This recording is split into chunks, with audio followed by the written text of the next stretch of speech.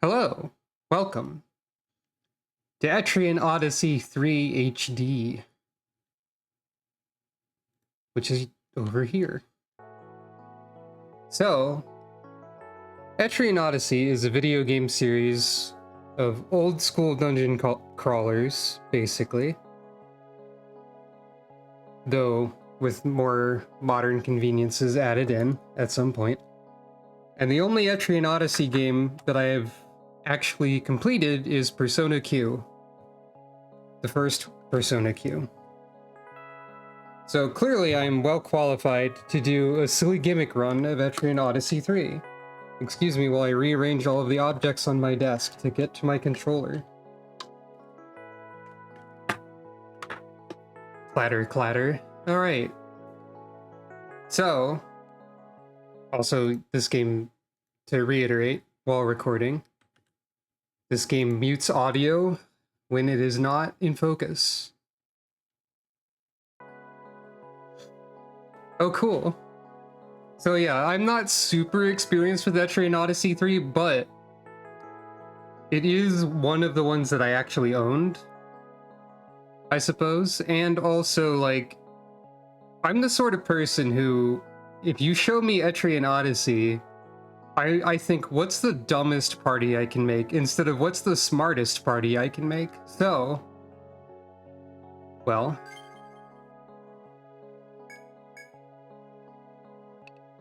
also they added picnic mode as the easier difficulty retroactively in the HD versions. I don't believe that was there in the original. But I'll be doing the standard difficulty.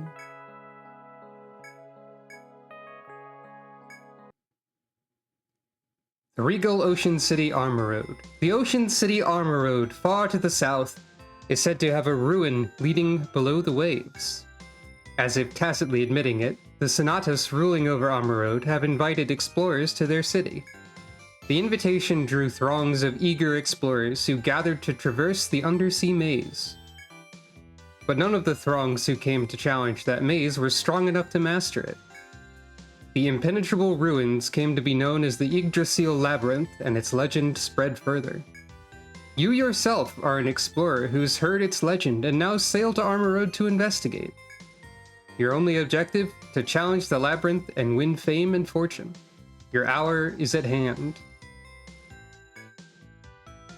It's a really nice looking town for sure. And the HD helps, I assume. Explorers Guild. Hello, newcomers! You're standing in the one and only Explorers Guild in the Ocean City of Armor Road. I'm here to supervise all the explorers who find themselves in our fair burg. Here's a little something I give every new guild for signing up. Guild certificate, cross script, resolve script, offense script. Now let's get to it. First, write your guild name on the space provided on the certificate. Think hard, because that name may be known someday across the 7 seas. It all depends on you. So, character limit is 9. I planned all of this in advance. Introducing the Almanac Guild. A group of farmers whose goal is to catalog the labyrinth, and maybe they'll accidentally kill the ultimate evil by mistake while they're doing so. If that's possible. Almanac, huh? An odd name, but I like it. Well then, step 2 is registering explorers in your guild. You'll need to hire a few folks, but it's up to you whether or not you want to become a member too. That's just a flavor text box. At the Explorers Guild, you can register explorers and organize your party. Choose your favorite classes from the list and form a party of up to 5 explorers.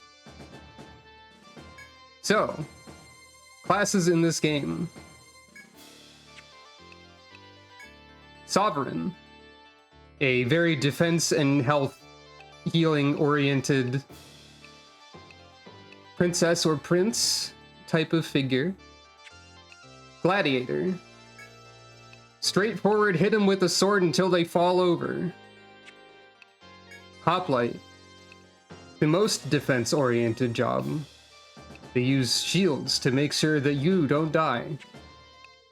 Buccaneer. They're pirates and they do wacky gimmick stuff with, like, follow-up skills, I believe. Yeah. Ninja. These aren't really all super easy to describe, for the record. Ninja's very, like, fast and evasive, and they have their own gimmicks with, like, shadow clones, and they're good at status effects.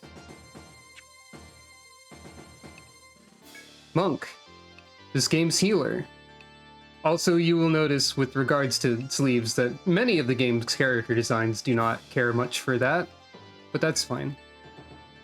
Zodiac. The black mage of the game. That's pretty reductive, but that's what it is, more or less. Wildling, a sort of support summoner type job that summons animals.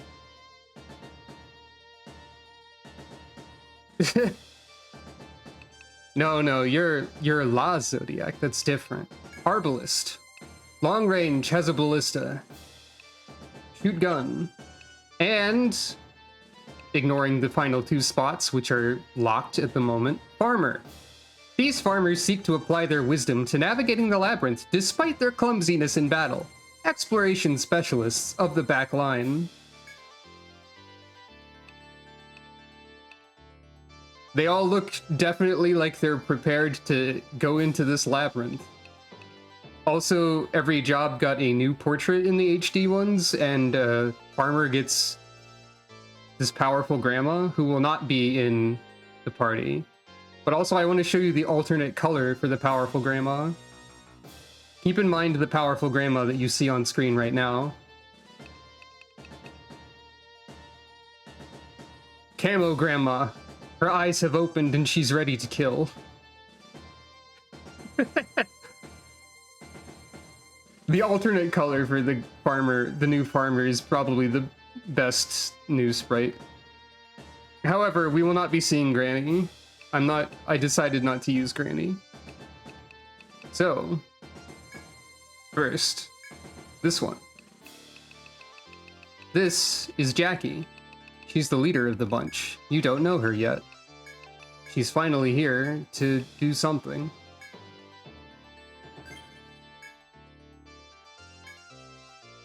And another. Next.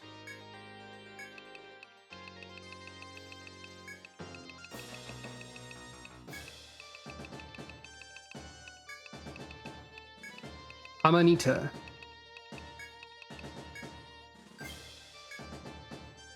And her sister, in my mind,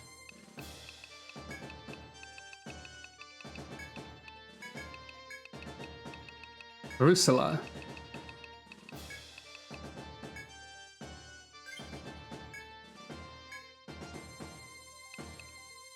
And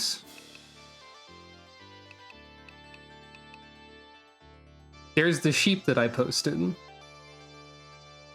in case you didn't see it when I went through here before. This guy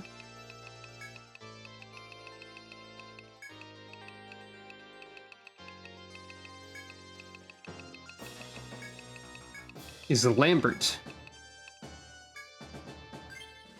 And lastly, the black sheep holder.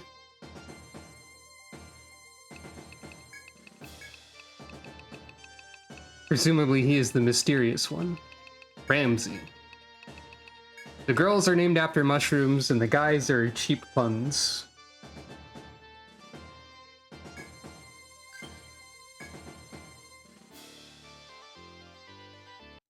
Whoops. Audio. It does this. And now formation. Jackie, the outgoing leader of the team. Amanita and Rusula, the more reserved twins, or sisters of the bunch. Lambert, who's probably a goober, and Ramsey, who's a mysterious one. Just arbitrarily arranging them. And now, well, I guess I could save the party, why not? Look at them there. And now we can look at them. Surely nothing will go wrong.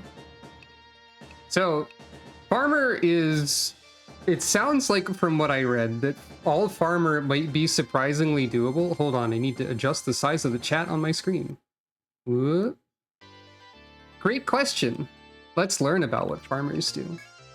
In the skills menu, you can look at skills. Actually, no, that's using skills. Hold on. Custom skill. You can learn new skills. Farmer skill tree, or farmer skill tree. Wait, how do you go to the common skills? I mean, other than clicking, I can click too. First of all, there's common skills, apparently, which are max HP and TP, experience gain when you're not in the party. I don't think this also applies when you're in the party. Apparently there's a bandage skill, and then there's generic gathering skills. But as for farmers' skills, you can see they have a skill tree over here. First of all, Earth's Bounty. Increases ally experience points if you're alive. If you have a team of 5 farmers with maxed Earth Bounty, they stack. This will be one of our key abilities. Then we have one of the weird trees, starting with Lullaby, which makes the farmer sing, putting themselves and all the enemies to sleep, maybe.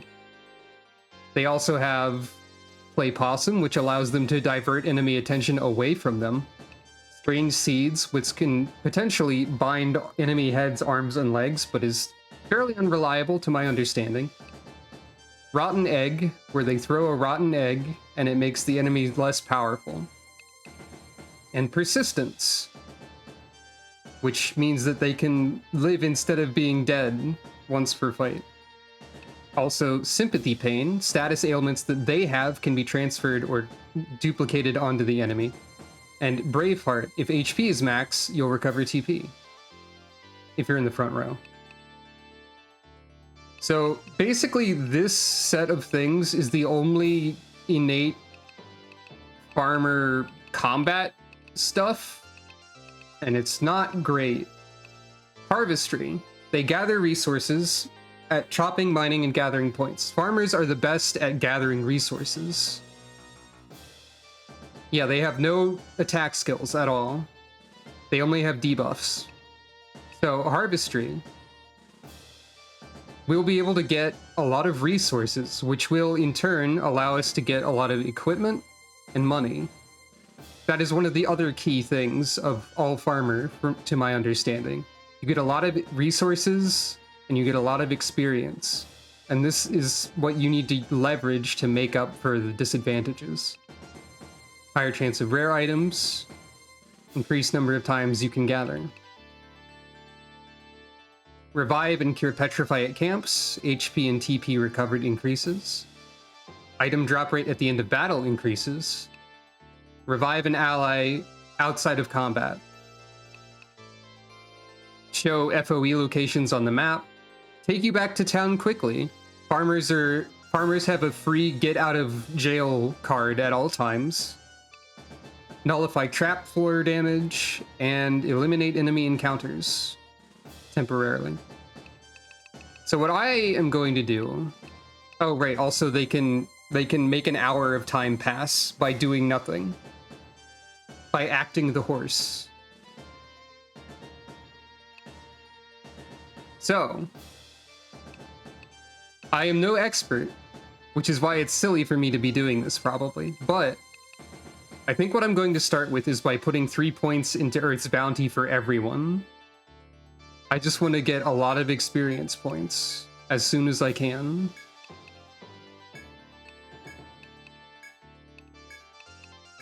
Will this bite me in the butt immediately? I don't know, but it'll be funny if it does. Ah, that's what the ZLZR bit is down here. It shows you what it's like at every level. So, key strategy with farmers, basically. Get too many levels, get too much money, get too much stuff, and try to leverage farmers' extremely high luck stat to use status effects on enemies. Use your money to get a lot of items and good equipment, and so on. And eventually also we'll be able to take a subclass and be able to like not be like just locked to the farmer skill tree. That's the idea. Also, you can set limit skills. I don't know if these are good or not, but these are, you basically collect limit breaks and assign them to people.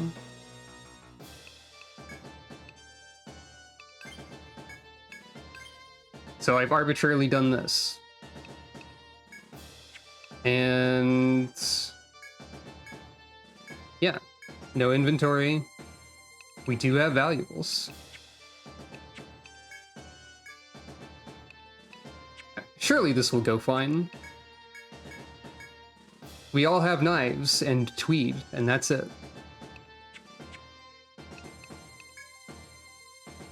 Oi, the stream of fools chasing the Yggdrasil legend never ends lately. Even experienced warriors get swallowed up by that labyrinth every day. If you've come here as weakened warriors, I'll be straight with you. Hit the beach instead. Alright, looks like you're ready to go. Your next stop should be the Sonatas to introduce yourself. Oh, but before you go, let me explain one more thing. It's about the documents I just gave you along with the guild certificate.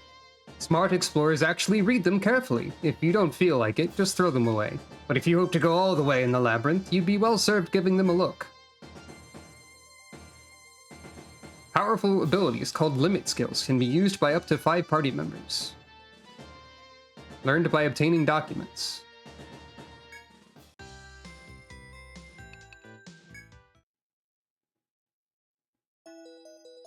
You're outsiders, aren't you? Let me guess. You were drawn here by the rumors of the Labyrinth. Then you'd best remember this. You stand in an assembly hall of the Sonatas, Armorode's government. And I am she who wields the Sonatas' authority to manage explorers such as yourselves. This is where so-called explorer skills are tested to sort the true warriors from the cowards. If you want to be recognized as true Armorode explorers, accept the mission I issue you now.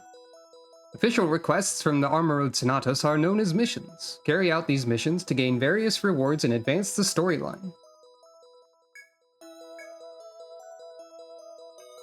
We must pass a test to be allowed to actually, like, go past the first floor. The long and short of it is that you're to draw your own map of the labyrinth's first floor. The guard there will have more details for you. Look to him before you proceed. Ah, but you must have parchment first, eh? Here is the blank map given to explorers. Use it well. One of the other big things about Etrian Odyssey is drawing the dungeon map. Thankfully for me, the game has added in options for... Well, I don't know how to access the options from in the game, actually. The game has added in options to make it a little easier, so... Oh wait, it says options right there. Later Etrian Odysseys had this, and the HD versions also have this. But is it here? Yeah, there's auto map. You can set it to only floors you pass through, nothing, or floors you pass through and surrounding walls will automatically be marked. That's easier for me. And you still have to use the map to like manually place icons and stuff on it to indicate where stuff is. I may change movement speed if it turns out to be really slow or something. So, let's go around and look at all the other establishments. Why not? Welcome to Almond's Inn, boss! Not only can you spend the night here, we have doctors to treat your wounds, too. So this is your first time in Armorode? Isn't it awesome? Those clear seas, those blue skies! Gotta save. You're with the Almanac Guild, right, boss? Have you been around Armorode yet? They call this the Ocean City because so many people from across the seas wind up here. I bet you'd enjoy taking a walk around the town before you go down into the Labyrinth.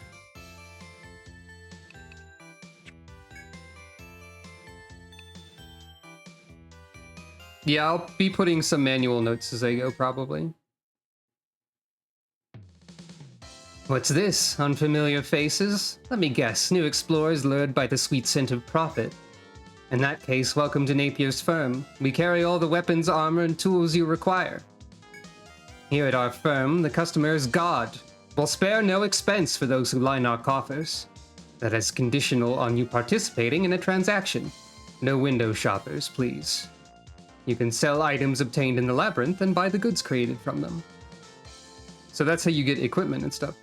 She does look like she's got a heck of a scheme going on.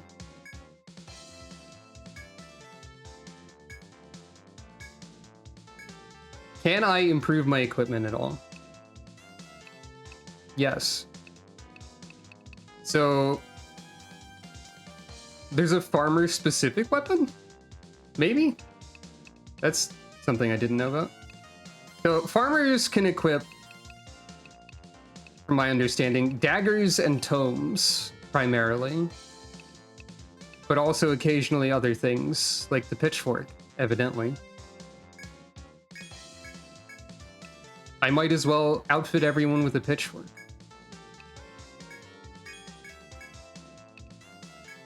Yeah, every class gets daggers and tomes, so farmers can only equip things that everyone else can also equip, as far as weapons are concerned. For the most part.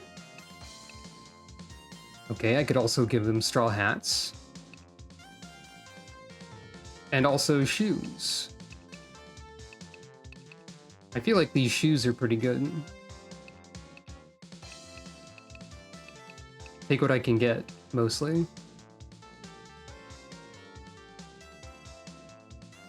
Really? There's more farmer-specific things.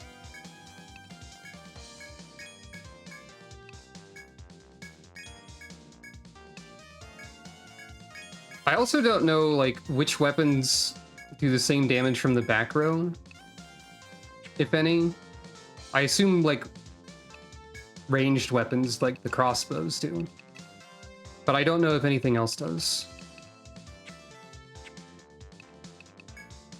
Have you gotten used to this city, novices? You seem troubled. A piece of advice, then.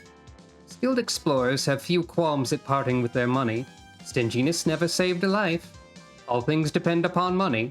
Your finances dictate whether you master Yggdrasil or die penniless. Remember that. So then, what can I get for you? Butterfly Bistro. Welcomes! I am not recognizing you people. Are you new explorers here? Well, welcomes to you. This is the Butterfly Bistro, and I am the owner here. Once you finish the mission that the old lady gives all the newbies, I can give you work. Until the then time, have some drinkings and chattings with other explorers here. I don't know why you talk like this, but okay. Hello, Ings. Have you entered the Labyrinth yet? Ah, you are just heading out? You may want to gather info before you go in there. Oh, by the way, what's the name of your guild? Almanac? That's cool. I will make sure to be remembering it. I'm hoping to do a lot of business with you, Almanac. So, no quests yet, because we haven't done the official mission.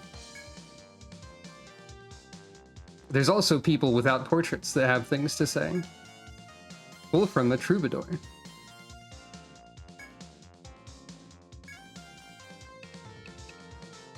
Ah, we can learn lore. This city where you stand is the world-famous ocean city of Armorode. A free city of clear skies and white clouds, an endless sea, and a vibrant, eclectic culture. But freedom can't exist without order. This country does have a royal family. Sadly, the modern royal family has been reduced to mere figureheads. Ah, but who then governs Armorode? The aristocrats of the Sonatus, led by a fearsome old crone. Consider her to be the true power behind Armorode. You'll most certainly meet her yourselves.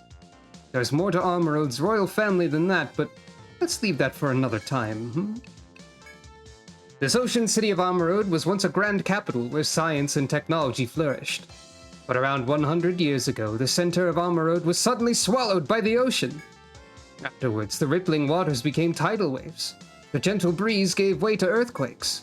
Armorode's advanced technology was sunk, which ended diplomatic relations with nearby countries.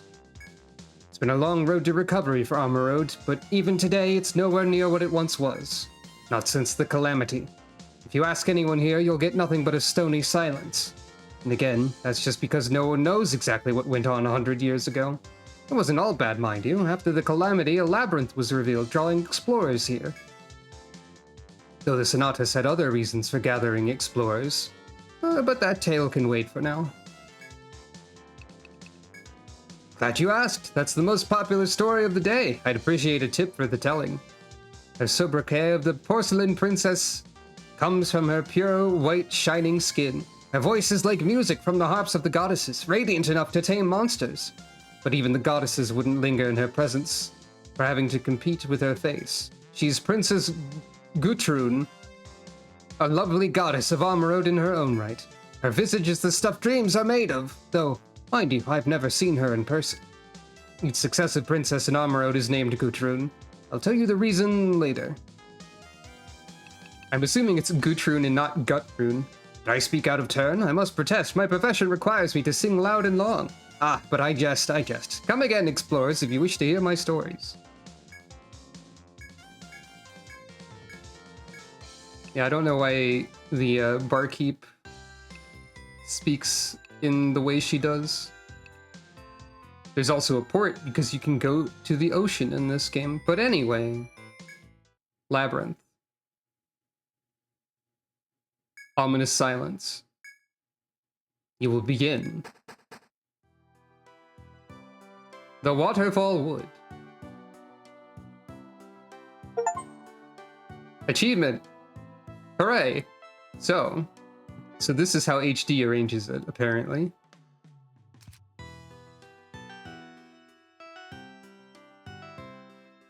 I can also, I assume, use the mouse for this easier.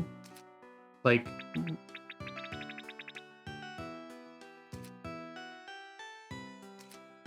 Oh geez. So let's see. Like if I wanted to mark a mining spot, I would put it on the map down there, I guess. But yeah, you can play this with the mouse, so it would seem. The achievement noise was a little bit jarring. You step into the unyielding forest known as the Yggdrasil Labyrinth. Though many explorers have lost their lives in its halls, it is surprisingly beautiful. The breathtaking flowers here are enough to make you feel as if you're simply out for a nature walk. But you mustn't let your guard slip even for a moment. Go forth and explore, always remembering that the forest is fundamentally a dangerous place. Okay, so you can like toggle the map away. You can like select an icon. I'll have to get used to how this works. Like originally this was designed for the touchscreen and all that, so... Also, the X and Y commands are reversed, I'm pretty sure. Yeah. But it should automatically map walls and stuff. Oh, you don't get to... Oh wait, no, you do get to see how soon an encounter is. That's what the green orb that's behind my face is that you can't see. There's a thing indicating how close we are to a fight. There's one thing you must be aware of before you begin your adventures in the labyrinth. As you have some skill at adventuring, some 3 skill points should be available to you. Yeah, I already spent these. Do not worry. I spent them on... You may already be aware of this, in which case this advice is happily unnecessary. If so, then hesitate no longer to begin your adventure in this lush green forest.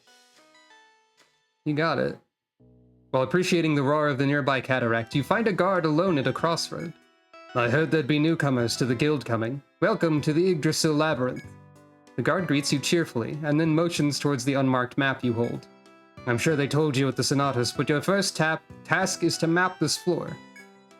Mine, meanwhile, is to instruct beginners such as yourselves in the cartographic arts.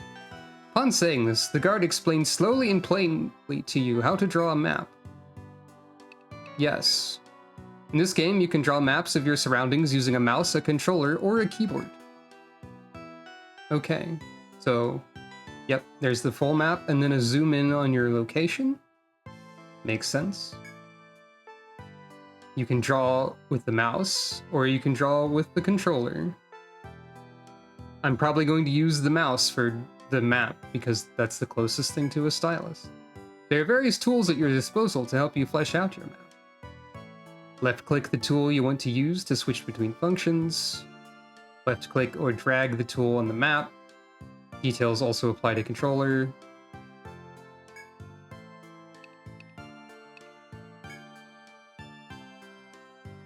It gives you a prompt to choose what you're controlling with.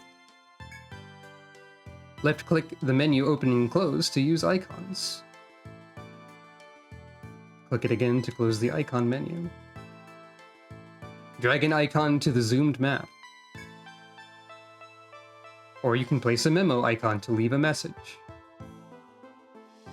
And there's a tool for moving icons around.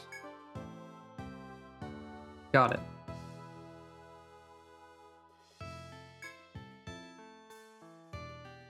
And that's how you adjust how much auto mapping or the controls of the mapping. I'm good. That concludes your cartography lesson. Draw your map thus and then show me your finished work. The guard then steps back as if to indicate that his duty has been discharged. You may do as the guard says and venture forth to complete your map or stay and question him. So, as our first detail on the map, why don't we add a note that the guard is here? Can I just type it? No.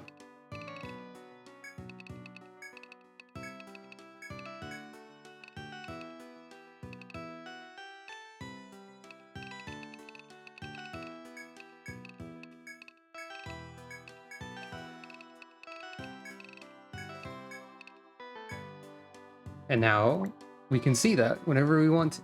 Hooray.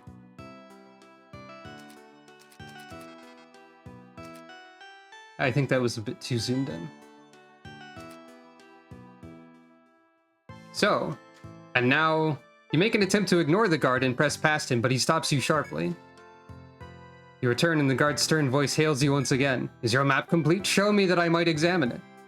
Of course not, I just got here. The guard's severe expression is unwavering as he pores over your map with a critical eye.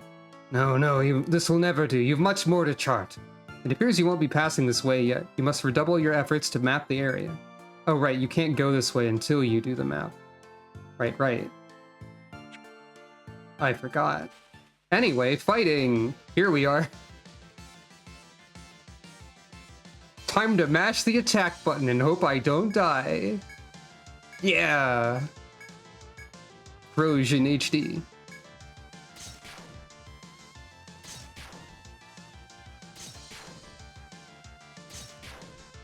Okay, do spears do the same from the back row? Because it looks like they did.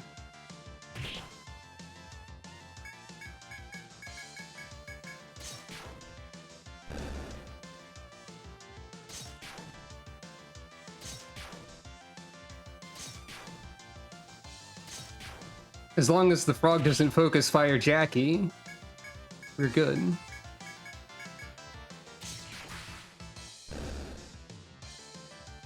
And how much experience do I get from one fight with everybody having that? 248. Not bad.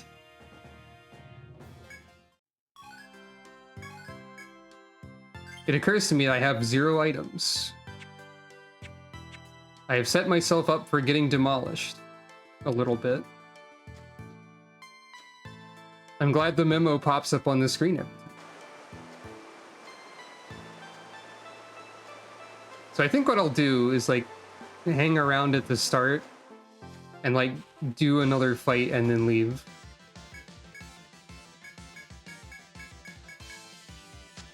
Ah, Lambert has dodged.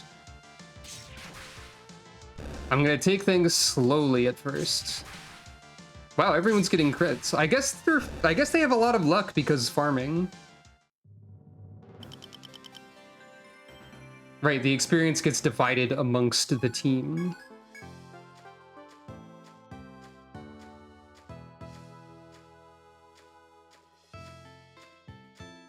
This is basically like using horseplay, except it's not.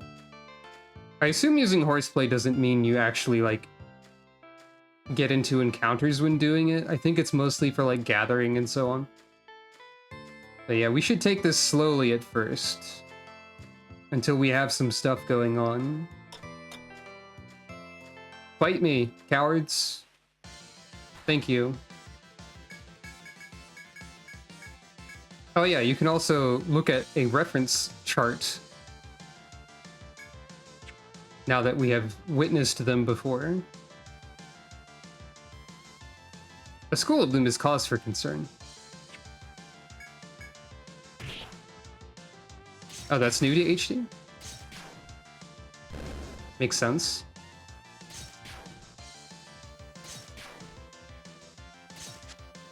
Oh no. I can just hit auto. No!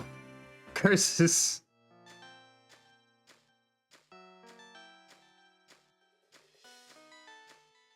Oh, interesting.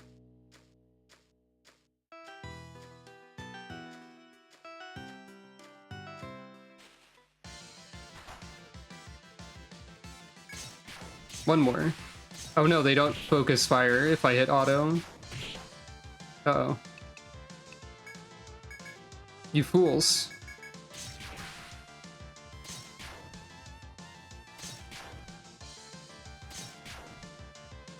Now just don't... Jumping!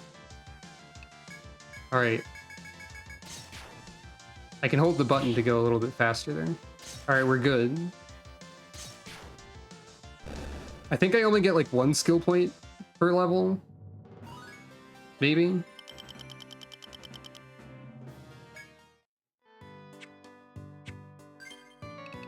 I will mix that up repeatedly. Whoop. There's occasional double inputs with the D-pad. That's weird. Yeah, so I feel like I should probably still max Earth's bounty first. We're gonna be here gathering levels for a bit.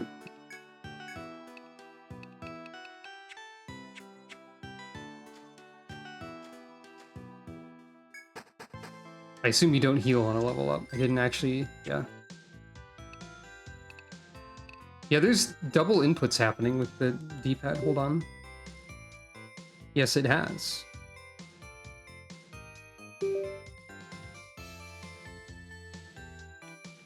Is that gonna ruin everything? Did it have done? Nope. Okay, that fixed it. Hooray!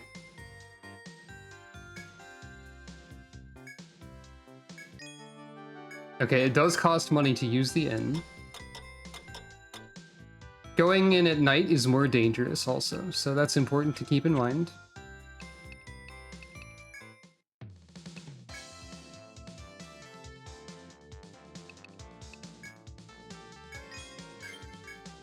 Now we have new shoes and jerkins available. That we... Okay, we can use it, though we don't have the money for it. I should buy items instead, though.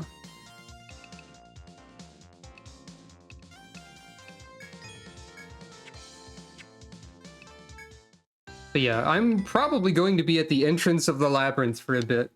Just doing nothing until we get a few levels. I am approaching this with caution.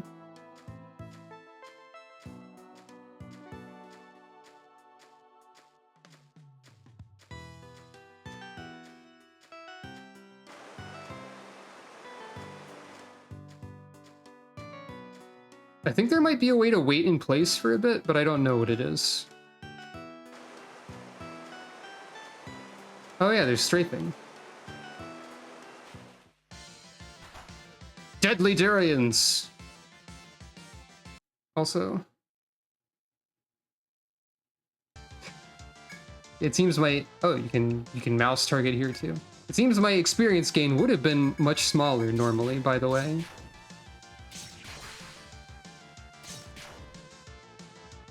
And now it's going to be even more every level, as I keep pumping stuff into experience gain only.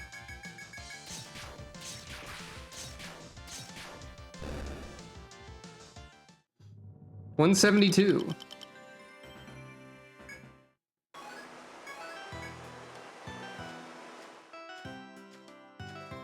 Strafing seems like the least painful to look at of the options, maybe, for movement.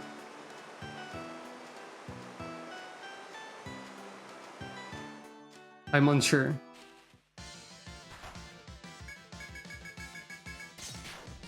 Go farm squad. Kill. They're all mostly faster now than frog.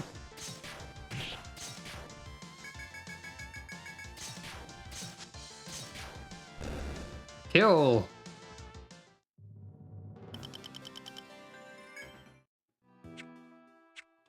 I will mix those up repeatedly. It's funny, this game has the capacity to display Nintendo Switch buttons, but my controls are still mixed up. I think because... I think I could fix this by telling Steam to not use Xbox control inputs for this game, but whatever. And yeah, the art in this game is good.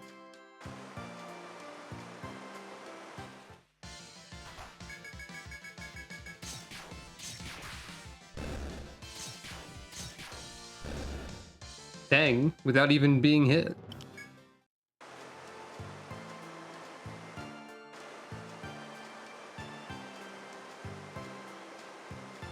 Let's enjoy the nice ambience of the waterfall, while the farmers dance in the fields, waiting for the fish to arrive.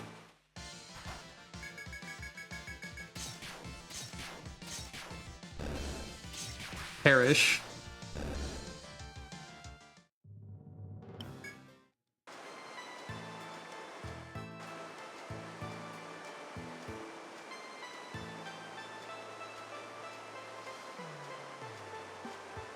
I don't know how much, like, I'm gonna just focus on gaining levels for a bit.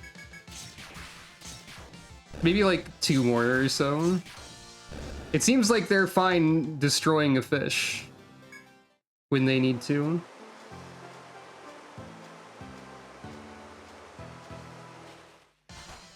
I don't know why I'm getting only fish also. I did say I was waiting for the fish.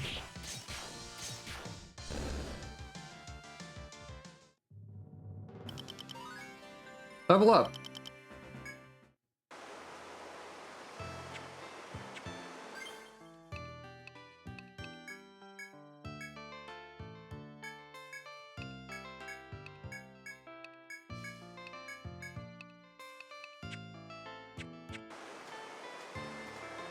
And now let's see how much experience I get. It's just gonna get more and more ridiculous as I go.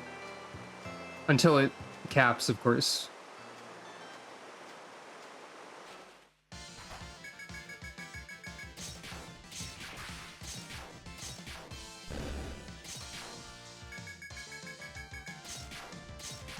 It's kind of, just imagine in your mind all of this farm squad gathering around a fish and just jabbing it with pitchforks until it stops moving. Think about it.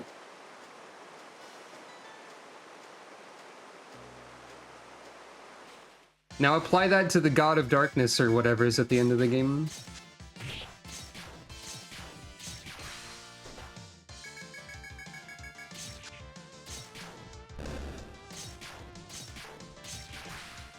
I will say that, like, one thing about this idea is that, to some extent, most of my battles will be, like, mashing attack. So it might not be the most interesting thing in the world to watch. But also it's, like, pretty chill and silly, so I think it sort of balances out.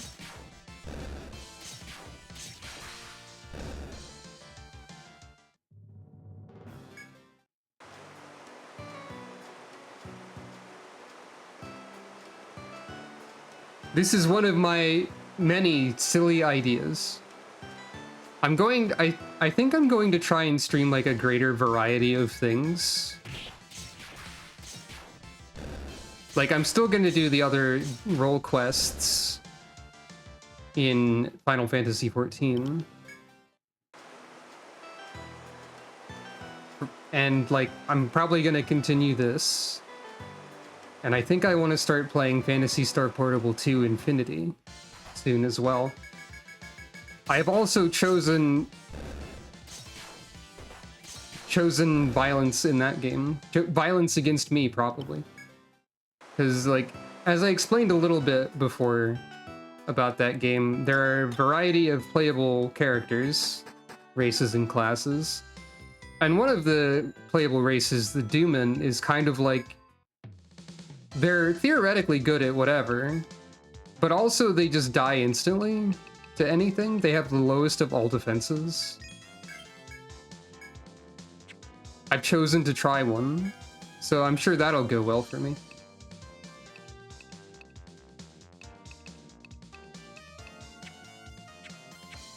Also, they're the only playable characters capable of having an eye patch and clown makeup on at the same time.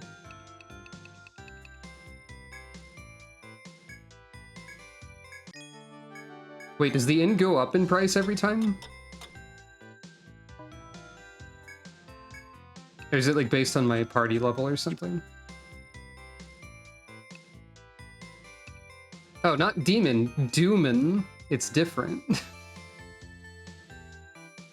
So, yeah, I guess the money obtaining will be a little bit slow for a bit. 5 per level of your highest level character. Got it. I think we can probably attempt to proceed a bit further now. We might even find gathering points, and... well, we don't have any bonuses to gathering at the moment. Guardhoom's map. That'll be something that's next on the list. While exploring, you come across a large box. I would like to open it. Obtained nectar. I think that's the revival item. And also... I might as well mark that there's a chest here. Now, I guess another thing I can do, because this is technically a wall that exists. I gotta fill it in. You know, it might be better for me to just have the map open on the screen like that. That way you can see the enemy indicator and also, like, the map more easily. Because the enemy indicator is covered up otherwise.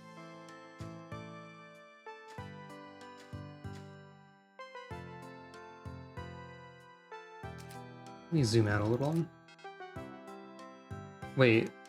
Okay, yeah, I can go this way too. Probably.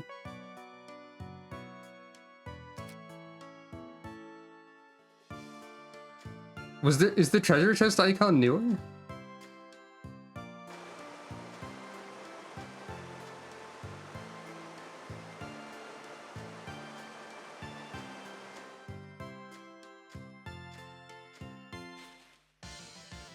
What? A frog and a fish at the same time? Impossible. Ow. Huh. I didn't know the treasure chest was new. That's funny. Also, frog cheek. Also, I am still mixing those buttons up.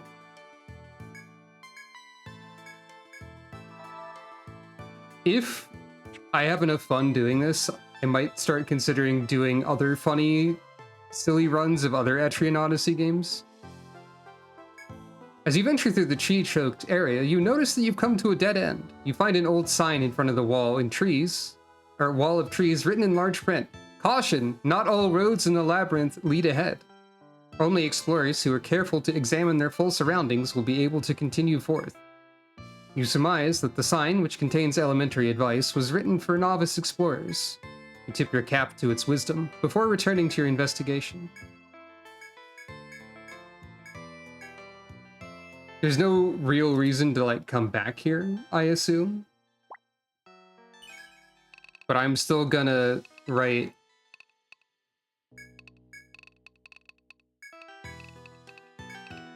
that there is a sign here.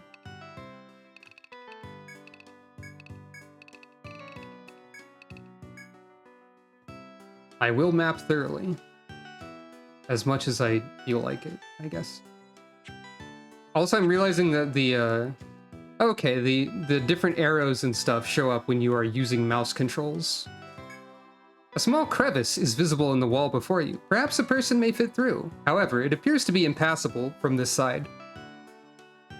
Wow, the best viewers? No. I already have good viewers, thanks. And right, shortcuts are one of the other defining features of Etrian Odyssey labyrinths that are important to keep an eye out for.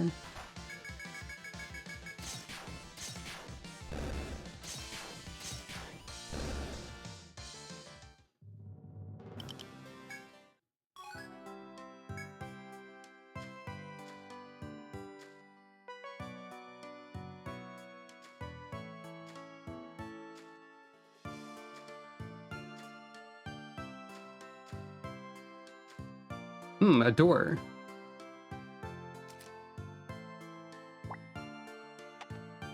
How interesting. Well, it's an open door. But, right. Oh, okay, you can click on the map to mark it in battle. That's fun.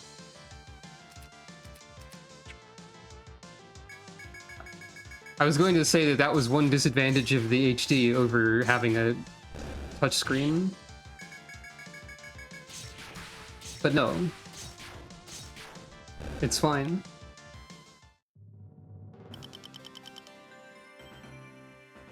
That's a lot of experience. And here's the gathering point. No one in your party is skilled. Right, I should put 1 point in harvest so that I can gather anything at all. Truthfully.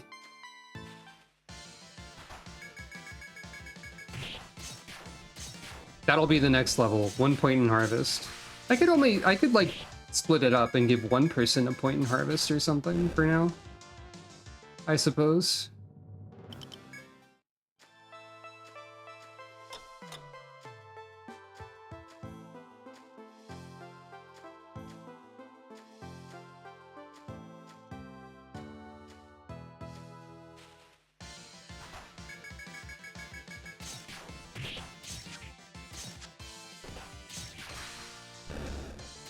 Because, like, the experience bonus applies to the whole party, so... No FOEs yet. But those will be scary when they do show up. I'm not going to be well equipped for those. Probably.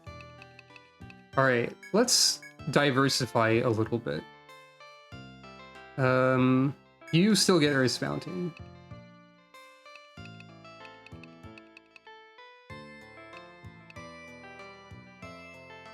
I don't know what camping is. I don't remember the camping mechanic, like, at all, truthfully. I'm gonna... Okay, let me think. You get a harvestry point.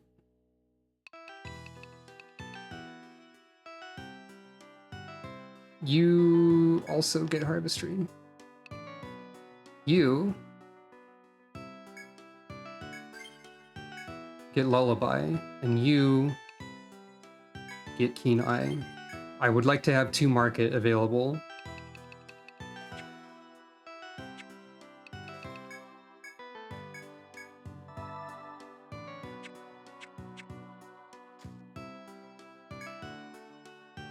You've come across a chopping point. So I think camping is at specific locations, probably. Chopping. Indicated by scissors, of course. So I think it's like mining, chopping, and taking are what these icons are intended to represent.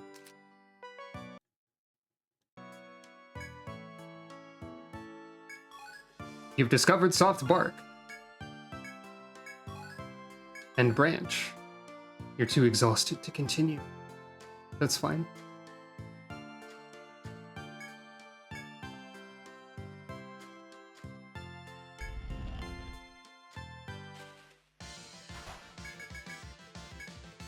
While we're at it, let's see Lullaby, just for fun. Oh wait, if you're targeting multiple enemies, it just says, "It's a horde of monsters!" That's pretty good. Let's see how reliable Lullaby is. while we're here. Not that it'll matter. It missed, but Rusula fell asleep. I'm glad she gets to take a nap. Probably better when there's multiple targets and it's leveled up and so on. Also, the animation for it's pretty good.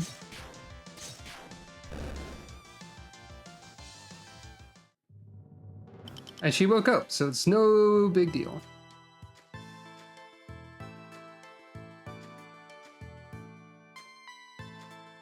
Ah, this is a prank corner. I know this.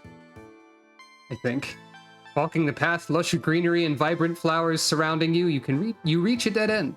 Gentle sunlight shines through the leaves, and you hear the chirping of birds. It's so peaceful here. You don't sense any monsters around. This spot seems ideal to take a rest. So this is different from a camping site, I assume. But...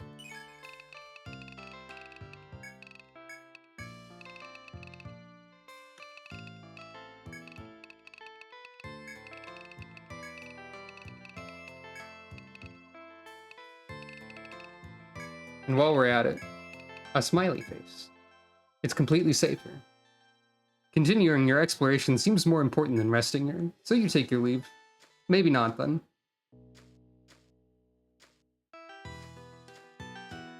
I don't know why I can't sleep, but that's fine.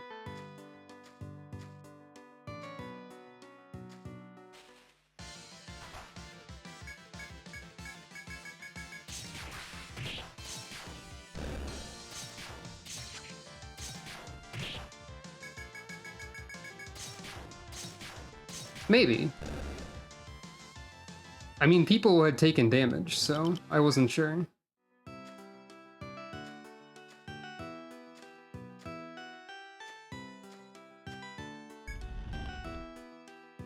As you continue through the forest, you reach a hall where colorful blossoms emit a sweet scent.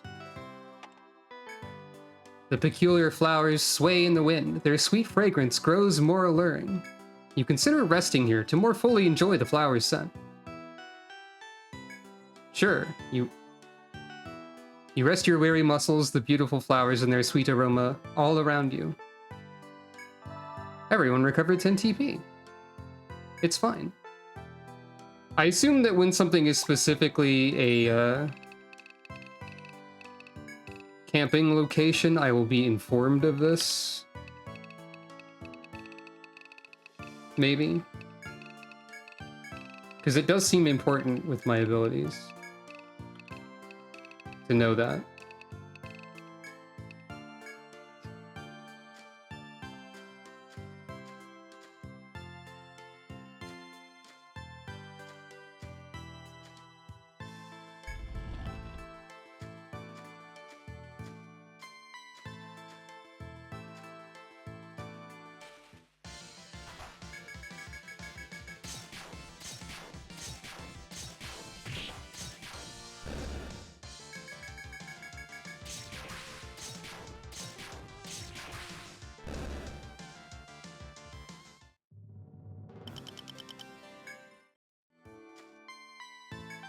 As you slowly grow accustomed to navigating the forest, you find small footprints at a dead end.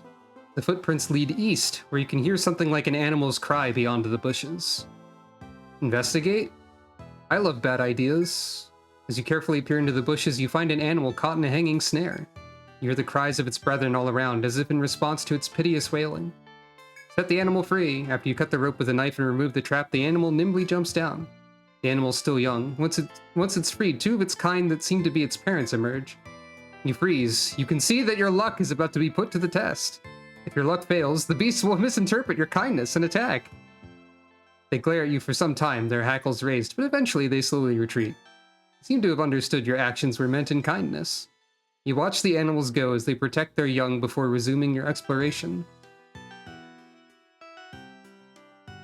Yeah, I think this is literally a luck roll. Aminal. I'm gonna put apparently, I'm gonna say this is a part of Jackie's characterization, is that she just writes smiley faces on her map all the dang time. But yeah, if that's literally a luck roll, farmers have the highest luck in the game, I think, so.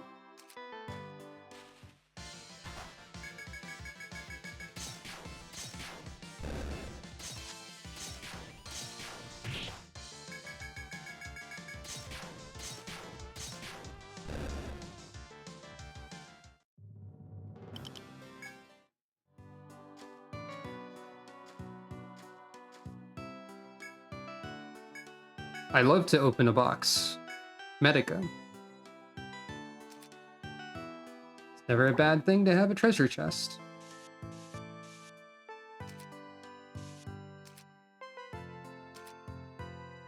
Unless there's a mimic. Of course.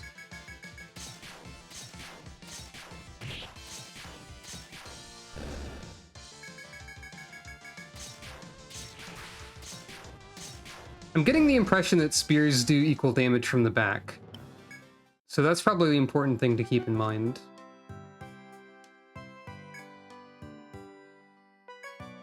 Ah, shortcut.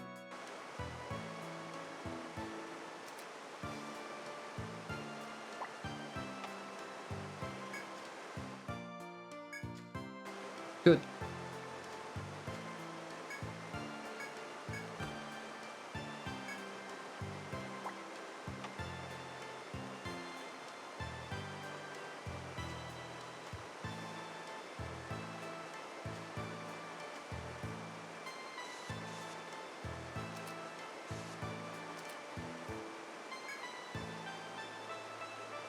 Ah, a locked treasure chest. Fair enough.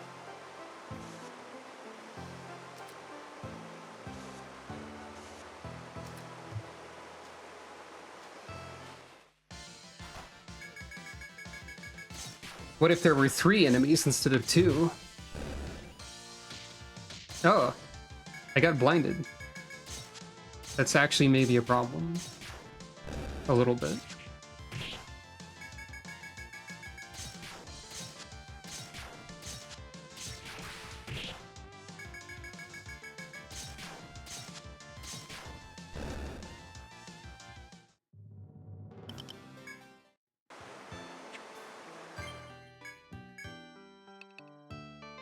Ah, right. That's what that is. I'd forgotten that that was a TP healing item. I will have uses for TP eventually. Maybe. Possibly. Dead end.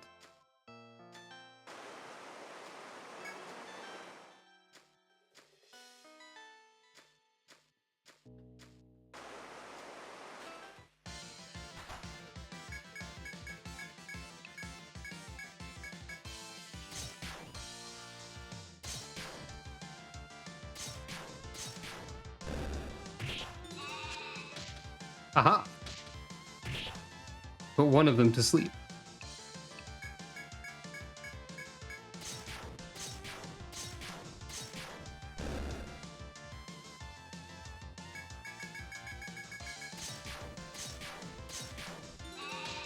Oh, cursor memory is a thing, apparently.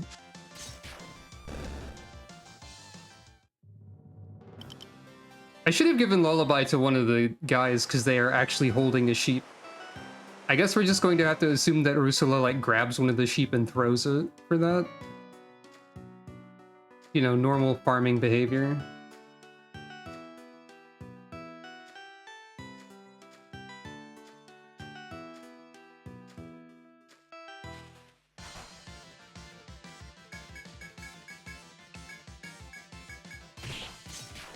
Uh-oh. Oh no! Problems are here.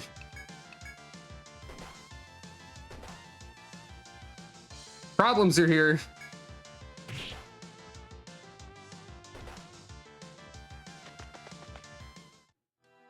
Well, welcome to Problems Are Here.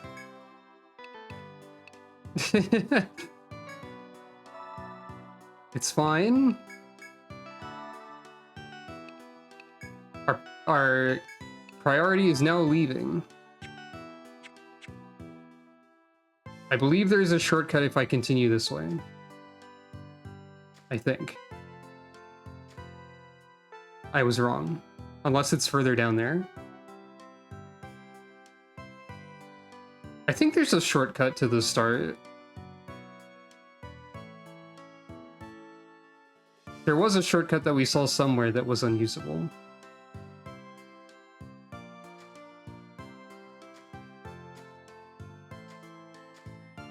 Aha!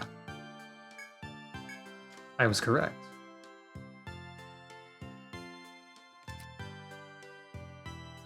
Saved by a memory. I don't know yet if that's actually a shortcut you can go through either direction. But I'll take it. Get out of there!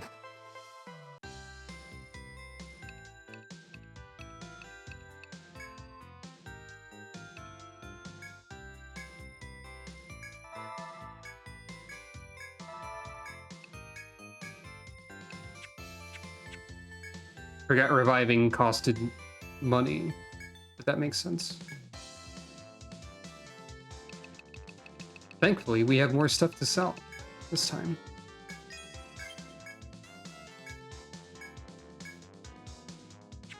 Hello. It's going all right so far. We did just have a problem time with people falling over a little bit, but it's okay. We're doing all right. It's fine. It's fine.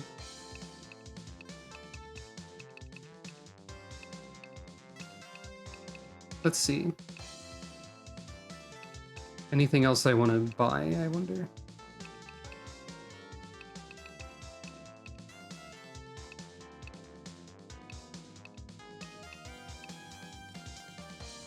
Gun.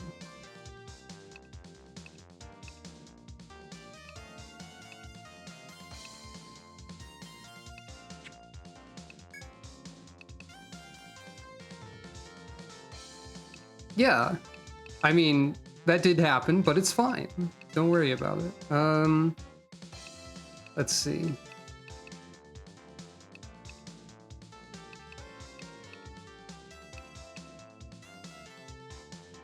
Shoes that have vitality attached. Straw hat.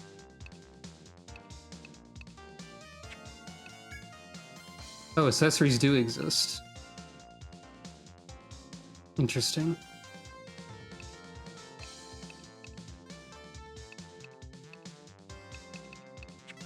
Hold off for this moment. And,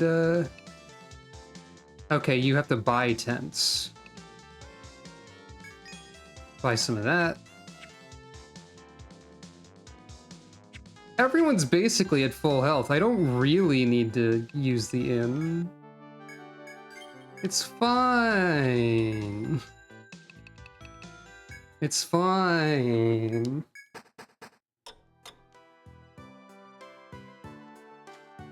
It's fine. Okay, this is a shortcut that works in both directions. Good. And there's a door. We gotta mark the door. Which reminds me that I didn't mark the ground under every door, or the walls next to the door, over here, or over here. This is important.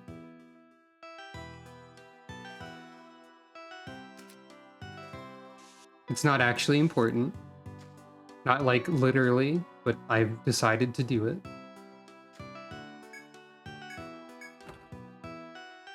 Medica 2. Cat.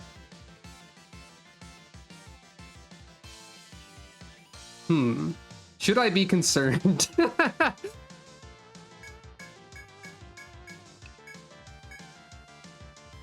I was misremembering this cat as being like the first FOE of this game, I think.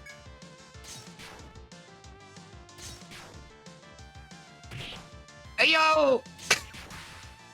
I might be a little concerned.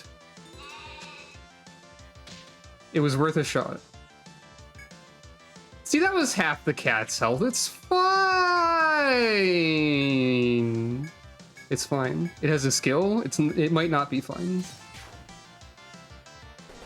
Ah, Jackie's dead. I see.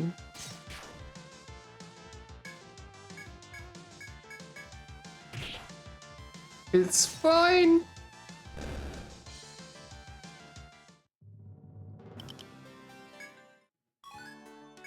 I've discovered a new monster, smiley face.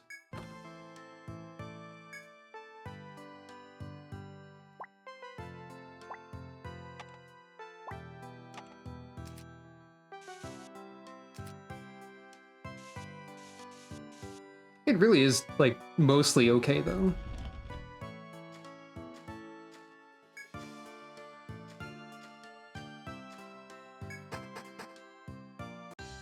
I could have tried to run as well.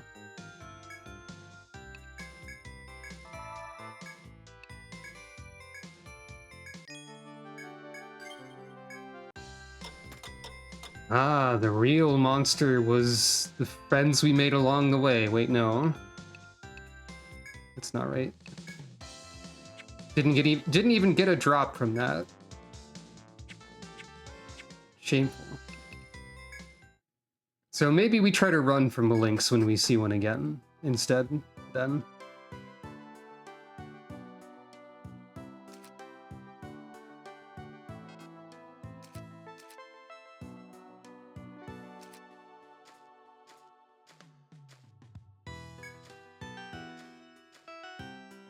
I mean, like, perhaps in a literal, like, identity sort of sense, but I wouldn't describe you as a monstrous person in the other sort of senses of the word. You stop at a small passage next to the waterfall. As you gaze upon the waterfall in this relatively clear area, a cool breeze washes over you. It might feel nice to rest here for a while.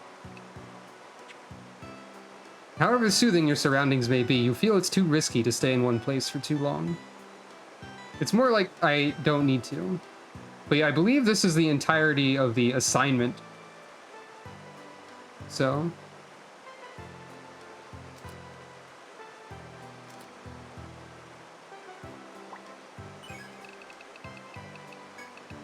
the mapping assignment.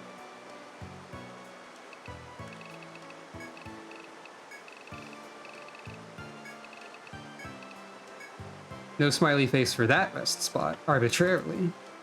Alright, now let's head back to that shortcut, so we can go back to that guard. Oh dear.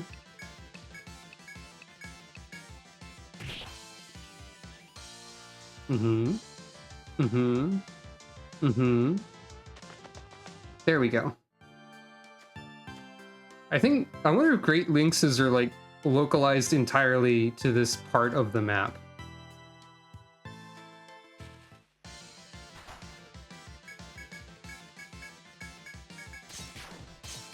I don't know if enemies work like that in these games.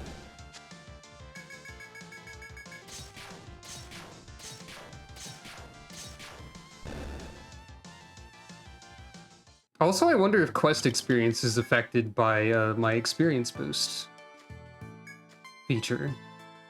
I think that'd be pretty funny, personally.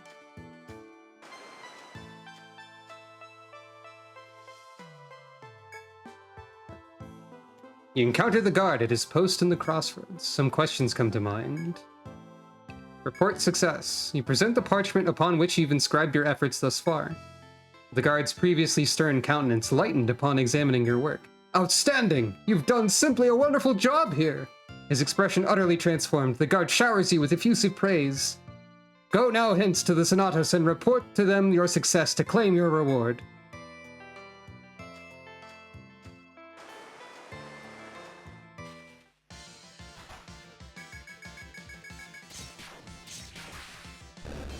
I wonder if preemptive attacks are also based on the luck stat, because I did just get one. I might be getting more of them in the future.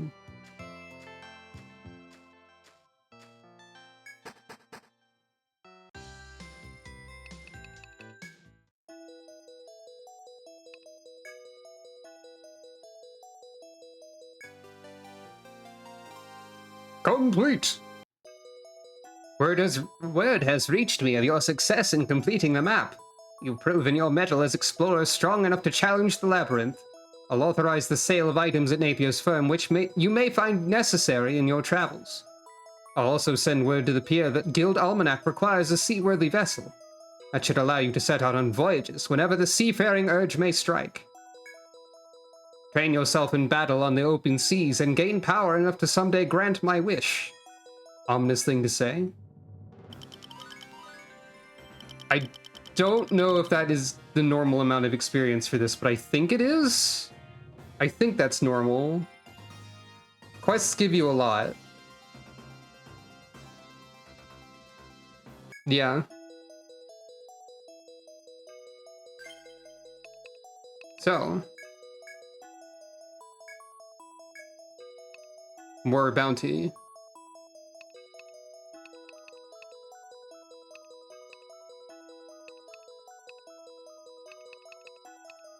And for you as well. And for you as well. And you... So the success rate goes up. Okay.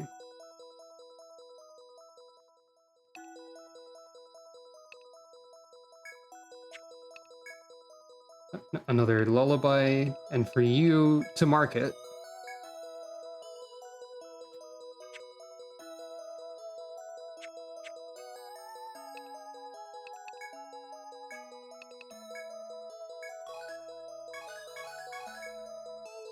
Okay, you can report discoveries. I don't know if that does anything.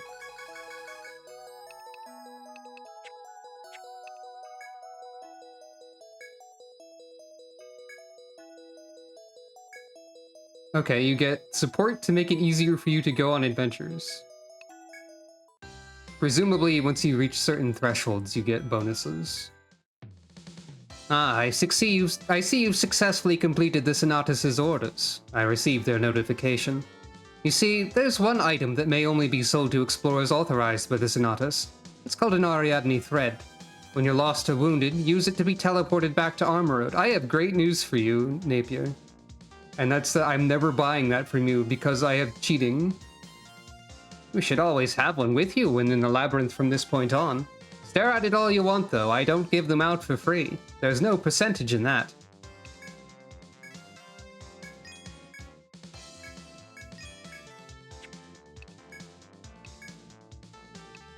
Now I can maybe buy some stuff. That's a lot of defense. It's also a lot of money, but, you know, that's fine.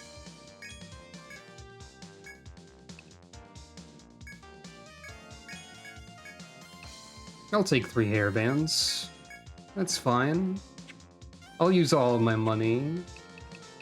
I won't regret this. I believe I can take quests now, too. Ah, hellos to you. You're the Almanac Guild, yes? I've heard from the Sonatus. Here at the Butterfly Bistro, you can talk to people and take on side jobs called requests. There are all kinds of different jobs, from monster hunts to item collecting. You accept a request and complete the mission, report back to me. When you do, I will then give you the reward that the client gives me when they put it up. Doing these requests might make you some easy cash. I'll keep getting more and more requests as time goes on, so come back here lots, okay? That's pretty much it. Do you want to be taking on one of the requests right away? Yeah. Gathering frog ingredients. That request, eh? Oh yes, do try that one. It is most decidedly easy. I'm wanting to make a new menu item here at my bar, and I'm needing ingredients. What is required is 1 frog cheek and 3 slimy legs. I'm most sure you can gather them by killing forest frogs on the first floor. I can be counting upon you, yes? Good, good. Now, hop to it! Ha ha ha! Okay. Oh, you're accepting this request, yes? It is easy, so it's perfect for you. The client is Bill, an apprentice fisherman who's known for being a lazy oaf. He says he's wanting a safe place to sunbathe. I bet he's looking for a nap spot. You may be finding such a perfect spot somewhere on the first floor, yes? You find a good place for him and let me know, yes? That would be the end of this. You'll be running along now, adventurers. I can be counting on you. Ha ha, is funny joke. I am make the laughing. True. Have you folks been out to sea yet? If you're ever out on the water, try catching some fish. Highlighted in yellow. There's all kinds of fish around Armor Road. If you catch any, folks at the port will pay handsome. The rarer your catch, the more you'll rake in. Give it a try. Ain't seen you before. New explorers, I take it? Alright, then here's some advice. Did you know if you beat monsters a certain way, they'll drop different stuff than usual? Some you gotta kill with fire, or maybe defeat them while their arms are bound, that kind of thing. I know all sorts of secret tricks like that to get good treasure. You wanna know them, just ask. Don't give them away for free, but if you buy me a drink or something, I'll gladly spill for you. Yo, haven't seen you around. Haven't seen you lot around. Are you new around here? Great, come on, sit here next to me. I used to challenge the Labyrinth when I was your age, too. You gotta start from the first floor, no shortcuts. Speaking of which, have you seen any great lynxes? Jackie starts sweating nervously. Its sharp claws can rip rookies in half. They're weak against fire, but that doesn't make them any easier. It's good practice for beginners. There's a famous phrase around these parts, great lynxes are where rookies become explorers. Alright, you got me. I just came up with that a second ago. Thanks. Alright. Now I could boat. I've never boated before. I don't know how the boat works too well. But I'll save that for a bit. First, let us complete our tasks. We have a number of marked resting spots. I think I can guess which one the fisherman is most likely to care about.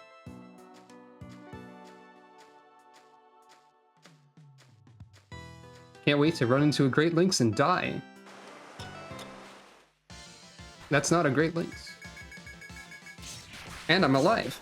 So far. Oh yeah, that headband is definitely helping a lot. Gonna maybe want more of those if I have the money.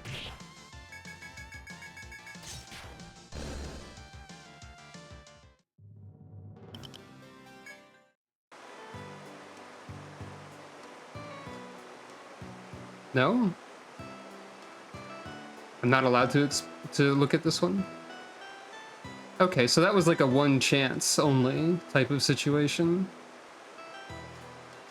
I can look at the other places. Probably not in this room, right?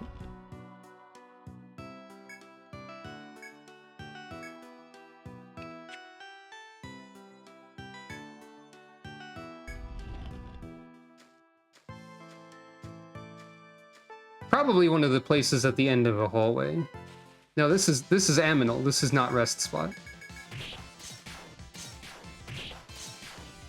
Could also be a spot I haven't been to yet.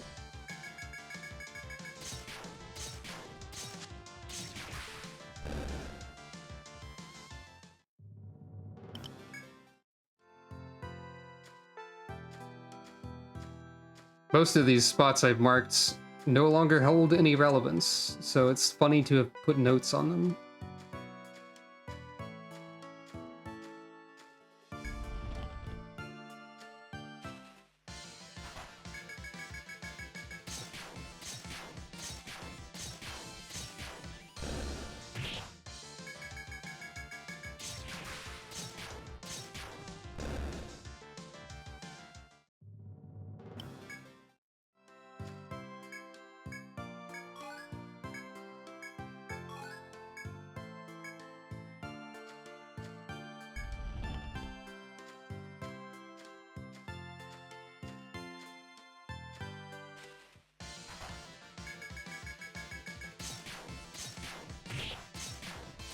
Gotta kill more frogs.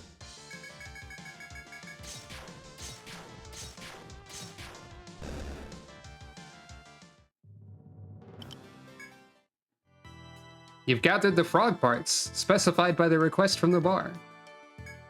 I guess I don't need to kill more frogs. You suddenly recall the request you accepted about finding a place to sunbathe safely. Since you sense there are no monsters nearby, this would be a perfect place for sunbathing. You can return to the bar and report your findings whenever you feel like it. Well.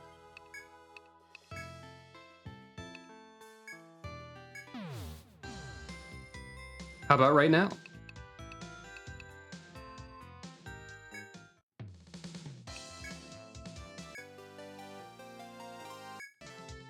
Ah, you are returning to see me, yes? The frog dish that has been swimming in my mind can now become reality. I thank you.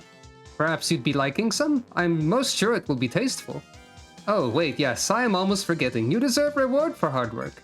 You'll be getting more requests now, I am sure. Many thanks again. Another 1,000 experience.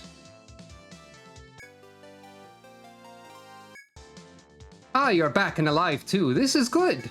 So you found a safe place for Bill to sunbathe in? He'll be happy to hear it. he gets fired for napping when he's supposed to be working, it is not my concern. Well, regardless, here's the reward. I look forward to further dealings with you. Hooray. And that's all the quests for now. And all the information. Welcome. You're...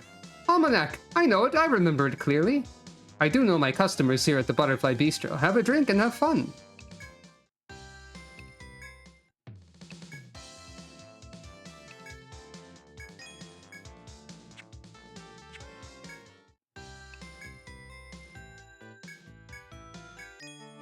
Might as well. And now we just proceed further for a bit.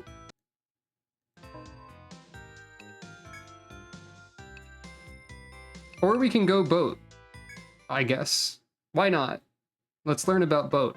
Ah, members of Almanac. This is Enver, Armoroad's largest trade port, or what's left of it. When the calamity struck a century ago, the topography changed and commerce ended. Since then, many have worked to reopen trade routes, but nobody can get ships out past these currents. Every single innkeeper has their eyes closed? That's a fun detail.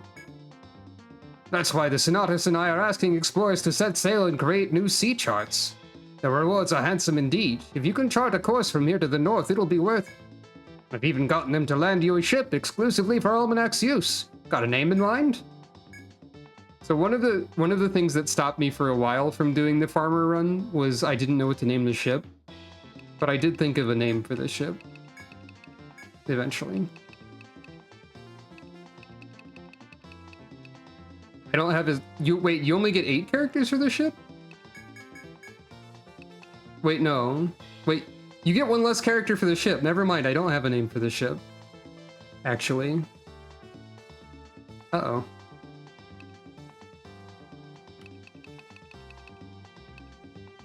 The barn? Why do you get 8 characters for the ship, but... I was going to name it The Bounty. And then I was going to say it like, The Bounty, every time I said it in dialogue. But I can't do that, apparently. I could go without the space. But then that would make me upset in a different way. Well, this seems like as good a time as any to do this. Maybe I'll have a cool idea while I'm gone. But also, let's flip a coin. Let's see. It's been a bit, so I'm trying to remember. I've forgotten the command. It slipped out of my brain. It's not a poll. It's the other prediction, that's it. Prediction. Start prediction. This or that.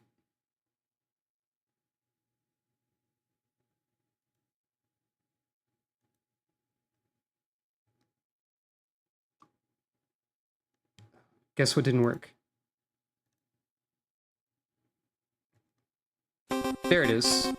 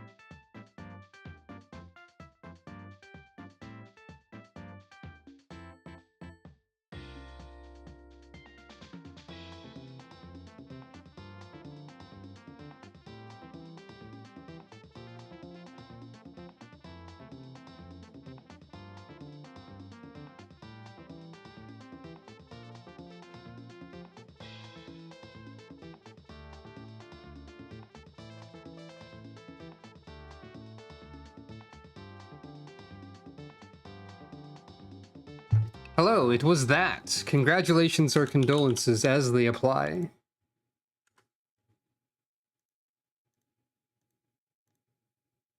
And I think I have an idea for a name. It's going to be silly, but it's going to be an 8-character name, and that much you can't argue with.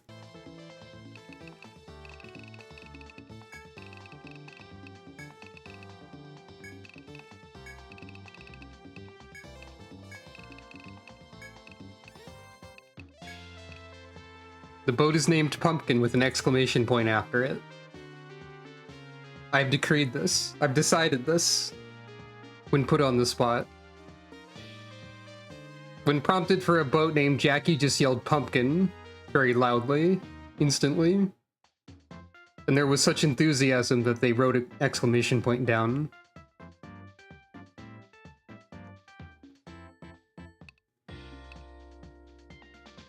Jackie just does this. You're not the first guild we've given a ship to, but most seem to care about the fishing money. You're different, though. We'll be counting on you to restore Armor Road's name as the Ocean City.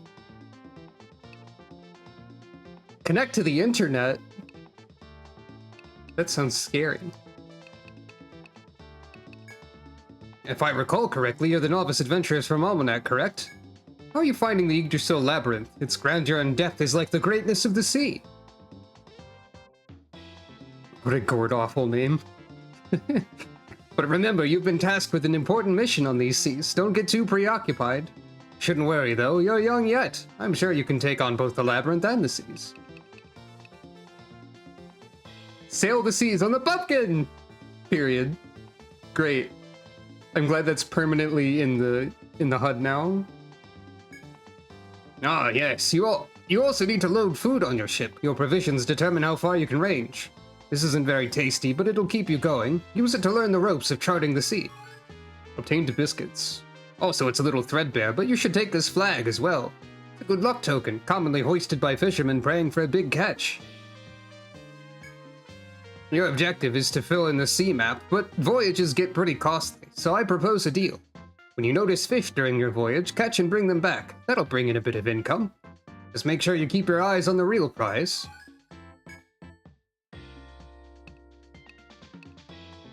So, you pick a flag, and you pick a food, and the food costs money. Then you set sail.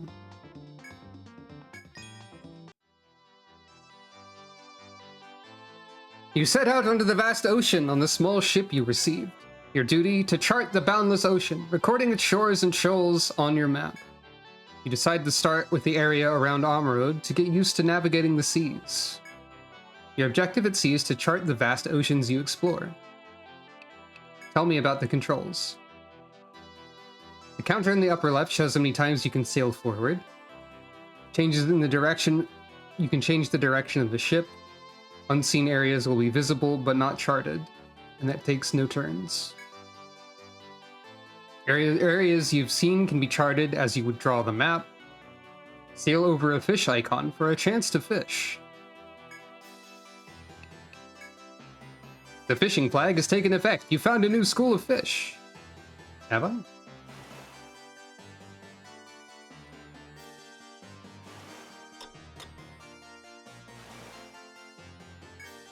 After boarding your ship and setting sail from Armor Road, you come across a small island. Through your spyglass, you can see Marines from Armor Road gathered around, seemingly hard at work. You can disembark here and talk to them or continue on your way. You disembark, but the Marines are too busy with their own tasks to notice you. You decide against pestering them and return to your ship. Well, okay. I've accomplished nothing.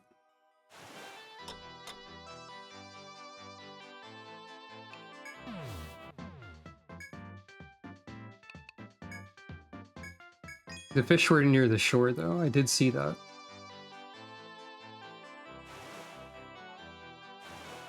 Well, they're not here now, I guess.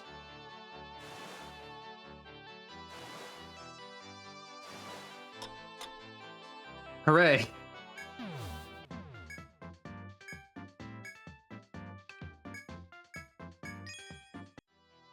Oh, I can see the fish now.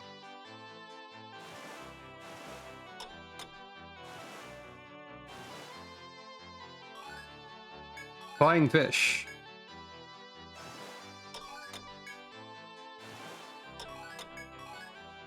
Seven-star sardine. Okay, so this is sort of like a mini game of sorts. The marine goods acquired on this voyage are. And we did profit.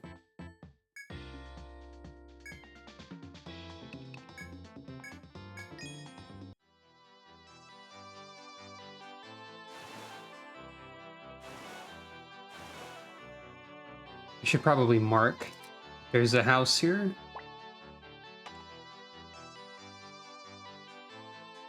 And maybe time of day relates to...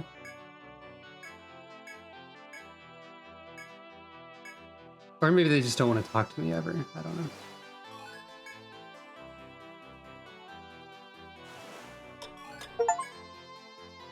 I went fishing. I got an achievement for it.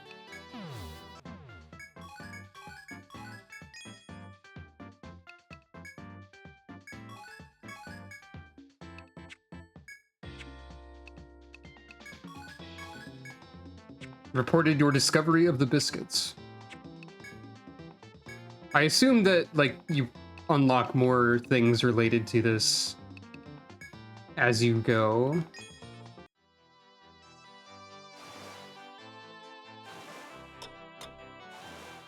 I don't think I can reach that island.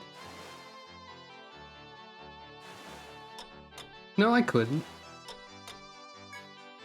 Small deserted island, just ahead of your position north of Armor Road. You mark the island on your map and attempt to set sail when the trees suddenly sway. Something may be nearby. You wonder if you should stop to investigate or continue sailing. Well, obviously we gotta investigate.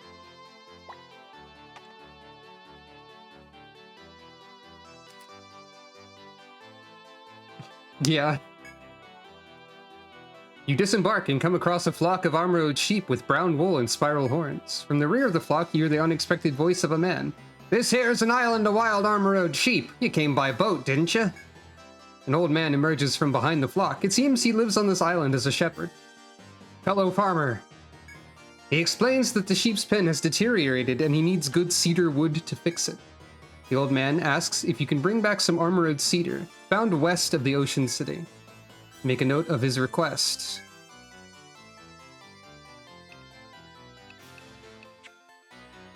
So, head west. Got it. I know west, that's... Oh, but there's super cool fish, though.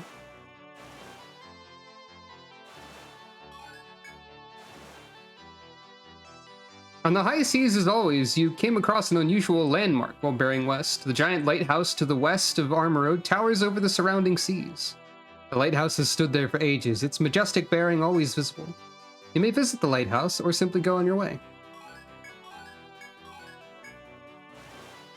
But I found a really cool fish. Looks like your investigation is going well. I'd expect no less from you guys. Have you heard of this Gandalia Lighthouse? Before the calamity, it was a beacon of commerce. But ever since, its light has been extinguished by a bird monster nesting there that attacks ships. Not only are sailors forced to go without its light, we can't even get close enough to repair it. But maybe it has a blind spot, so to speak. Would you guys be capable of finding a safe route there? The Marines on a small island to the north have a stock of dried peas they could share with you. With those, you could sail further. If you can get to the beacon, we can dispatch combat engineers. This is the crucial part of restoring Armor Road. I wish you the greatest success. So this is a good way to get money, and also... peas are more powerful than biscuits, so we need to get those. This seems like it's basically kind of like separate from the rest of the game in a way.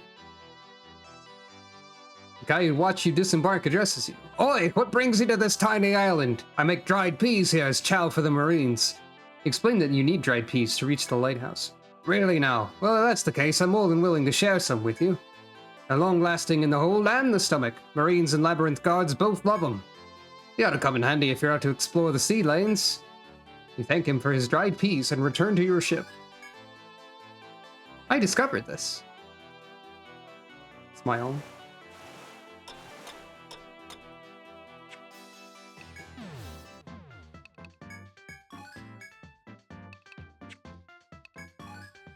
I discovered this.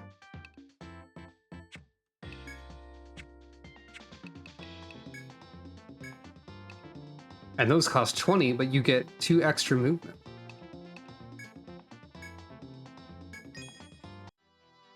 Now we can solve a riddle of a bird or something.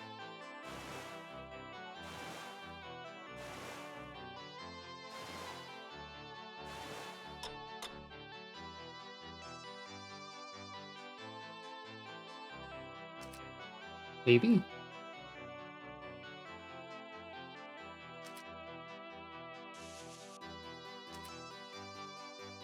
Also, there's currents, by the way.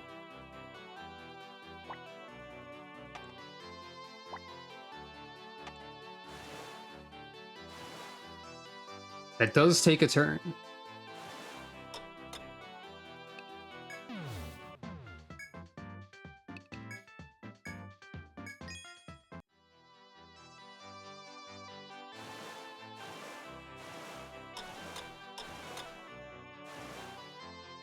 A shadow jumps from the top of the lighthouse up ahead. Its identity turns out to be a monstrous bird that's claimed this territory as its own. The monstrous bird flies past you, causing a strong gale before turning its talons on you, and destroys your ship. Well, okay. Good thing we can just get a new one. So yeah, don't go there, the bird's gonna get you.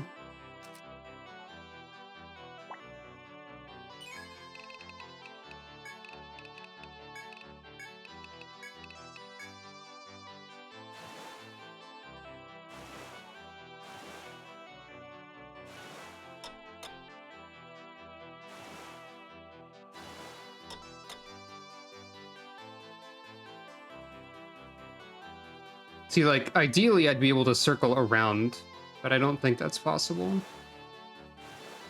with my limited movement.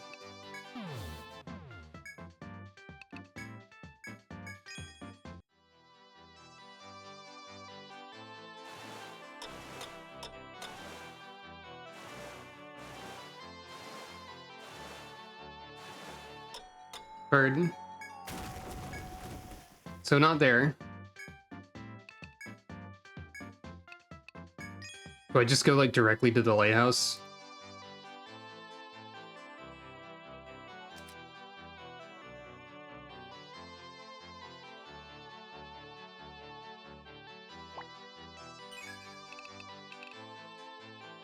I guess this is sort of a sea quest of some sort, maybe.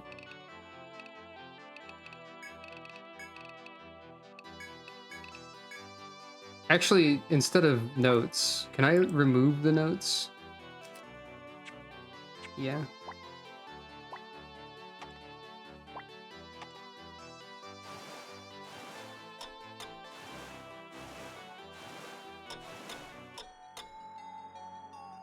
Bird.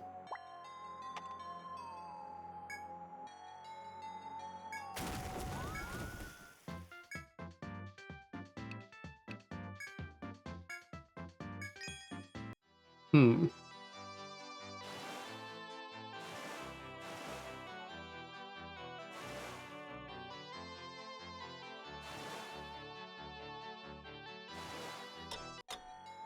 Yeah, okay. It doesn't matter the direction you approach in. I'm unsure how to solve this bird with my current resources. Maybe I need to acquire more resources instead.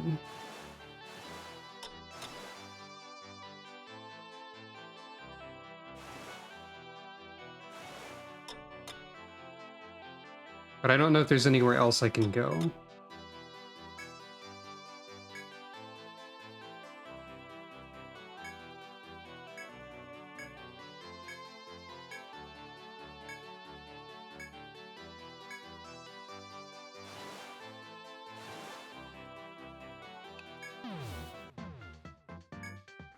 Hmm.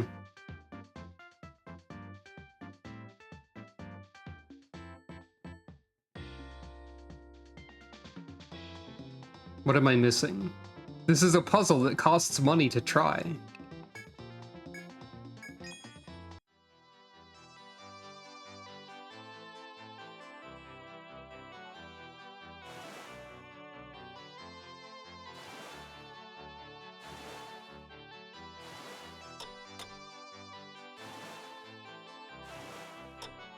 Might as well map the ocean, I guess.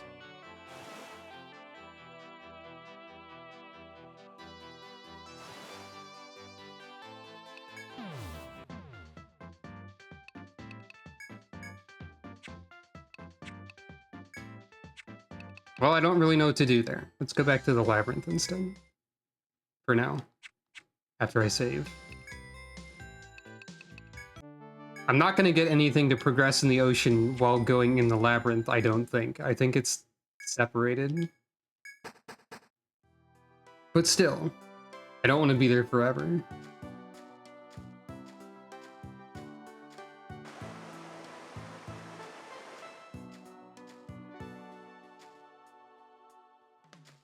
The guard isn't here anymore. What? Or maybe he is. When he notices your approach, he hails you with a cheerful expression. Made your report to the Senatus, have you? That means you've got the right to go on ahead from here. In honor of your accomplishment, I'd like you to have this. It's a forging hammer. Enhancing one's weapons is common practice for explorers in Armor Road. If you seriously intend to explore the Labyrinth, you should consider doing the same. The guard finishes by giving you not one but 3 heavy hammers, which you gracefully accept. You may forge at Napier's firm if you possess hammers. After the guard is given his gift, he calmly points out the path and moves out of the way. Right. Forging is important for farming. Or will be.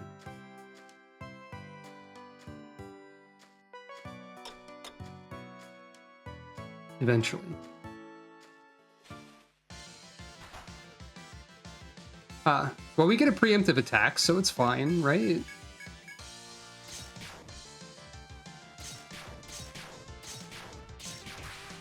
And we got a crit, too.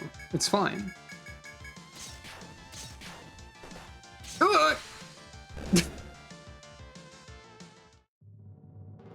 It wasn't fine, actually.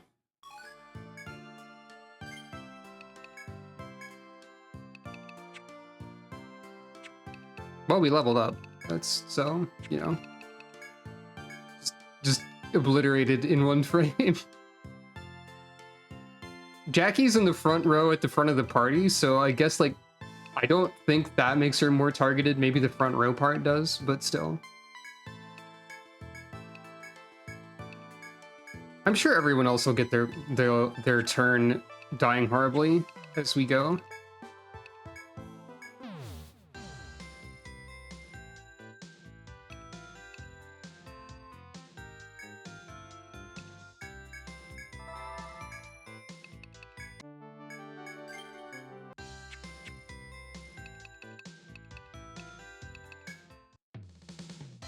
Ah, it's you. What's the matter?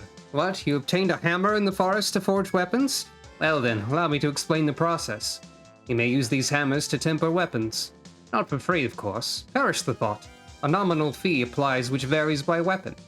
Secondary materials will also be required, but if I've purchased them already, that'll suffice. Let's table any questions for the moment and demonstrate. When you select Forge from the menu, you can use hammers to add effects to the weapon. If you use this intelligently, it'll be a powerful advantage. If you don't, I guess you'll die. I assume that this new lance is, yep, not usable by me. However, foraging. Right, weapons need to have a slot to forge. Some of these do. But nothing that's usable as a farmer, I think. Well, no, I could forge the intellect book. Which has more attack than the pitchfork? Technically?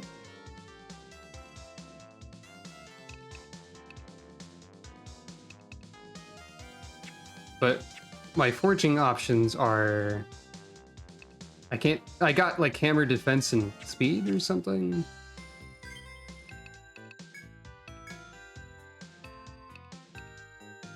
Oh, a blind effect. I'm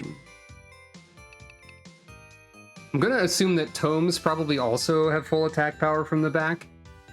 So maybe it's time to get a whole bunch of blind on tomes. Or something like that. But before that happens...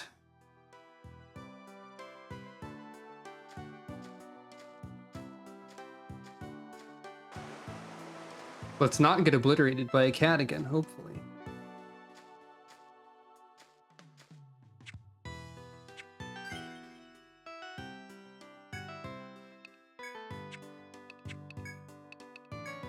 So I can use 2 market twice before I need to use the inn. Until I get it on more characters. The door before you with a moon-shaped insignia has no handle and doesn't move and doesn't budge when you push it. You seem to have no way to open this at the moment.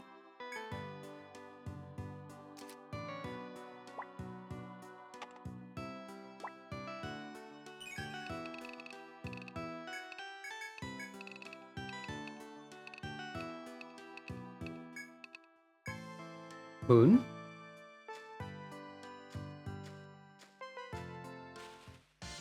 Ugh! The party was blindsided! Ugh!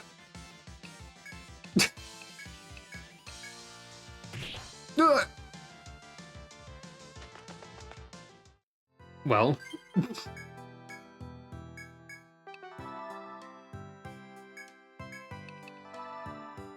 the cats are out for blood. I guess I should, like, technically check walls for shortcuts also. Oh, right. Chopping point.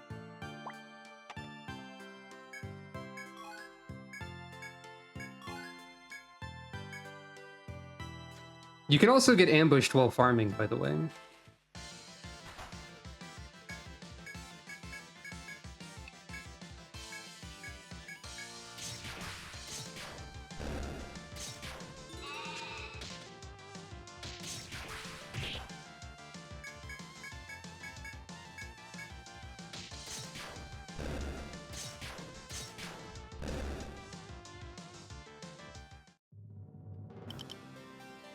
Jackie will catch up soon enough, maybe?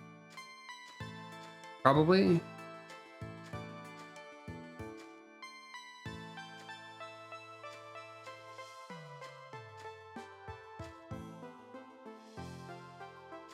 Moon Door will be important later.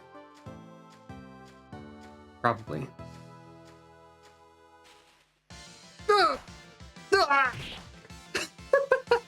It keeps happening!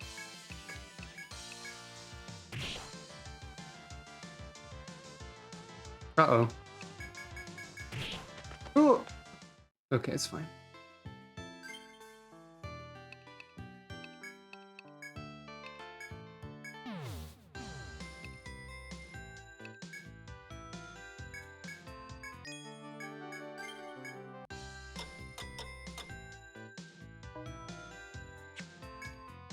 Yep. Sure seems that way. A glorious journey's start indeed.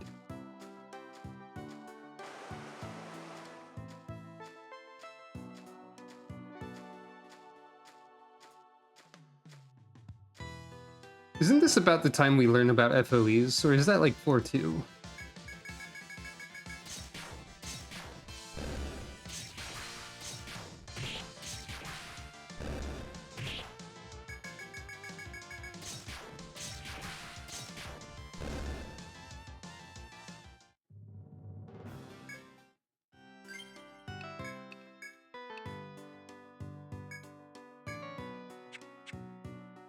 Okay, no FOEs shown from Keen Eye use, at least.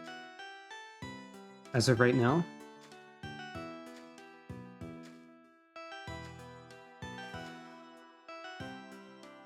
That's the staircase down.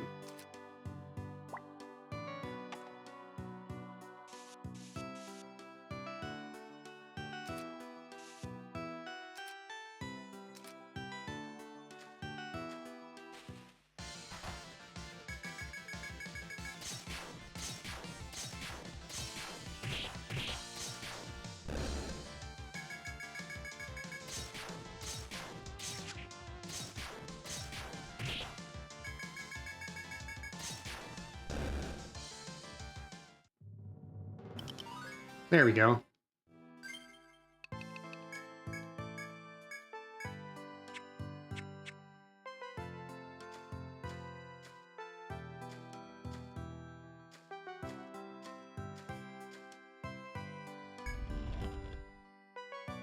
Door.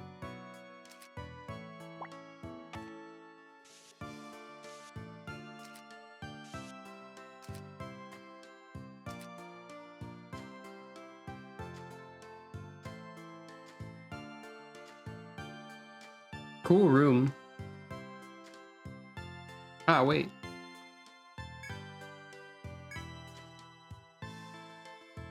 There was a secret.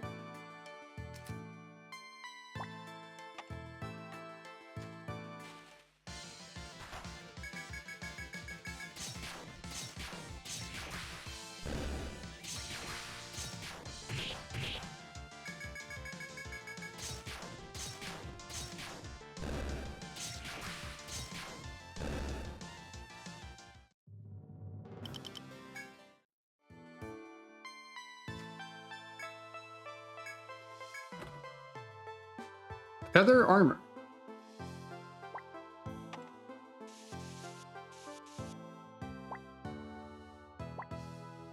Wonder if I can even use that.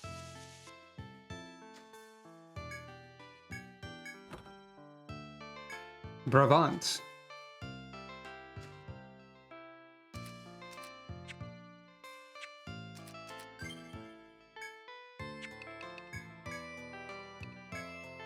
Oh, I can use it. Let's make Jackie die less. Simple armor made by selling monster feathers together.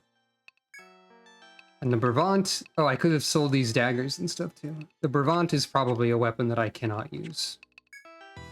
A sword, maybe? Oh wait, no, it's an item. Raises an ally's attack. Okay.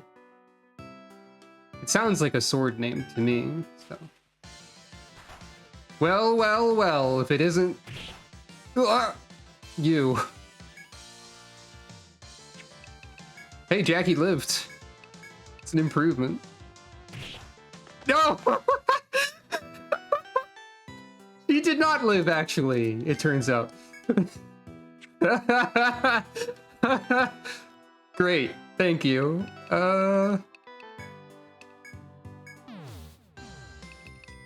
To the stars. True. Back to kick some tail. It's time to deal some damage. Call now for great rates. Destroy!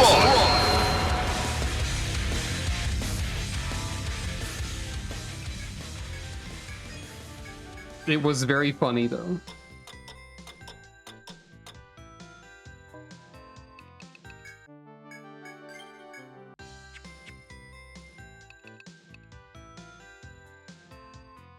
God. I knew this would be funny in some way, and I'm glad to see that that's turning out to be true.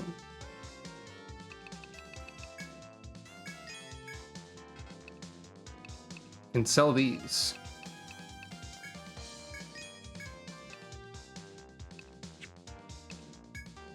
We are approaching money. I think I would like to try buying the intellect book for somebody. Give it to Rusula. Rusula is the status ailment master, in my mind. Let's see how that does, and then I'll forge blind onto it when I can. And we'll see if that is a good plan.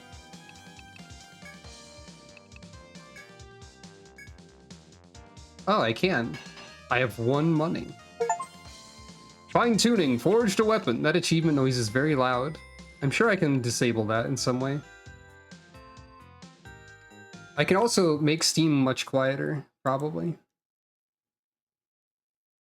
And that would also have the same effect.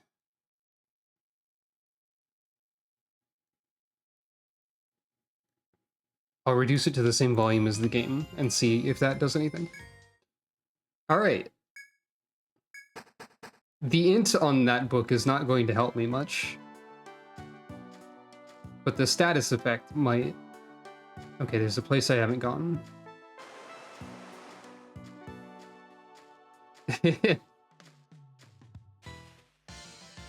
Speaking of the Forg, let's pay attention to how much damage people do. 18. 13 and blind. Okay, so that did do less to the frog, but that might be like might have just been a different roll or some sort of frog weakness. Okay, the frog doesn't care about any of the other status effects more. I mean, the frog is not more weak to slash, pierce, or blunt. So it was probably just a roll of the dice that determined that. But that blind did hit immediately, so that's pretty good.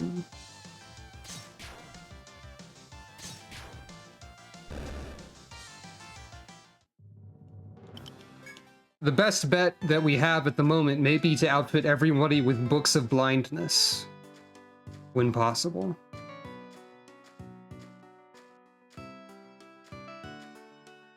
It may also be possible that the tome damage is reduced. Ah. What if I see. You have a triangle for the status effect that I have, huh? I assume that means good luck, idiot. But, you know, whatever.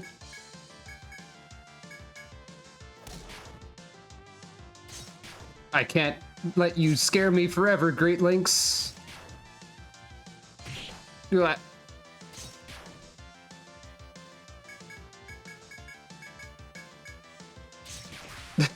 God. The Grinks. God. I didn't even consider that, but that is so true. That is definitely the Grinks. Anything over here? Small yellowish sprouts at the roots of luxuriant trees. They look as if they might be edible. Will you muster the courage to pluck one and eat it?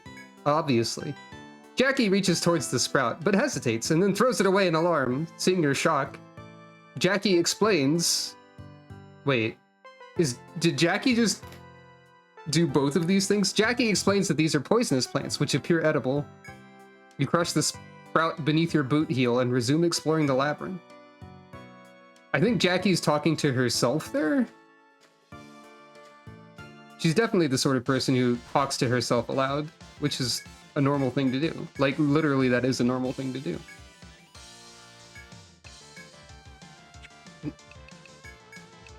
You're allowed to do that. Please don't kill Amanita. Okay.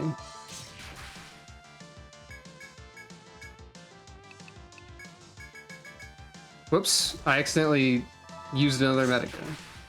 I used a Medica too. Good. The cursor memory is going to maybe be a problem. Yeah, it seems like a farmer check.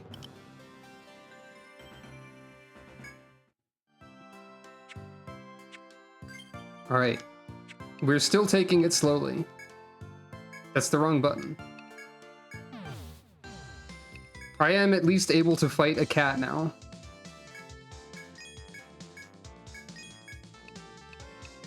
I don't have enough money to use the inn. Unless I do that.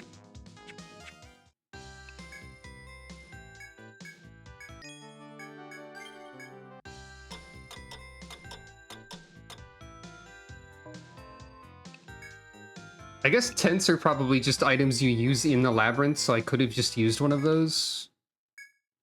Actually. I need to know how those work. So I should look at my items. Specific points. Okay, so you can only rest at specific points, whatever that means.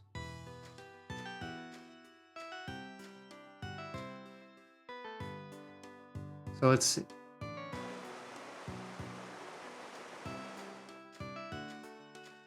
I think what I'll do is gather a couple times.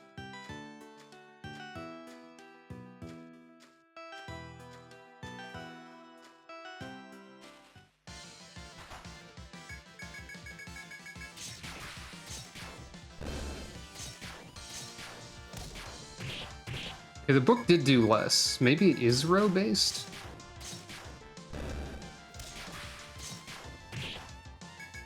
should try giving the book to someone in the front.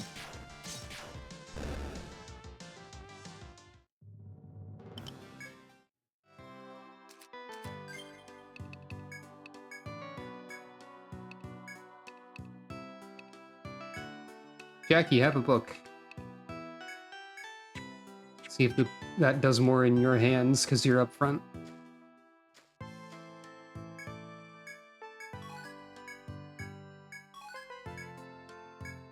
Gonna want some more harvest soon, too, so I can get more money.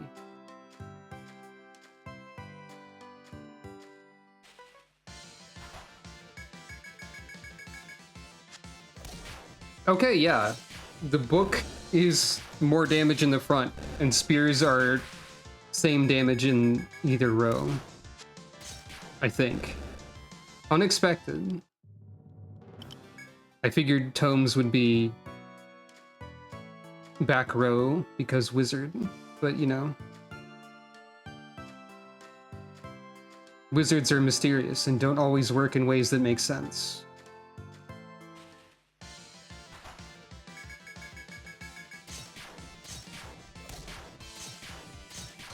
Still, I think it would be more valuable to have a bunch of books that could inflict status than it would be to deal a little bit more damage in the back, so. These farmers need to leverage status ailments.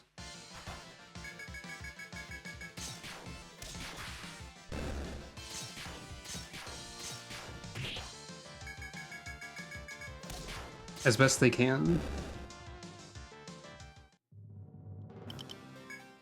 They don't have too many other advantages to work with. Oh, it's 2 per labyrinth, not gathering point. Okay. Or two per being on the floor. Probably it's 2 because I gave 2 people harvest, so I need to give more people that.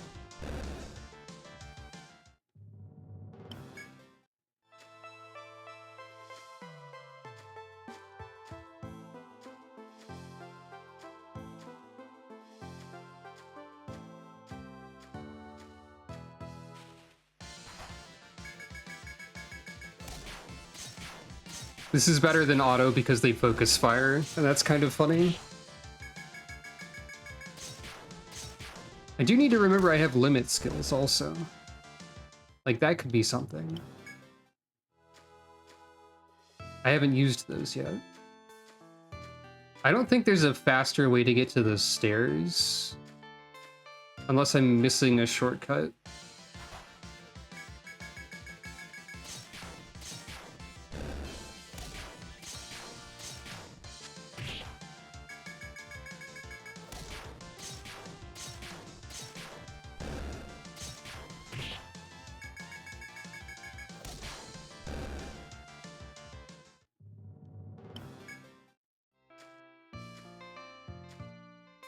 Doesn't seem that way, unless it's on the other side.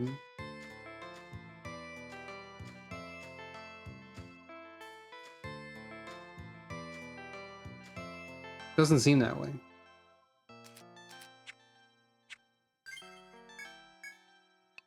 So I used my healing items partially by mistake, so I can't really heal Jackie. Ah, just in time. Oh, both of them use this because it's 2 people equip it. And then they attack. Okay. Time to X-strike this cat into oblivion.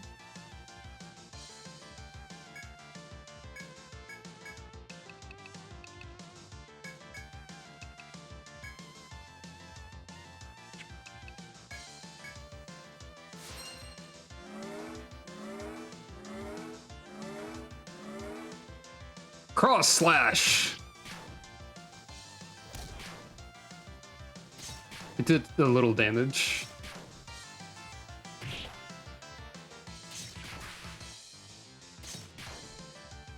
Hey! Take that, Great Lynx. Perish.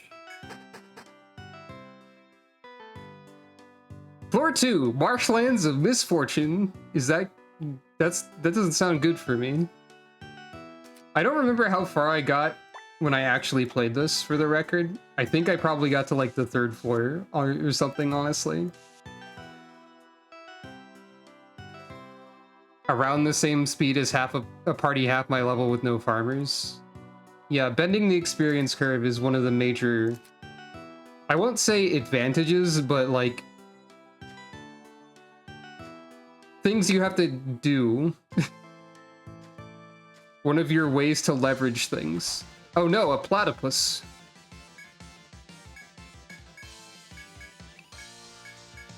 That's scary. Hold on.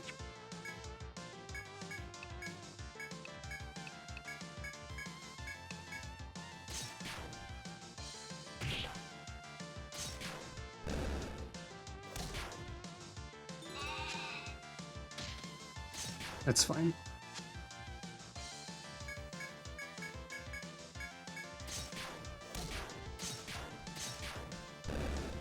It's fine.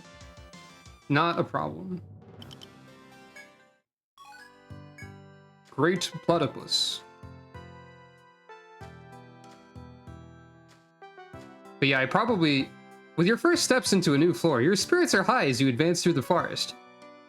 However, a sudden sharp voice calls to you from behind. Hold, explorers! There's much you should know to survive these depths. Heed my advice! Probably not the right voice. You turn to find a young explorer before you. He's blonde and has a stern look that hints at greater maturity than his youth would suggest.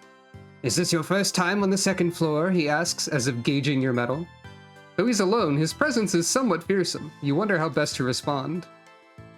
Oops. We're novice explorers. We're quite experienced, and who are you? Yeah, we're novices. On hearing your honest answer that you are novice explorers, the man smiles and continues. Welcome, newcomers to Armor Road. By now, you must have been to the Sonatas, no? The man who's clad in a red outfit of foreign design speaks much more amicably than before. My orders from the Sonatas are to give useful advice to novice explorers in this labyrinth. The man stops for a moment and shifts his gaze towards the dense thicket of trees further in. Yep, those who come swaggering in triumph from the 1st floor usually die at that beast's hand. You follow the man's gaze to a powerful monster, the likes of which you've never seen. If everyone was smart enough to back away from fights they clearly can't win, there'd be no issue. But too many novice guilds perish from foolishly charging towards monsters beyond their abilities. I must caution you as well. Watch the enemy's movements before making your own. The man gives a faintly sardonic smile and bow before walking deeper into the forest. I look forward to meeting you again should our paths cross, he calls out as he walks away. Anyway, there's FOE. FOE perceived now. Formido Pugnatra X sequence. True. So there's probably a good way to mark FOE zones on the map. Maybe yellow? Because like red is probably like damage floors go here.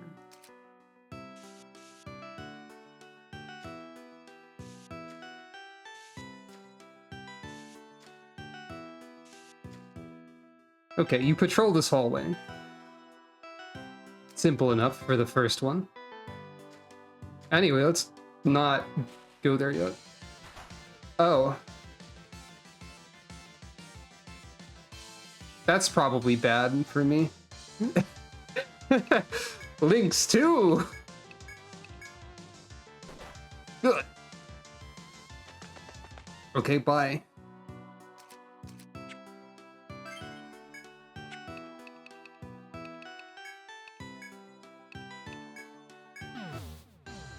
Yeah, that's Lynx too. Good thing we have money now. A little bit. New items are available. We can see a pike.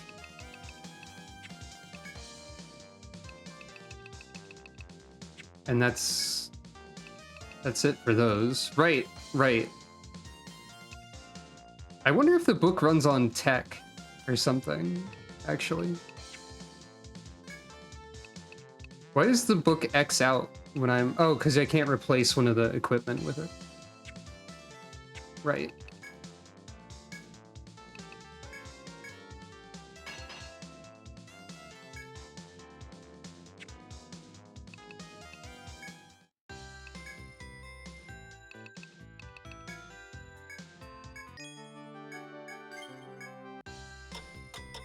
Taking this very slowly.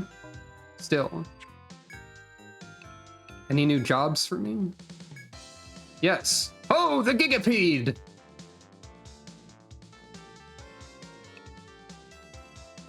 Oh, these give good rewards.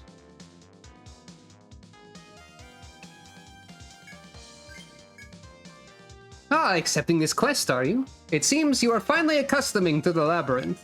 The fishers in the city have asked for a Gigapede leg. Gigapede legs are used as fishing bait. Amuro does do a lot of fishing, you know.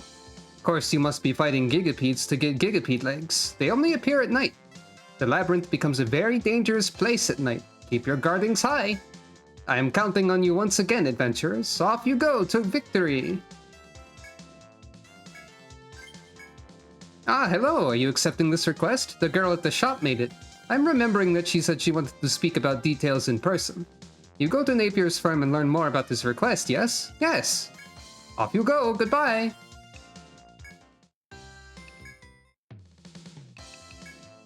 Are you here for the request? Well, it turns out that I've been out of nectar for a while. Demand is high, but my supply's too low to maximize my profits. I can't let this chance slip. That's why I've been gathering small flowers so I can make nectar out of them. You can gather small flowers on the second floor. When you find one, come back here and sell it to me. I'll give you a little bonus on top of the standard asking price for the flower. Alright.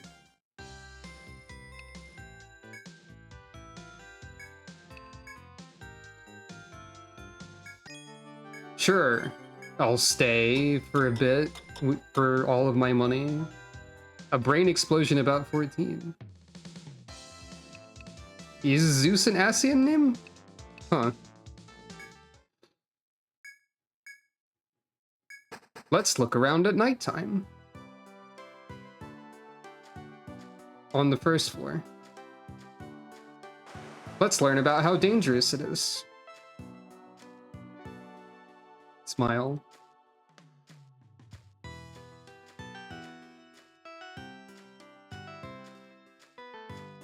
Did you know that Zeus is also a character in this game? Or rather, a character in the background lore of this game that is introduced in Persona Q? Stay tuned to learn more, maybe.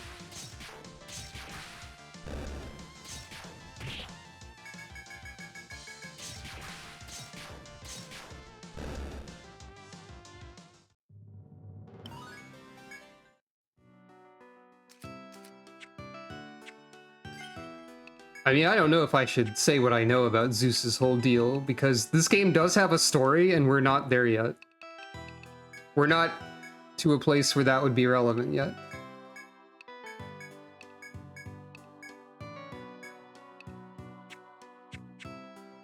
We're getting there.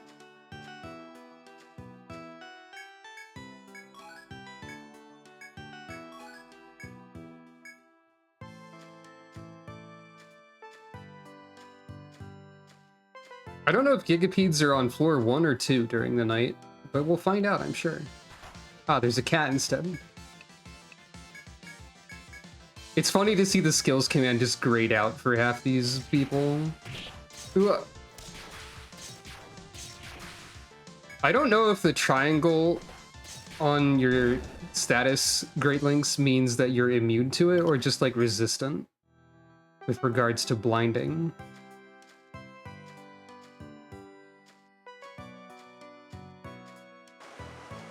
Gigapedes might be floor 2 only. Maybe. I'm gonna grind more instead.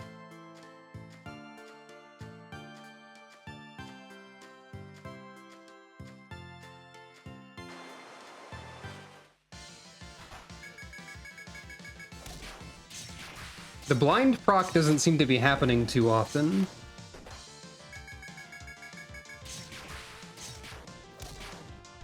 which is unfortunate. Wait, I thought Jackie just got a level.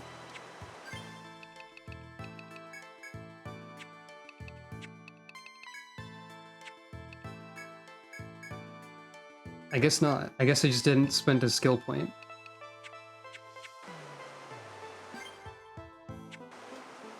Now we just have to hope Amanita doesn't get targeted. For a bit.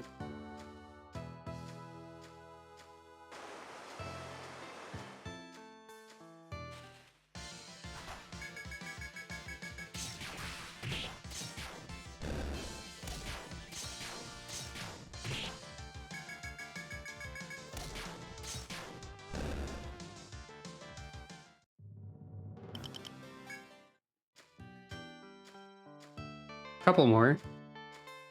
Just gotta get stuff to sell, really. I guess ocean voyages would probably be more profitable if I wanted to get more money right now. Though I still don't know how to accomplish the very first objective in those to get past the bird. Unless the bird is like asleep at night or something.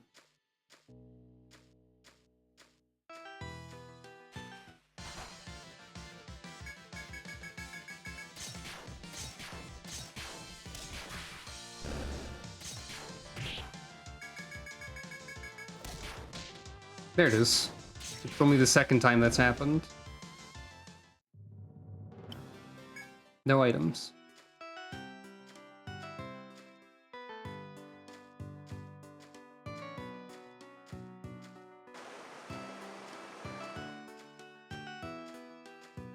Oh, you know, I should...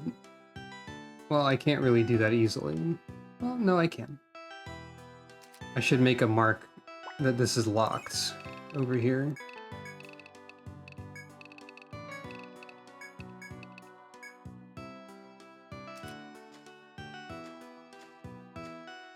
So I know I just didn't, like, forget to open it or something.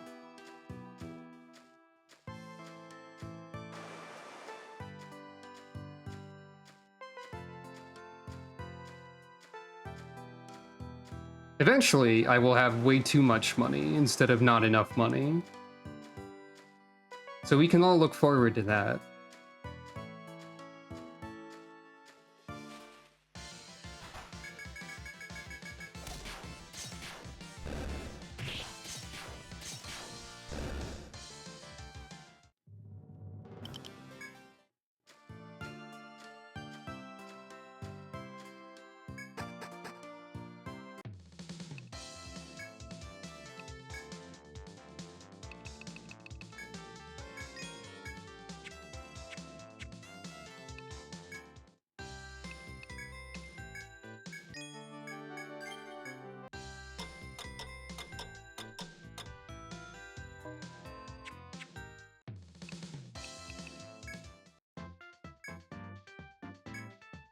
Let's try fishing.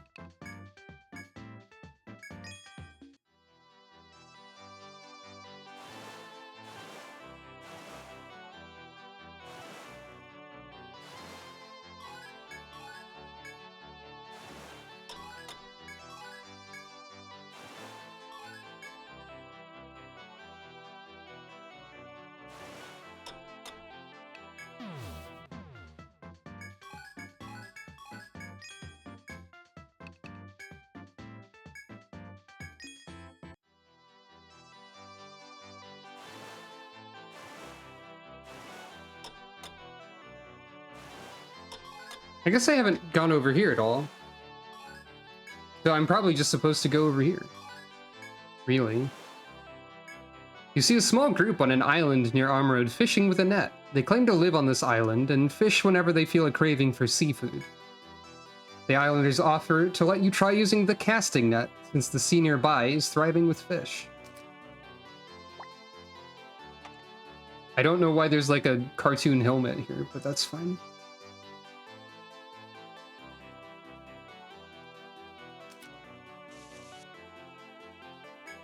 Your first duty is to draw your sea chart, but the net fishing does seem enjoyable.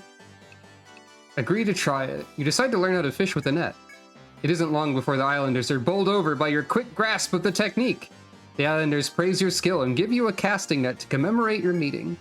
Should you ever have a chance to fish in the future, the net will surely allow for a larger haul. You thank the islanders and board your ship again. There's also Windmill Village over there from Diddy Kong Racing. Maybe I can get over there.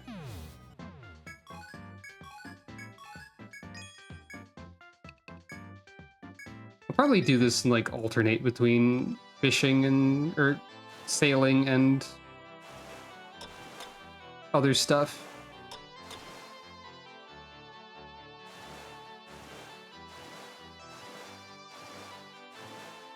Okay, that puts me over here. Which doesn't accomplish too much, really. Not at this time. Fair enough.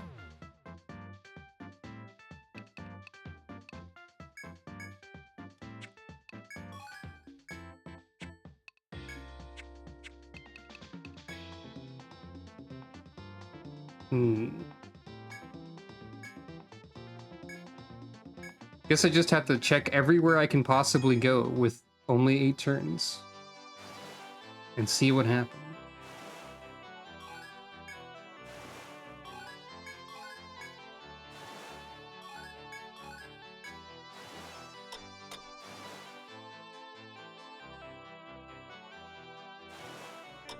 Well, not here.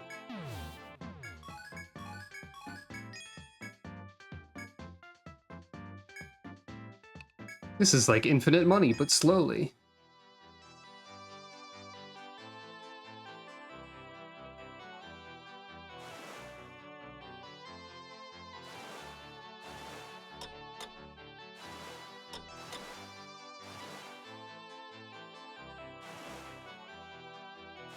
That'll just get me killed by the bird, yeah. I don't know how to get around this bird.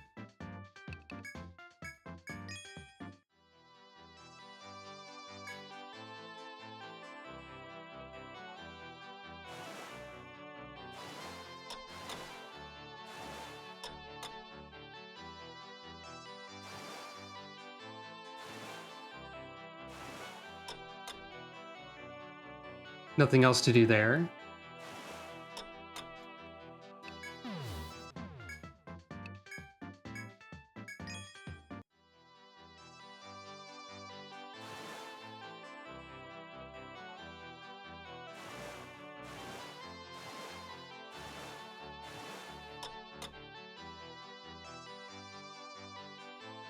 Can't do anything from here. Like, I see a place I could sneak in, but I'd have to be able to sail a greater distance.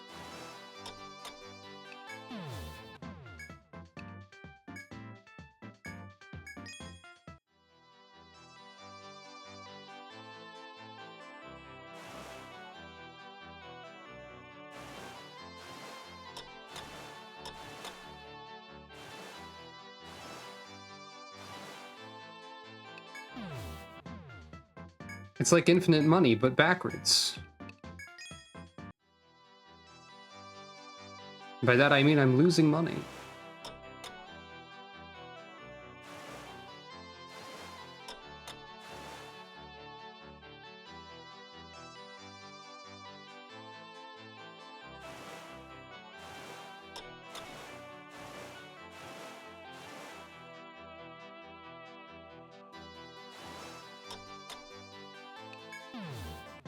I'm bad at the ocean.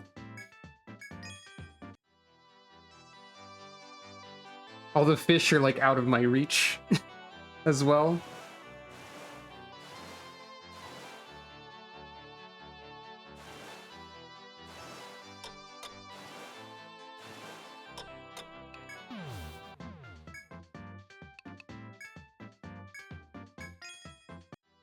Clearly there's something really obvious that I'm missing.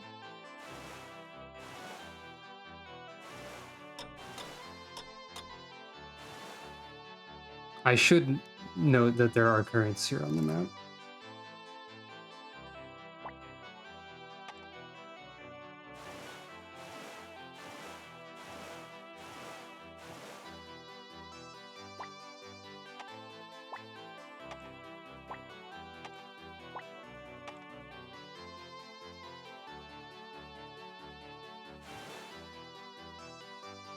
Yeah, this is not enough to do anything.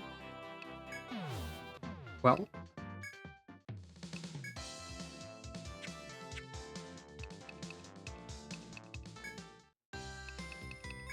The ocean is still an unsolvable mystery for me specifically, so...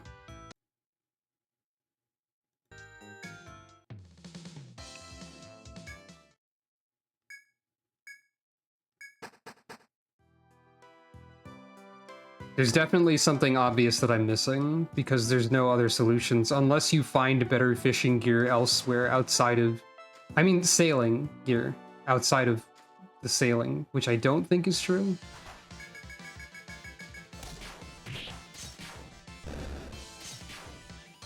That is a question you're allowed to answer? You could tell me a sea hint, yes.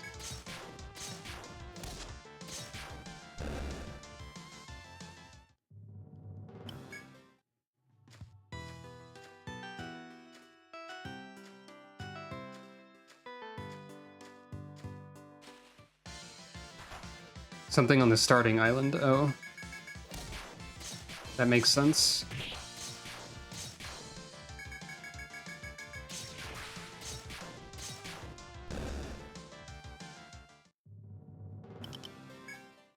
I need to actually check that.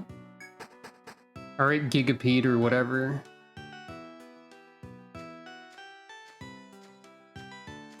Come at me.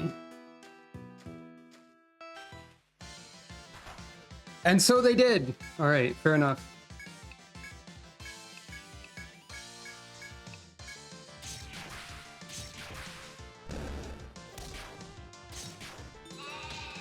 Aha!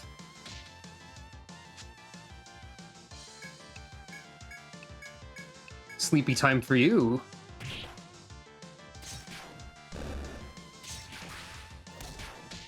And not seeing anything time for you. You know what, I can try again, since it worked on you. I see you resist physical.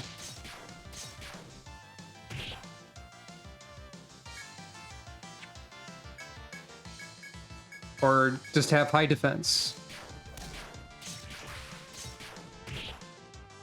That's fine.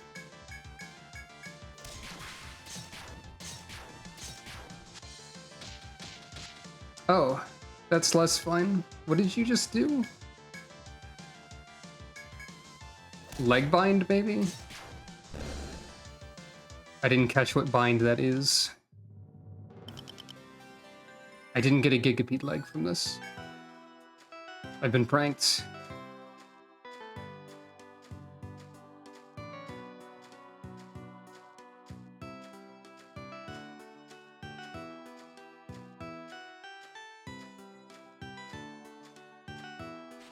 I guess as far as... Oh. Claustron. I guess as far as ocean goes, I just didn't consider that there'd be anything on the starting island. But that's a... I just sort of assumed that there wouldn't be, I guess. But I'll definitely go check that. The shrimp are pretty good, yeah.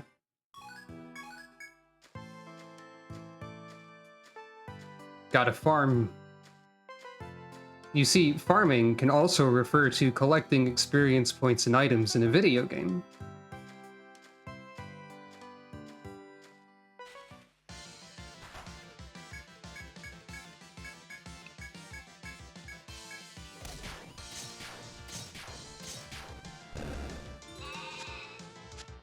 Ah.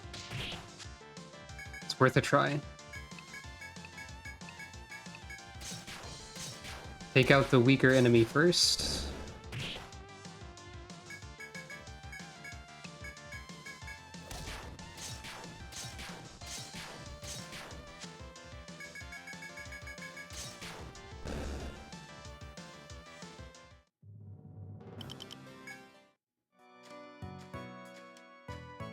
Expect a lot of this for farmers, I think. Oh, it's daytime and also there's the Bird of Hell. Okay. I'm still gonna sit here for a bit. Try to get more experience and items and all that.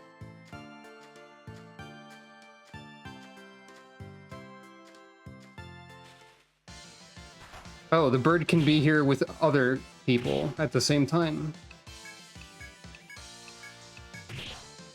Jackie's dead. Again. Well, never mind.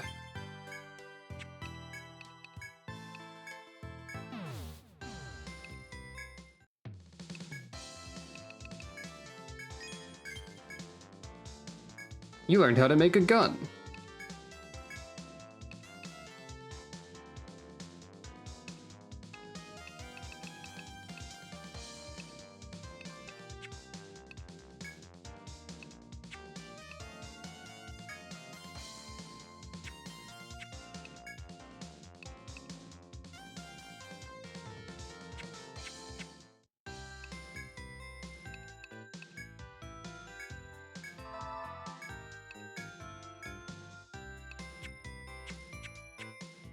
Yeah, I have money problems right now. Eventually, I think I'll have the opposite of that.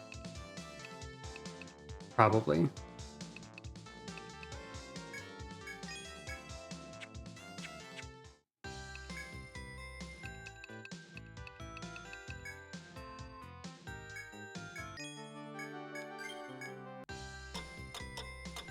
Okay, I'm gonna stick around on the first floor for a bit more time, probably. But also...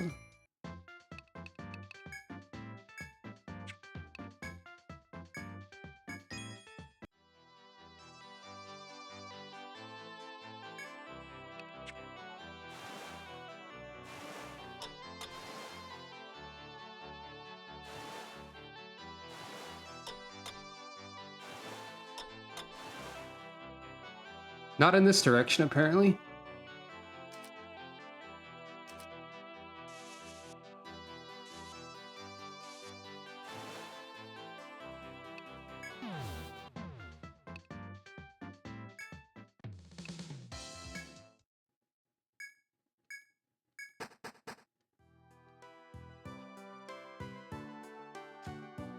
Alright, here's my cool plan. I need to make money by farming.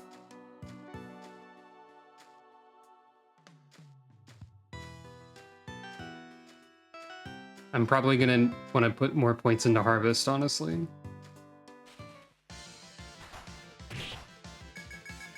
It's fine.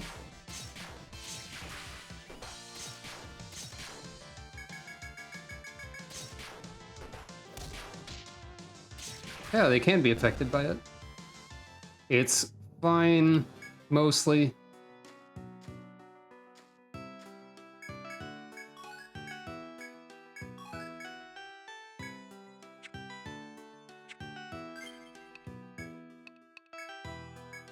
Dang it. It's the wrong button.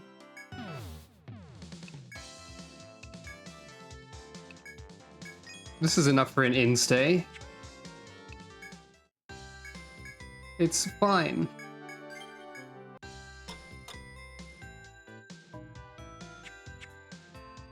The Almanac Guild is going to take an entire year to get to floor 2 in game time. Yeah, 20 profit.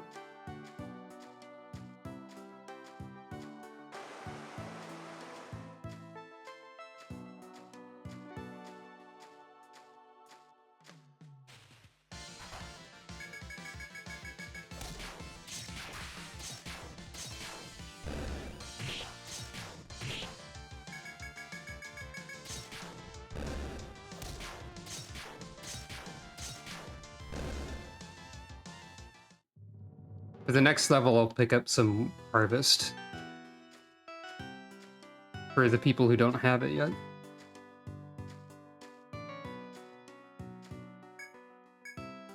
Oh.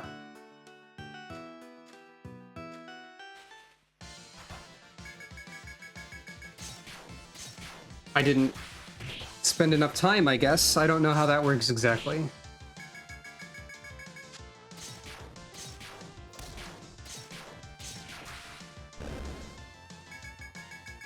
There are mechanics in place to prevent me from doing this. Every midnight? I guess that would make sense.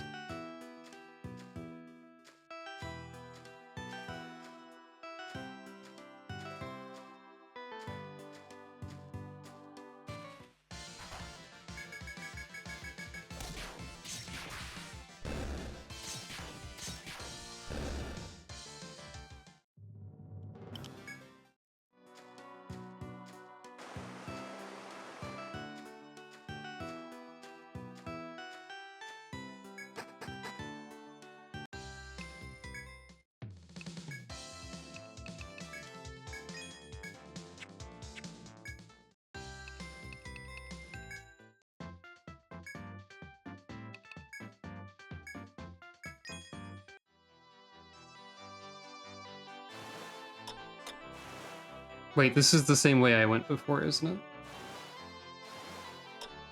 Sure is. I went in the wrong direction again.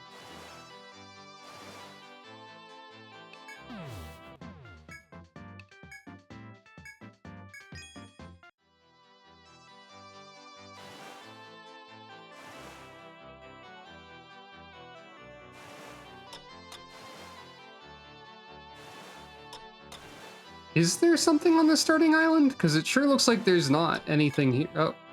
With the ocean wind in your sails, you discover a coniferous tree growing along the southern coast. Ah, there's a secret tree over here.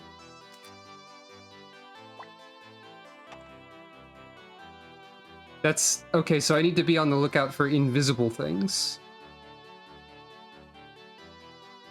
Looking closely, you see their armor-oed cedars, well known to yield good quality lumber. If you like, you can cut one down.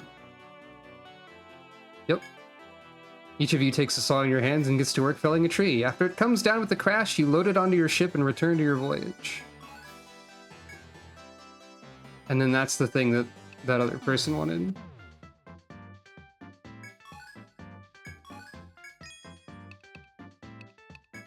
Wait. Do I not actually have that? I assume I have to.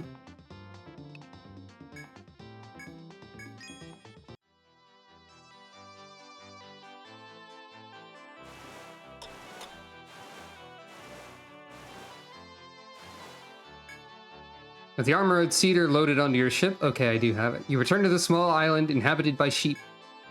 On delivering the wood to the old shepherd, he thanks you and gives you a small bag as a reward. Inside is a hunk of sheep cheese, a delicacy beloved of sailors on long voyages. You thank the old man and leave the island in search of more unmapped regions to explore. Alright, and that'll give me more sailing points, presumably.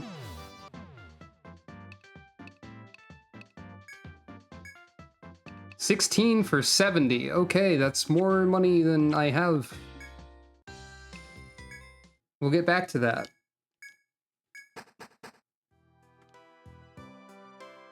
Sailing probably is something that you're intended to do, like, as you go through the regular part of the game also, and not an entirely separate endeavor. So, it makes sense to alternate between them, probably.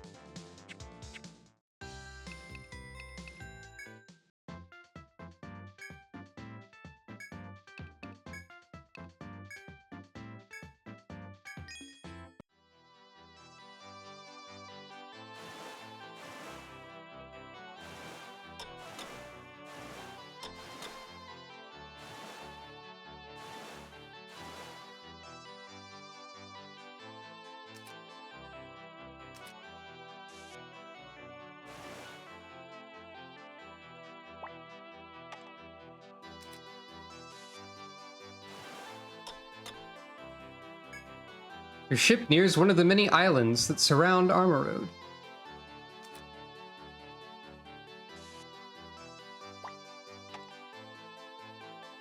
It's a featureless island, but on close inspection you see that something is washed ashore. It looks like one of the dolphin statues that were once attached to fishing vessels for luck. Thinking that it may prove useful, you decide to salvage it and return to Armor Road.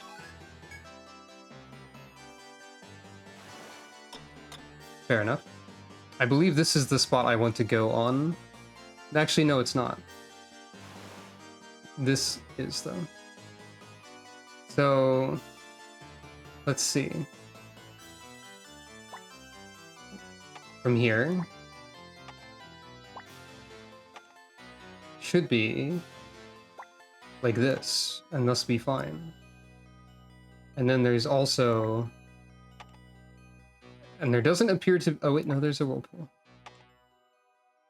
There's a whirlpool thing. I assume the whirlpool is bad and kills you.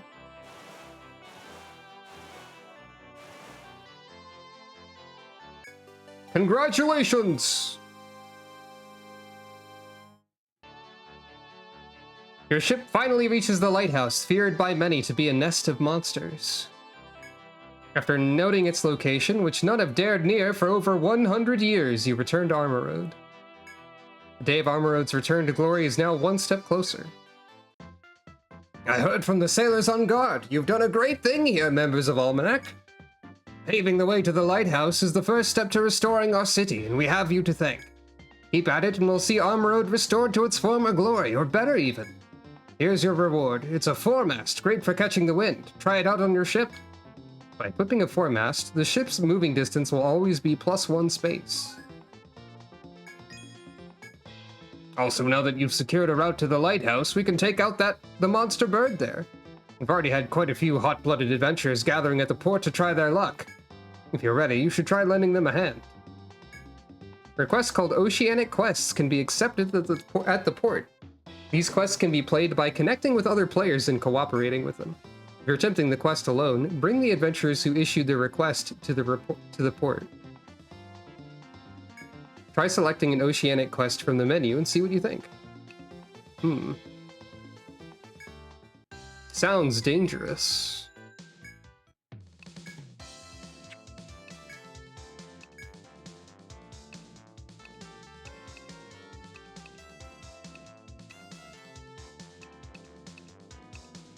I think giving everyone a headband is the best bet for right now.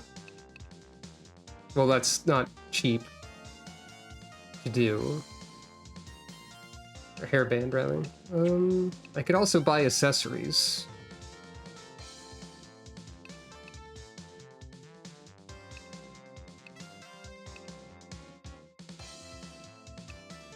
I don't remember what agility actually accomplishes.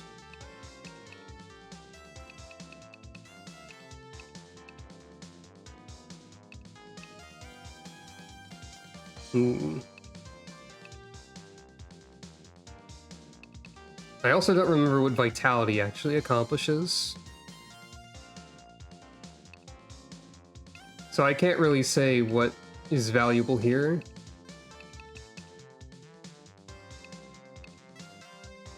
More damage is some form of value, but still. Could also buy more book.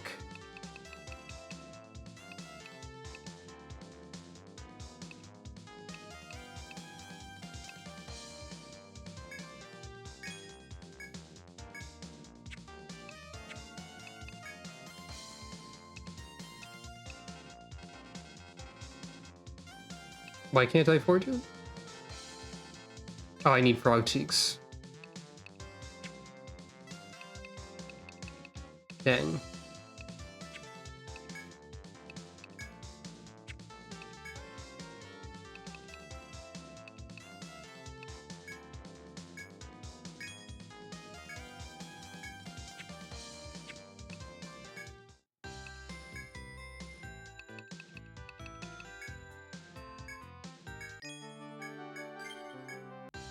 I'm not going to attempt Oceanic quest at this time.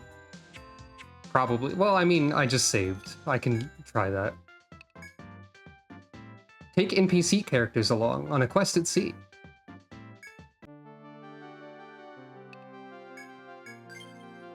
Probably don't need to save in a separate slot. Scandalia Lighthouse stands close to Armor Road. For years it had dutifully sent its light out to sea, but now it's only a nest of monstrous birds. Oh, there's multiple requests. A lone ninja searches for a treasure called the Swallow's Cowrie for her master. She believes the monster at the lighthouse may be the key. A man calling himself the Zodiac of Fire wishes to view the stars from the top of a lighthouse, but he and his brother cannot fight a monster alone. A princess from the north has come to the Ocean City with her hoplite to take her royal trial. She must defeat a monster to earn the throne. Well, let's just start over here. By the orders of my master, I've come to Amarode in search of an item called the Swallow's Cowrie. Legend tells of a rare bird that births it once in 100 years. But Princess Kaguya will only marry my master if it's found, and I mean to do so.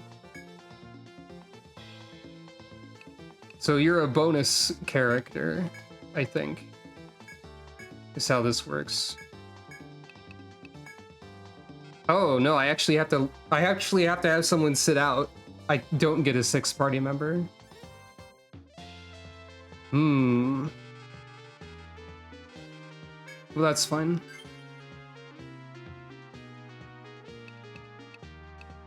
This doesn't count against the only farmers thing, I think, because you probably have to do these to do something, right? Maybe? Setting sail from the Ocean City, you eventually reach Scandalia Lighthouse, where the bird nests. After cautiously proceeding through the ruined lighthouse, you find a gigantic bird monster at the top. Your party and the ninja take weapons in hand as the bird spreads its wings and challenge.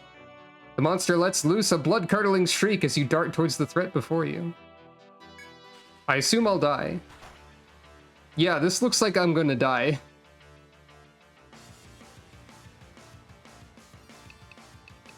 It'll be funny, though. Okay, don't control the ninja. What do you think the odds are that the bird can be sleepy? Probably 0.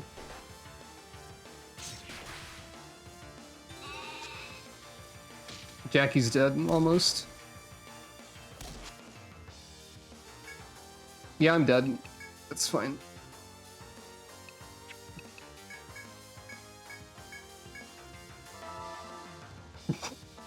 The ninjas are healing themselves. Jackie's dead immediately.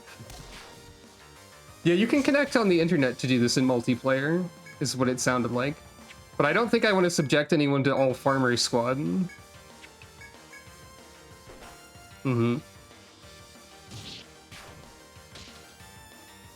Wait. Oh, okay, the ninja did a leg bind.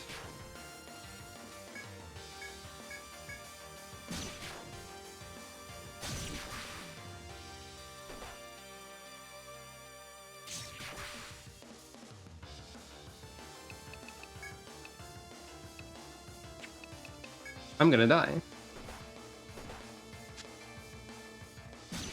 Maybe some of the other quests are more doable?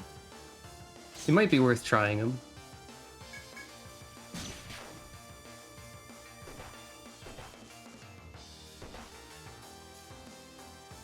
Yep. Yep. Sure. Yeah, that's a track that keeps returning. I mean, I guess I could have just saved over the first thing without a problem.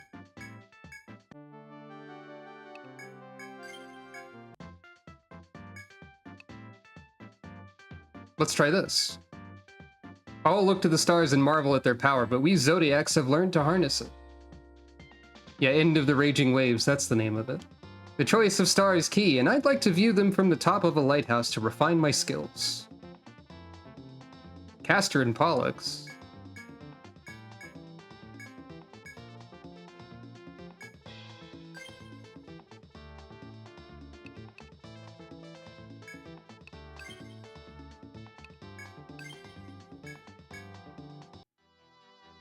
Is this also just going to be a boss fight? You invited the brothers who are your clients into your party and traveled to Scandalia Lighthouse.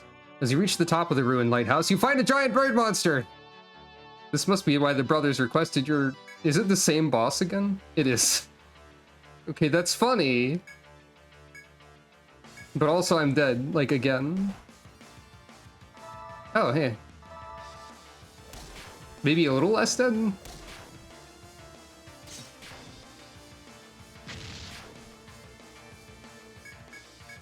Is it a giant bird for all 3 of them? It must be.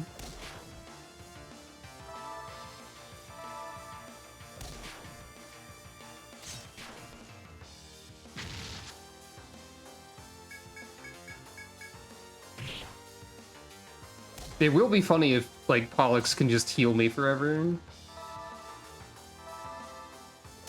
Unless this is technically kind of okay. I feel doubtful about this.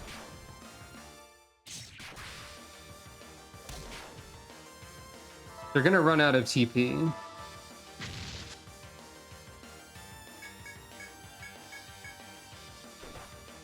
And that can happen too.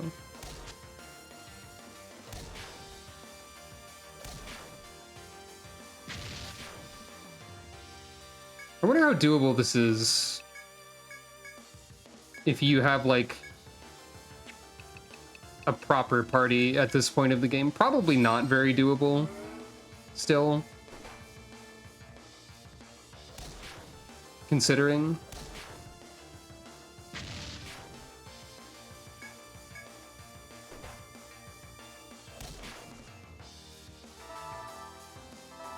Just keep attacking Caster for the rest of the time.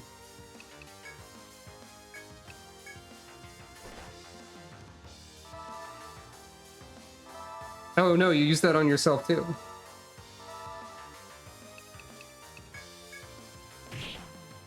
It would be theoretically possible for me to complete this right now if I was lucky enough. That is, of course, assuming things about the boss's AI script that I don't know for sure.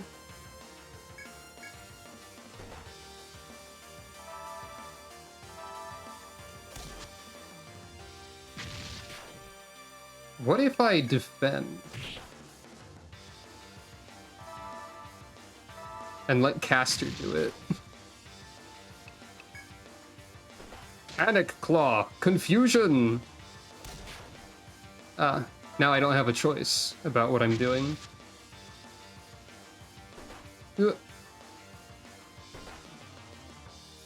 Jackie, no! Not Pollux. Oh, I thought that... Oh, right! Indomitable!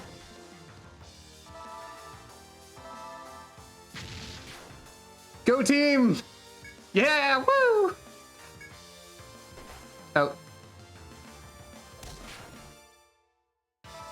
It'll be super funny if I win and Jackie gets like a bajillion experience points. Oh, she can use it again.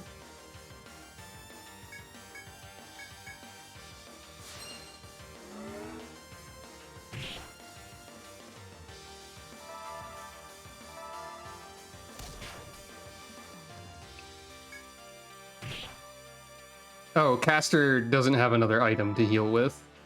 Caster is just defending now. That's not good for me.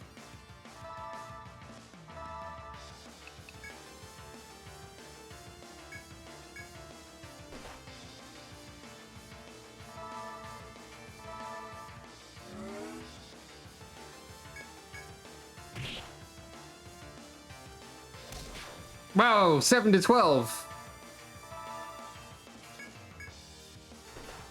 Ah, boy.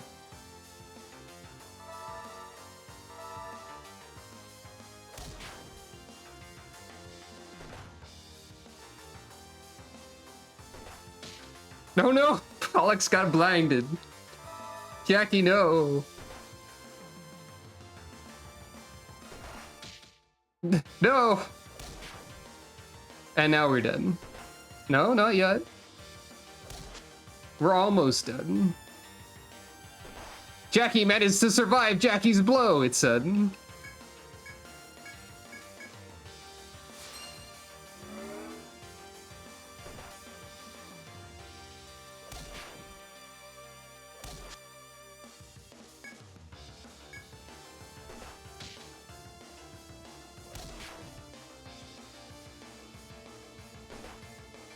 Jackie managed to survive Pollux's blow.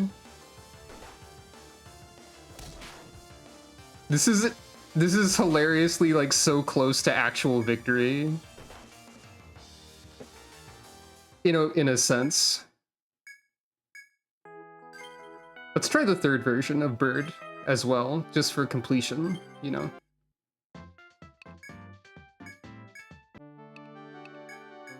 The second save slot will remain here forever, or I'll alternate between them arbitrarily.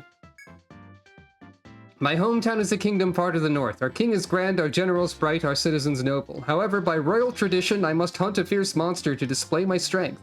Will you help me? Oh. So this one has a princess, a knight, and a warrior, so I only have to bring 2 people for this. Fair enough.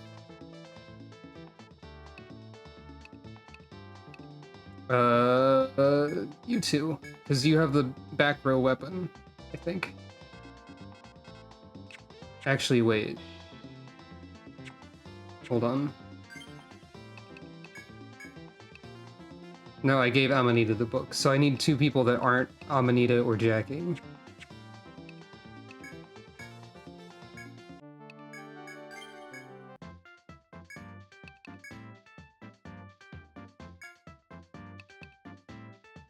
Unless I'm trying to blind the bird, which I don't think happens. Go, Rusula and Lambert. Yeah, charge tactic will work. With the princess and her vassals in tow, your ship finally reaches the lighthouse of the bird monster. Atop the lighthouse, the bird monster spreads its wings and adopts a menacing stance, etc.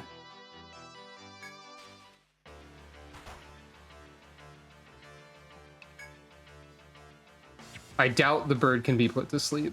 It's probably not even worth giving that a try.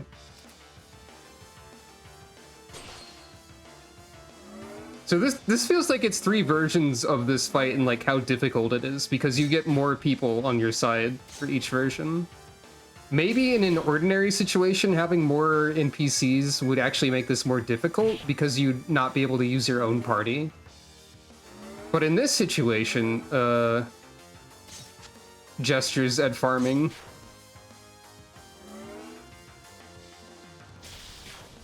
In this situation, I think it's easier to have more NPCs to help.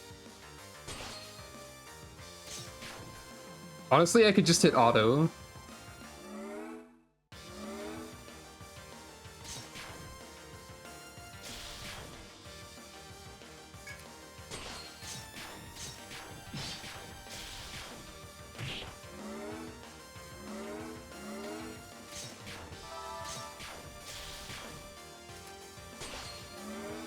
Let's see how this goes. Maybe the bird will fall over somehow. They don't have a healer, I guess. Not really.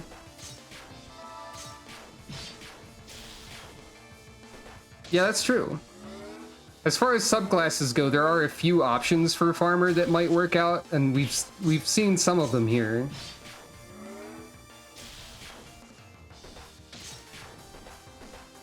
Uh-oh. Things aren't going super well.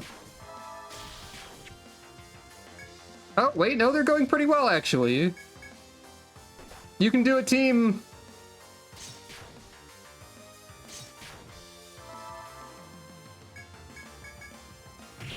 Ow. Yeah! That shouldn't have happened. Alright, these 2 are now a fair distance ahead. Agriculture! That's right. Discovered a new monster. Discovered a new item. Your party and the Royal Guard's attacks punish the monster bird relentlessly, and it finally falls. As you confirm that the sea has swallowed the beast, the princess rewards you all with her smile. To report your victory, you leave the lighthouse and set sail. Ah, you've returned. Then you must have defeated that bird monster. Thanks to you, the Marines can continue investigating that lighthouse without fear. If all goes well, the lighthouse will be on its way to serving its purpose soon. Well done, everyone. Oh, by the way, this was found in one of the previous investigations. I'd like you to have it. Triple script.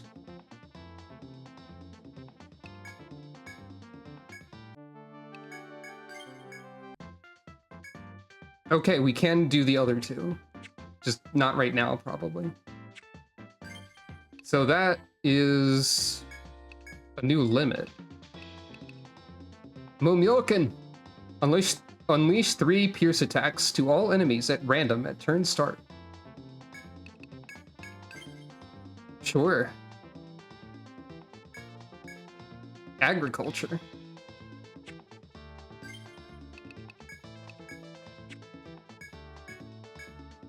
So the party skills are going to be slightly unbalanced then. So you have one. You already have artistry. So I'll give you another Earthbound. You have one. I'll give you artistry. Additional sea quest information? Sure, why not? Sounds fine.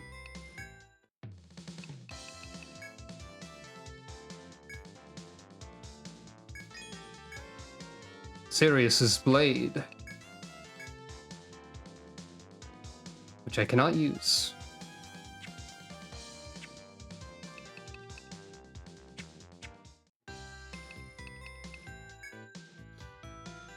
Each NPC party has a unique item they give you the first time you clear their version of the fight. That makes sense.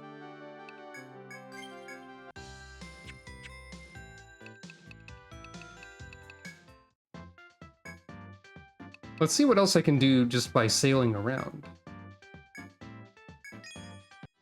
I assume, perhaps, that these are no longer instant death via bird squares?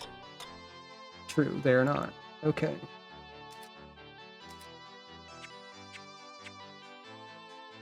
Bird is dead. While at Scandalia Lighthouse, a mariner spots you and runs up to you as you disembark. Oh, if I did the Princess Bodyguard's version of the fight again, I'd get a prize. Okay, maybe I'll do that. You're Almanac, the ones who charted this route, right? I was sent here to look over the place. You came at a good time. I'm out of the clay I need to mend the walls. There's an island to the west with red soil called Terra Rosa. Think you can get some for me? The mariner thanks you and returns to the lighthouse for further investigation.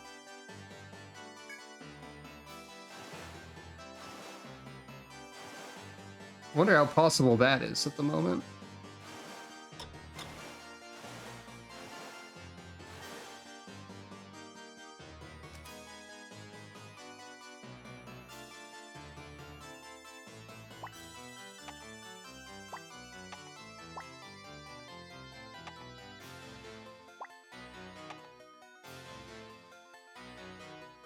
Probably not super possible.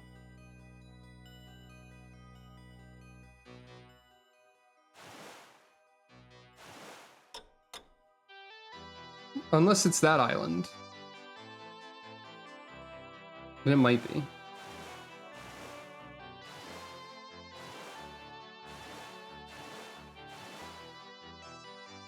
Okay.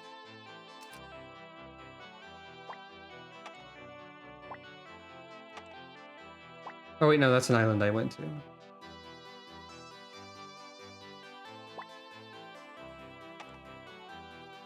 I think that's it. No, wait, there's more. There. And then... like that, I think. Continuing on your voyage, you notice the ocean ahead of you is glowing a bluish-white light. That sounds bad.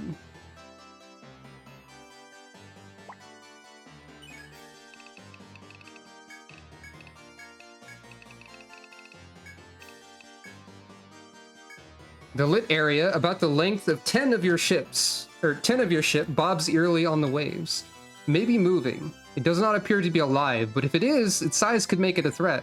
You're unsure whether you should dive in and investigate the glow, or play it safe and leave. Well, you lure Jackie on a rope into the sea. You throw Jackie into the ocean. Jackie closes in on the glow and sees that it's genuinely is something glowing under the sea. But as Jackie attempts to investigate further, the glowing objects sink into the ocean. Jackie says as much after climbing back on board, making this affair all the stranger.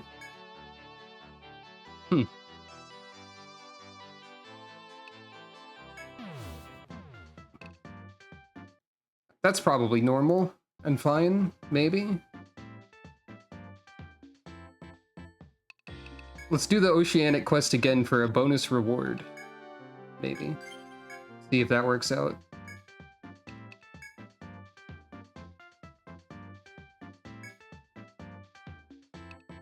And this time we can attempt to get some experience on 2 other people. It's fine if they have books. It doesn't really matter that much, probably.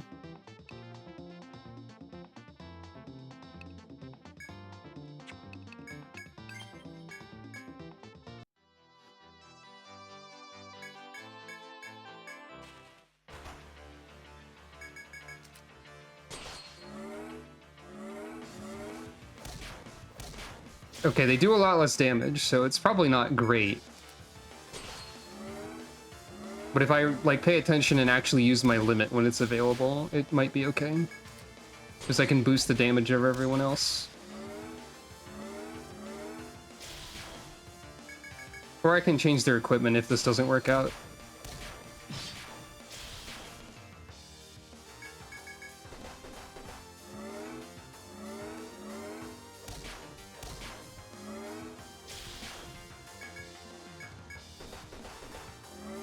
I might need to change their equipment.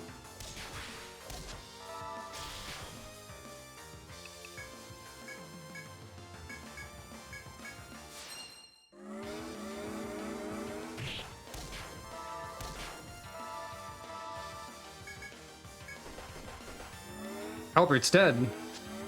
This isn't going as well. Oh, blind worked. Well, sort of.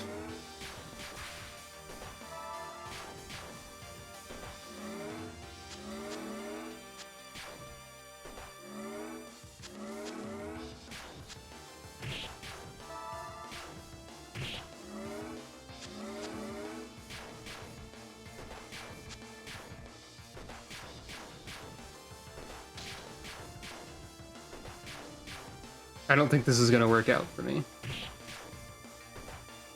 Nope, okay. That's fair.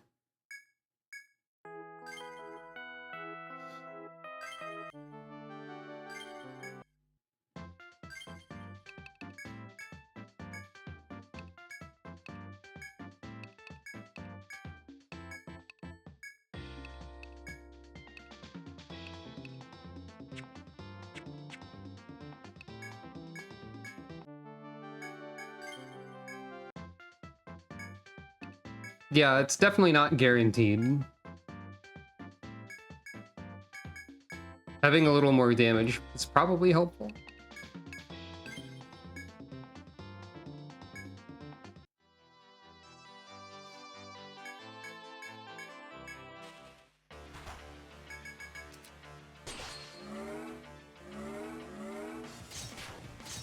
That's better, yeah.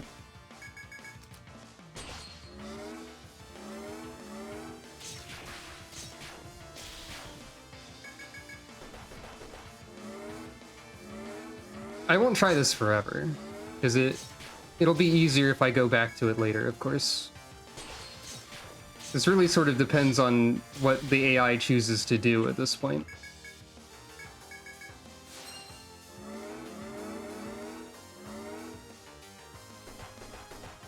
Such as kill everyone.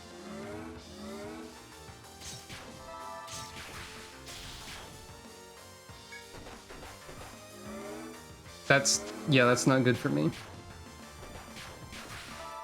I guess I got lucky that other time. Yep.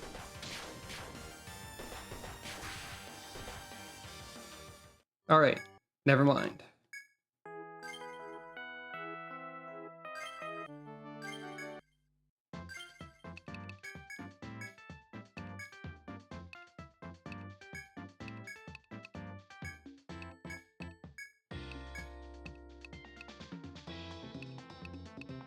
Right, Ramsey still doesn't have anything in the other armor spot.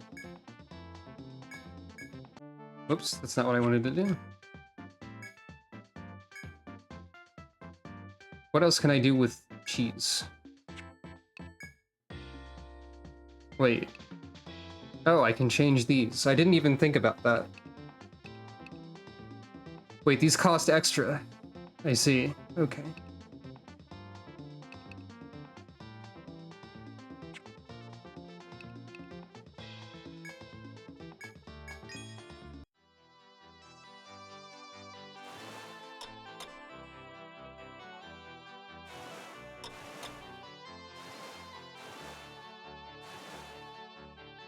Traveling east of the Armor Road port, a violent ocean current flows before your eyes. Beyond that current, you can see a town with a windmill sitting on a hill.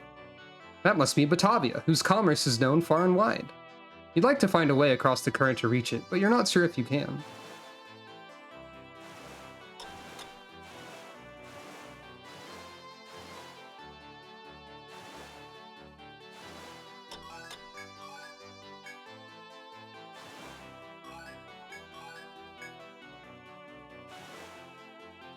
Oh, there's an evil ship. Okay, you have to circle around. There's a ship of villains over here. That's probably going to kill me, right? I'd rather it not, truthfully.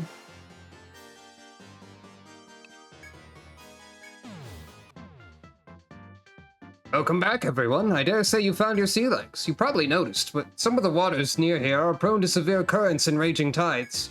The calamity changed the face of the world. We aren't the only city to suffer from its effects. One such city is Batavia. There was a time when trade flourished with them because they're so close. Which brings me my request. See if you can chart a safe route to Batavia. We hope to restore Armor Road's glory. A route to Batavia will be instrumental. I'm counting on you.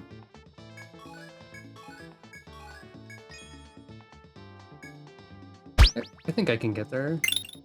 Thank you for petting Calico.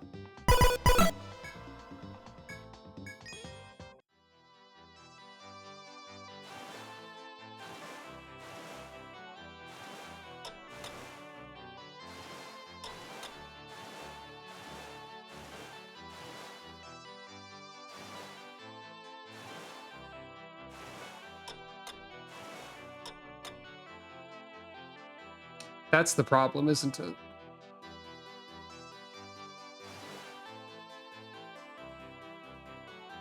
It's literally marked on the map like an FOE. This is an FOE of the ocean. Okay, I didn't expect it to be that funny. I wanted to see what would happen. The ship took heavy damage. To the stars. Eating cereal. A smile suits a hero. The revolution. Destroy! Well then. The ship took heavy damage from colliding with a pirate vessel. You return to town for repairs. The ship repairs incurred will cost 70. You have $8 now. Okay, fine. I guess I'll leave.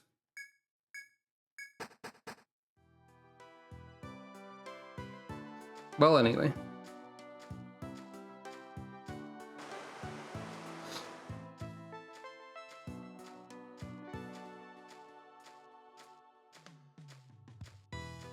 So there's a fine if you get killed by a pirate ship deleting you in a frame. I know this now.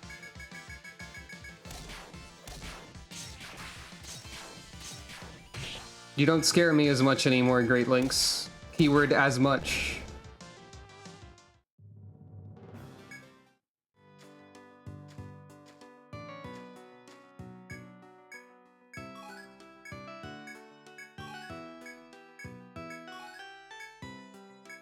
Now I can get 3 every time. Wow.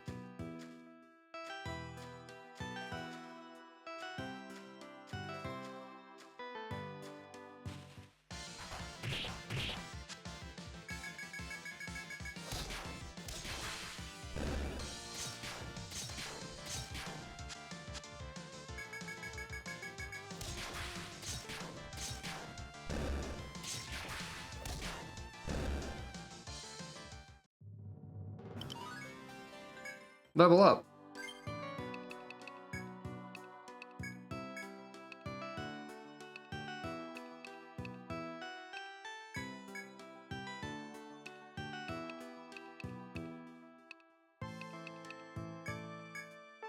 Alright, now everyone has 1 harvest tree, I think. No, Jackie doesn't have one? Okay. Almost everyone has harvest tree. Which means I could go back to the harvest point.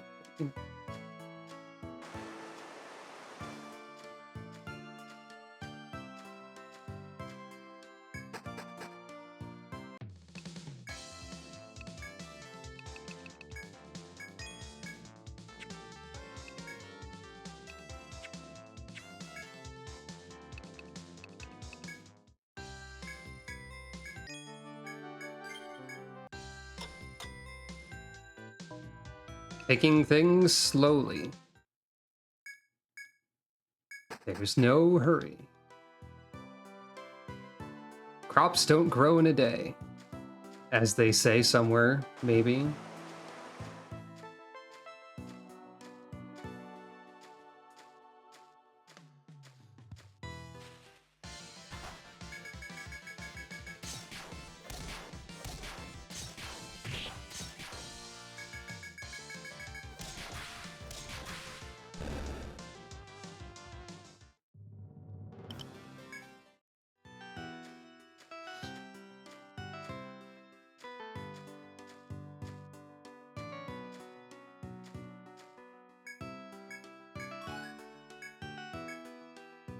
Okay, so it didn't refresh yet.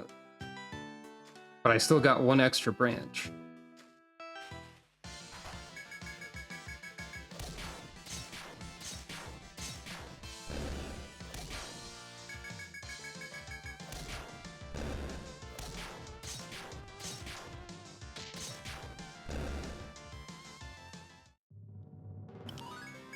And now Jackie can get Harvestry.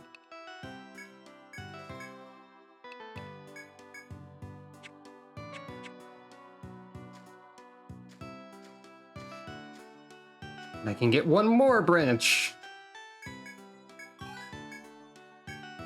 Yay.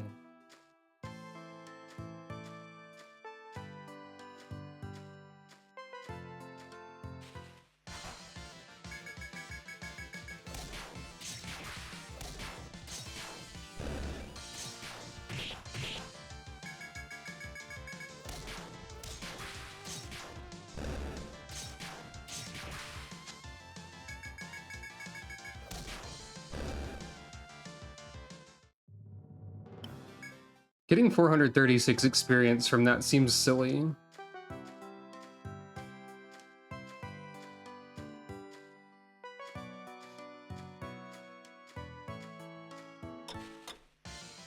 Ah.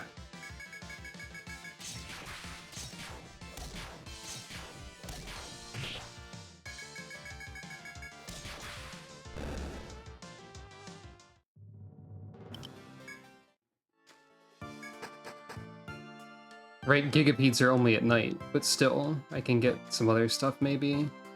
If I don't explode. Right.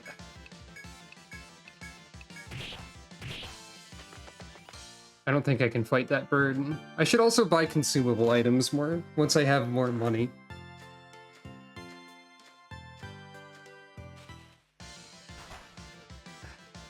You know what? What if I tried to fight the bird as a joke?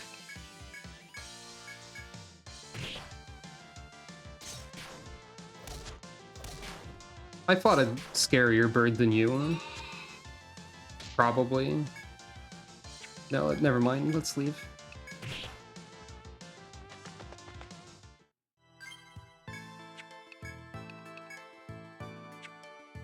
Wait, there's like a month called Dormouse in this game? I didn't know that.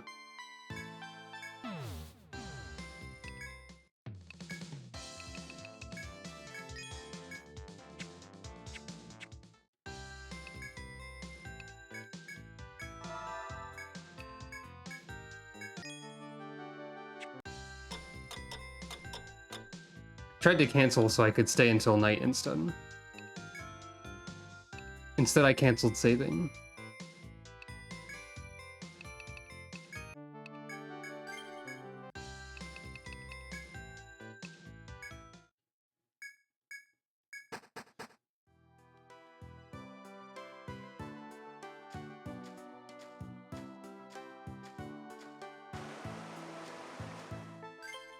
Oh, I can see how many chop, mine, and take I have remaining on this menu too. So I don't have to guess. That's useful.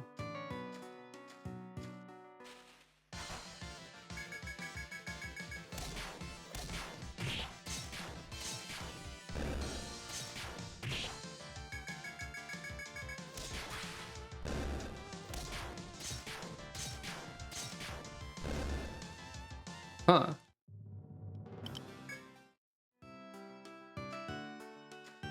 There's a special New Year's Day. I said special without really even meaning to. My brain just sort of fell over into that. There's a special day. You ever accidentally become Spamton for like a second? I apparently do. Given the pace of this so far, I bet I will probably see that though. I'd say there's a decent chance.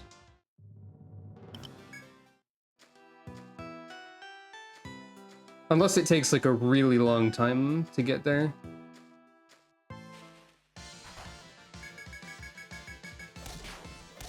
I could probably use auto for these at this point. Instead, that would make it slightly faster.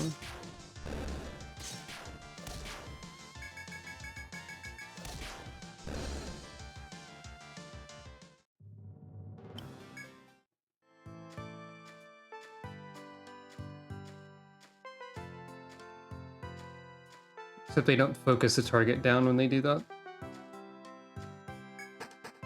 And that's the problem.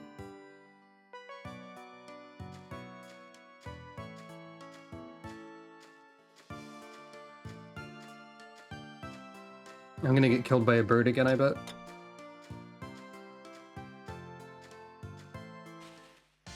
Yep.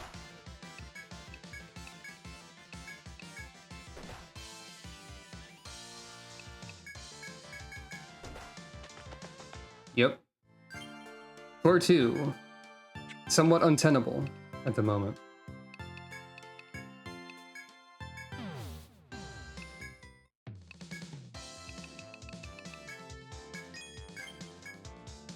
New items are available. Hey, what's up? It's me, Large Bill. Hello, Large Bill.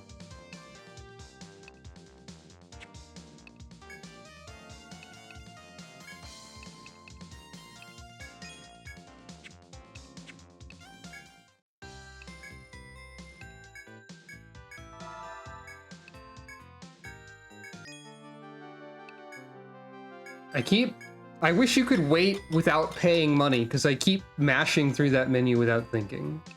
Like a goofus, when I really need it to be evening.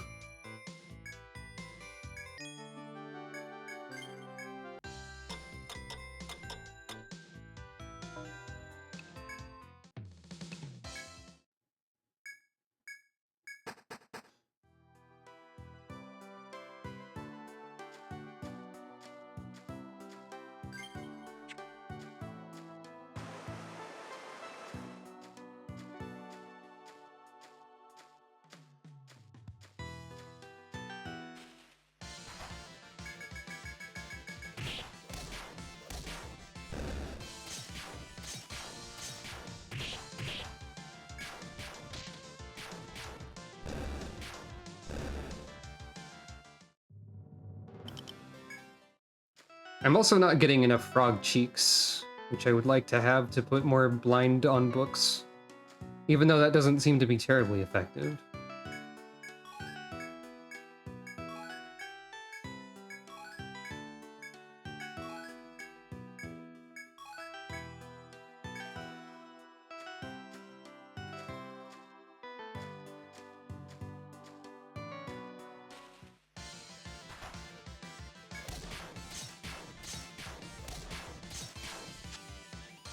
Wow, the Lynx missed.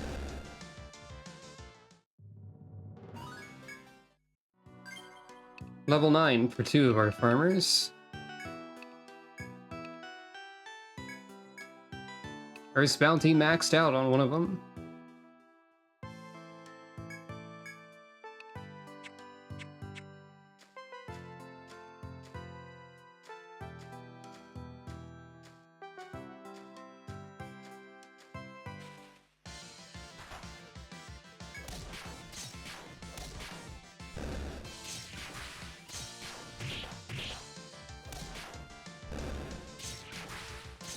Agriculture is accelerating. Indeed.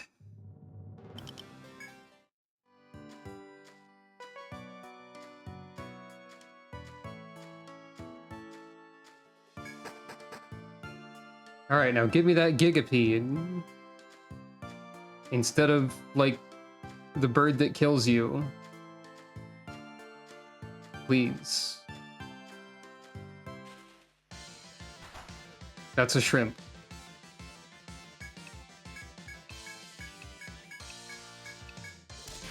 It's still something new that I haven't defeated too many of, so that's still better.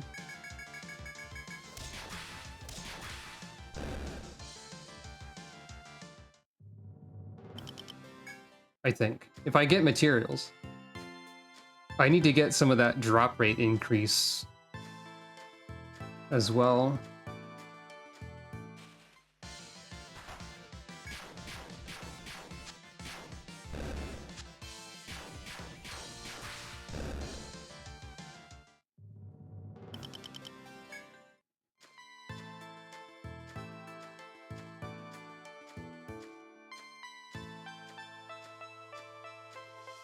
Maybe I should give someone horseplay so I can, like, make it night easier as well. I was just saying I wish you could pass time easier.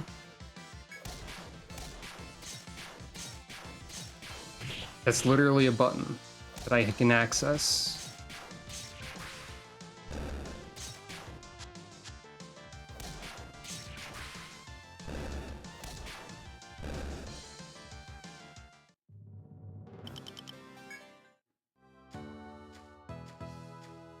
Yeah.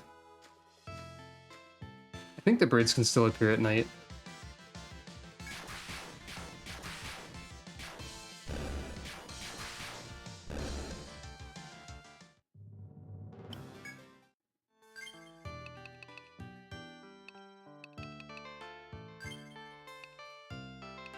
I should also try...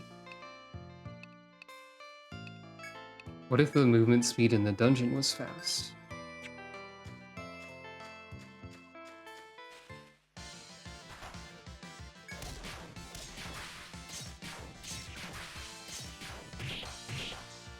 Ow.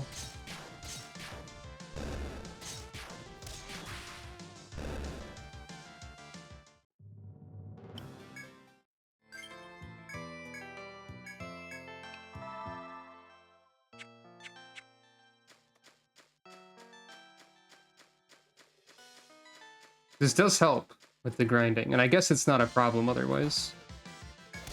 Not finding any gigapeats, huh?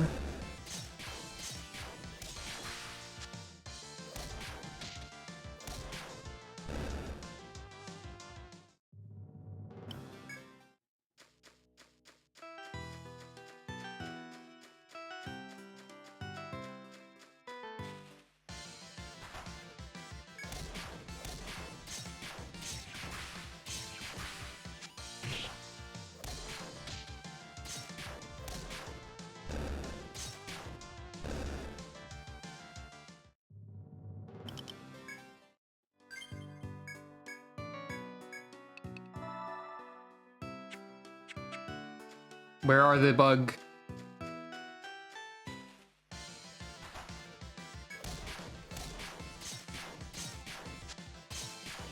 Show me the bugs!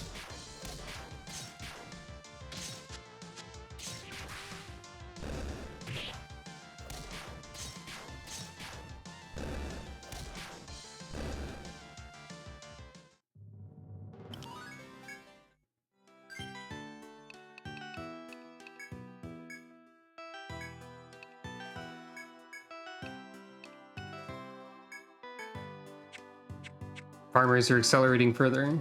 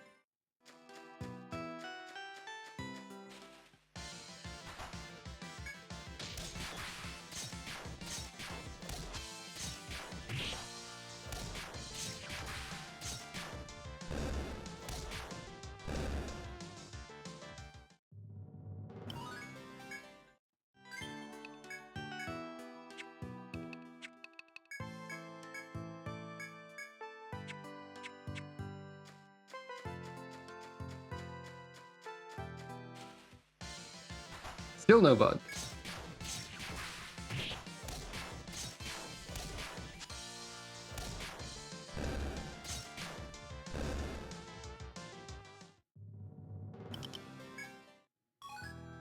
Poisonous tail though, that's new.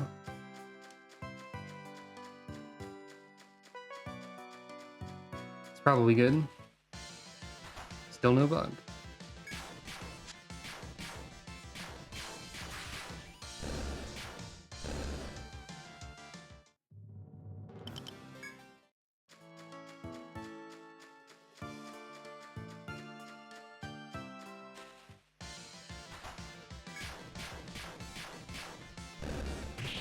This is becoming silly.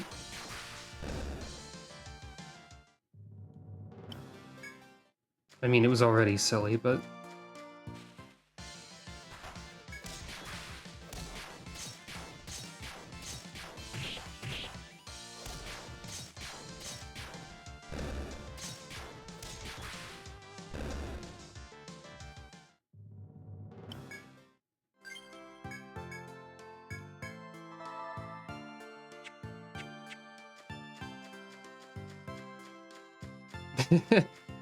yeah, exactly.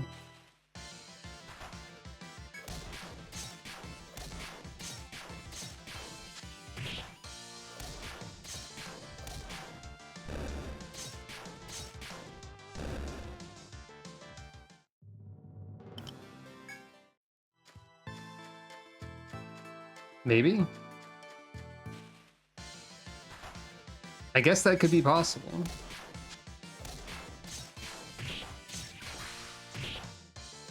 It'd be funny if that was the case.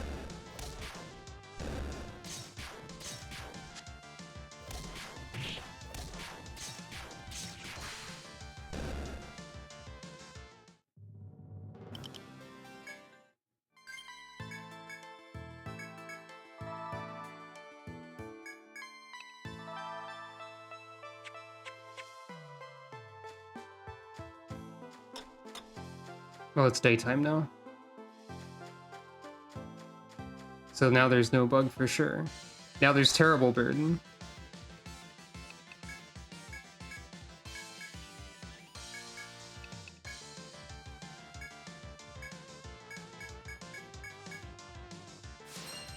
Mumyoken! Cross slash!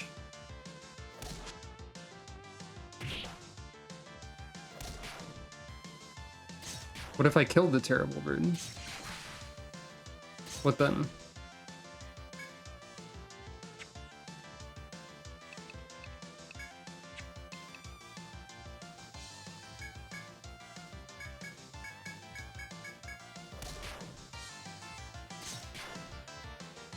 The bird's gonna kill Jackie though. Yep. Of course. And Lambert.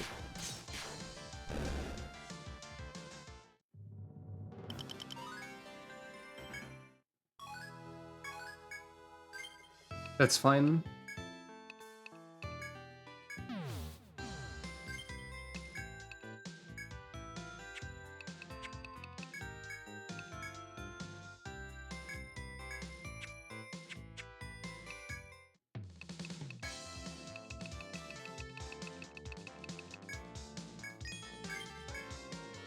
Ah, feather armor is available for purchase now. And also some gloves that give tech. I wonder if that makes the book attack stronger or not.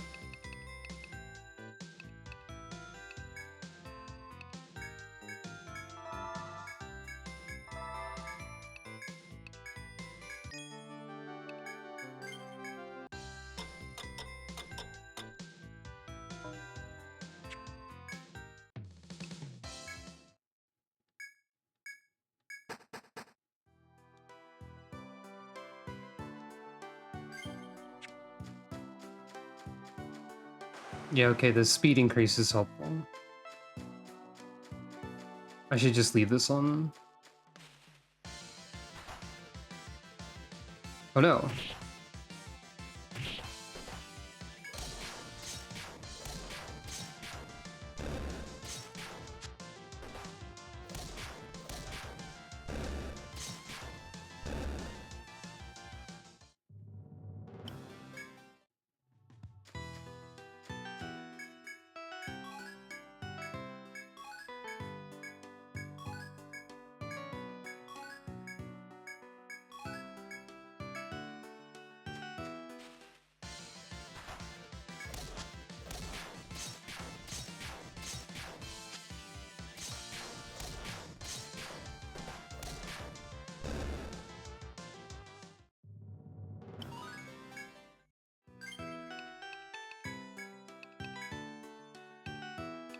Okay, now what does Lambert get?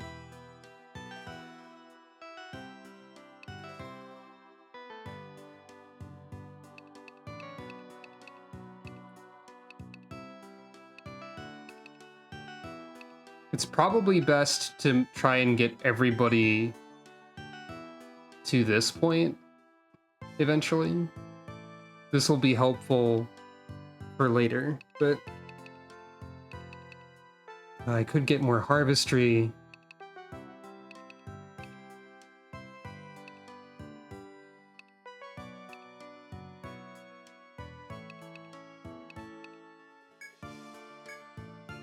Lambert will go all in on gathering, I think.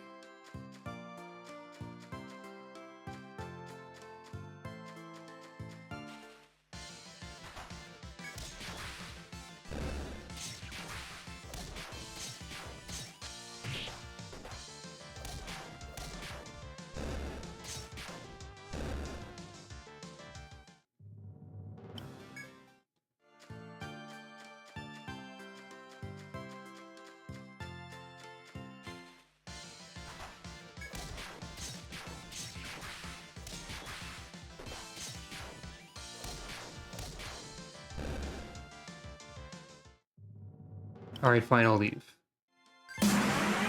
Hello! The raids are very loud. Welcome to whatever this is. Welcome to Etrian Odyssey 3 with only farmers, which is not a great idea. Like, logistically, but it is funny.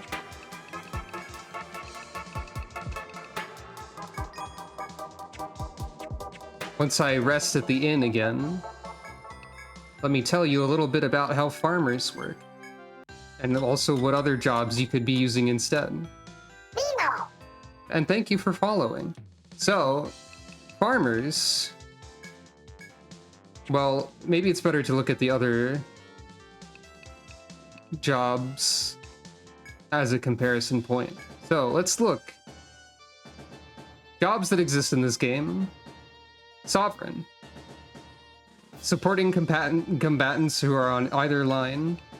They are princes and princesses who can do a variety of like buffs and heals and stuff like that.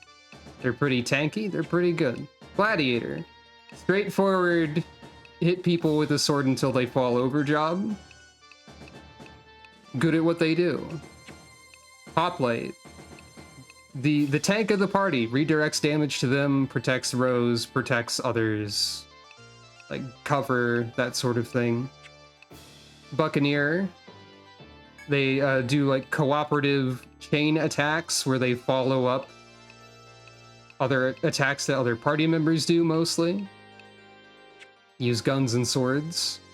Ninja,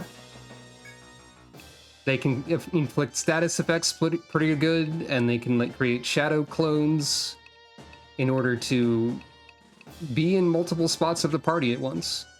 Monk. Healing and some damage dealing. Punching. They're the healers of this game. Zodiac. The wizards of this game. Elemental damage. Wildling. They support by summoning a creature that can do various things, and attack, and cause status ailments, and so on. Arbalist. Long-range DPS. They shoot a gun. And Farmer. These farmers seek to apply their wisdom to navigating the Labyrinth despite their clumsiness in battle. Let's look at the stat comparisons just briefly. You'll notice they have less stats than everyone else. Exploration specialists of the back line. So if we look at farmer skills, they have the party gets more experience. Enemy goes to sleep, but so do you. Enemies target you less. Enemies can have head, arm, and leg bind. Enemies are weaker. You can revive if you get killed once. Status ailments you have can be inflicted to the enemy. If your HP is maxed and you're in the front, you recover TP. Make camping better. Make harvesting better. revive people outside of combat, get more item drops, see when there are enemies that will kill you, leave and go to town for free. This is like super good though. Don't get hurt by traps on the floor, and don't see enemies for a bit. You'll notice they have no attack skills at all. So what do farmers have in their favor, you might wonder? First of all, gathering resources, once it gets up to speed, is gonna give us a lot of money and like items that we can buy and stuff. And furthermore, the experience buff that I have means that the party is a significantly higher level than they should be right now, even though that's not really giving them much of an advantage yet. And also, furthermore, later on we'll be able to have subclasses so they can get skills from someone else, which will be very helpful, but I have to get to that point too. Also, here's the squad. The Almanac Guild: Jackie, Amanita, Lambert, Russula, and Ramsey. They're a bunch of goobers, probably. So let's harvest some branches, I guess. The current thing I'm trying to do is get a specific enemy to show up on floor 2 and drop a specific item for a quest, which will give me a cool weapon and also a bunch of experience and stuff.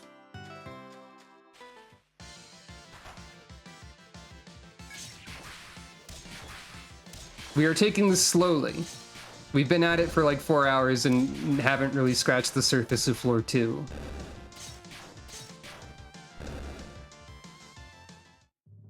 Yeah, like 467 experience here.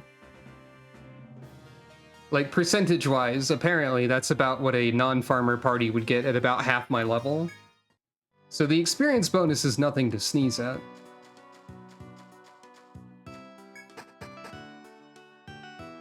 Yep. And they don't even have the experience bonus maxed out yet. Alright, let's see if bugs exist today. They didn't before. Nope. Not yet.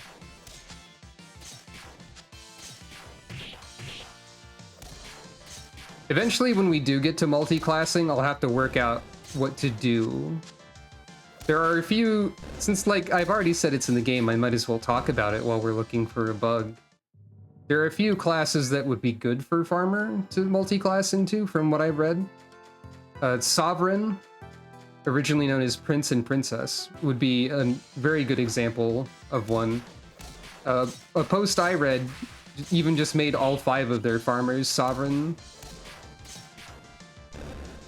That way you can like restore HP easily and buff and like have a lot of longevity in terms of exploration and so on. Wildling could also be a useful one, because they can still summon the animal companions. They don't get the Wildling only class passive to make summoning better. However, the animals can still inflict a lot of status ailments and whatnot. So that's possible. Hoplite would also be good because their defensive skills are not based on your stats at all. And as such, you can, like, use them without being penalized for being a farmer. Yeah, Amanita did just almost die from poison. I should probably buy more healing items. Do I have skill points to spend? I do. Okay. I have to figure out what other people need to invest in.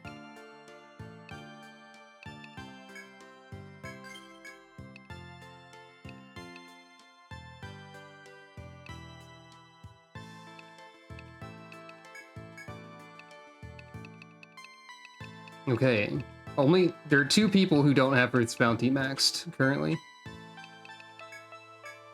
But yeah, so, and then the last job that I think would be potentially good, oh hey, there's a bug, would be Ninja.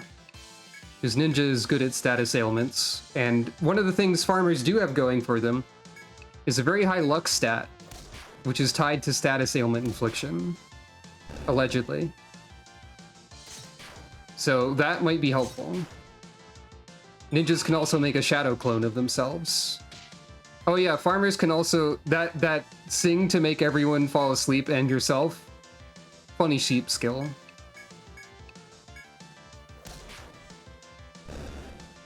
I don't know how useful that's going to be in the long term, but... might as well have it. Now we also have to hope that the Gigapede gives me the item that I need. Right, you all can't use the limit because Rusula is still sleeping. That's fine.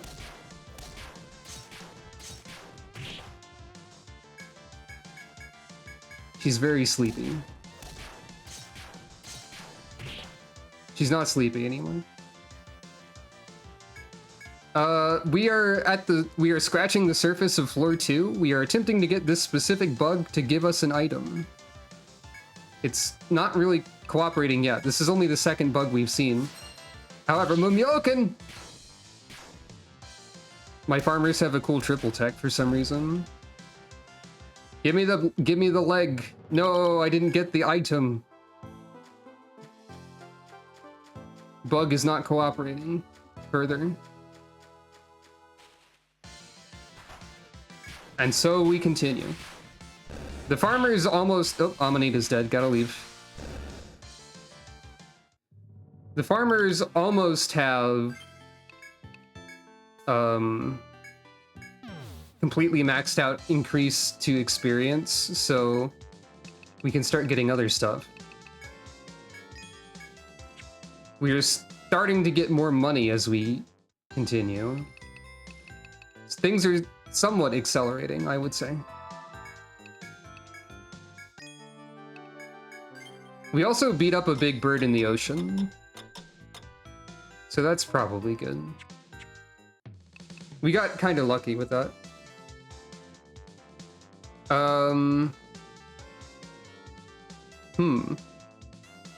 I think the sheep becomes a gigantic sheep with like defensive capability, and then they all just sort of ride it out of the labyrinth.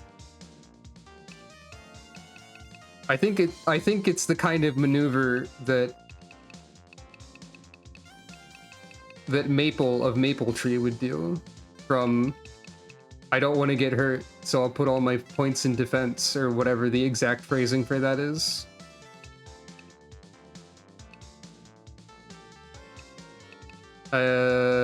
Right, I need to buy healing item. That's what I was doing.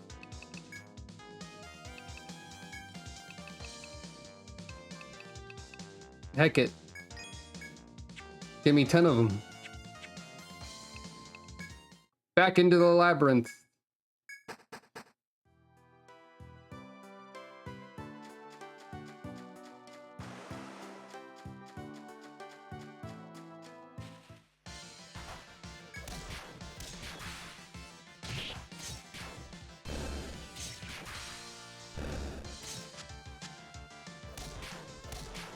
This won't truly pick up, like, speed until we get subclasses, probably, which I think doesn't happen until we clear the second stratum. So that'll be a bit... We'll have to do our best until then. Oh, right. Jackie has... You get horseplay. Why not? This is Jackie's power. Jackie is the goofball of the team, like, more than anyone else. This is what I have decided. The game encourages you to invent personalities and lore for your characters. And so I have, to some degree. Mostly Jackie is a doofus, and the rest of them are, like, a little bit less of a doofus. But it's mostly her being a doofus.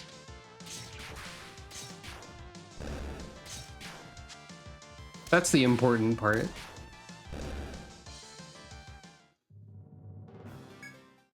Perhaps as I get more options and equipment, they will be able to diversify more. Yeah, Ramsey is probably somewhat mysterious. Oh no, we're being ambushed by a cat.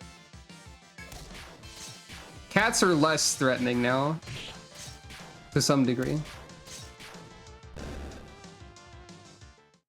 Well, I was talking about what subclasses are useful for farmer, which I think you missed.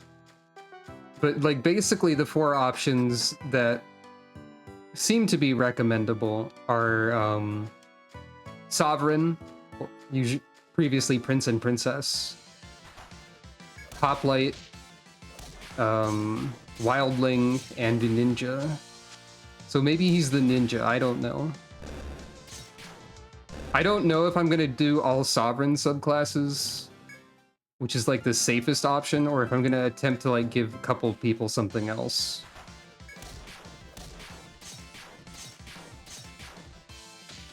Uh-oh, poison. It's fine. Another poisonous tail.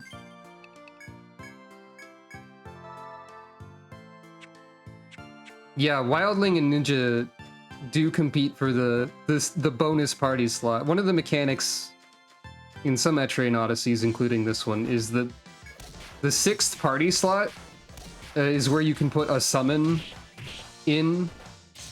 I believe like Etrian Odyssey 5 or something is the one that adds Summon Rose.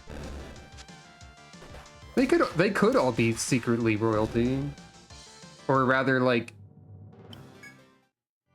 rise up and take the power of royalty for themselves. But like realistically, what I would probably do if I used any of the other classes is have, oh, there's a bug, would be to have either a Ninja or a Wildling, and then also like maybe a Hoplite, and then probably 3 Sovereigns if I did decide to use other ones.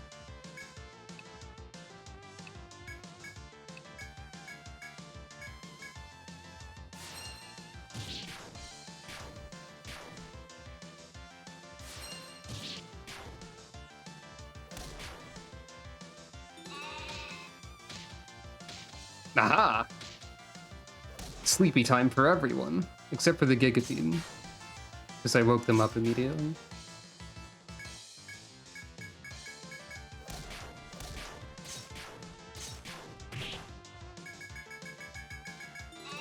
Oops, I did it again, but that's fine. Corn is not actually like an option. I don't think corn exists, unless we can harvest it later. Gigapede leg! You found the item that was asked for in the request. You should take it to the bar. 3 Sovereigns with this crew is a reverse Dragon Quest 2 where the party's 2 princes and a princess. It depends on who I make the Sovereigns, but maybe.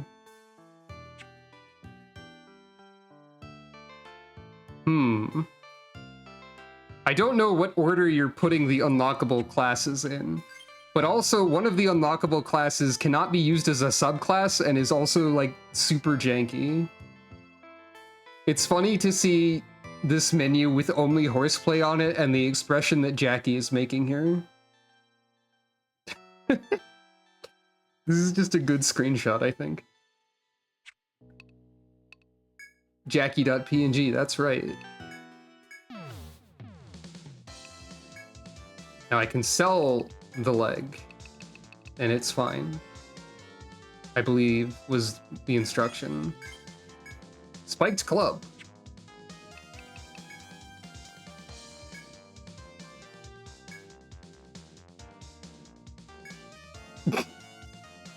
Wait, hold on. You repeat that? Welcome. Oh, it's only you. No window shopping, please. What's with that look? Do you take me for a tedious woman who cares only about money? Not so. In truth, I have an ill sister. I need money to pay for her treatment. Just kidding. Did I have you fooled? Time is money. If you're bored, buy something.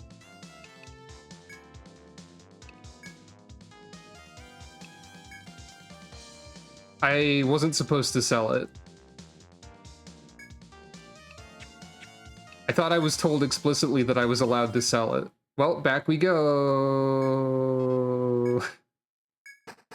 I bungled it.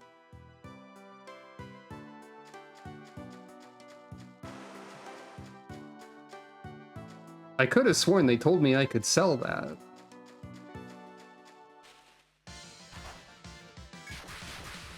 Did they not?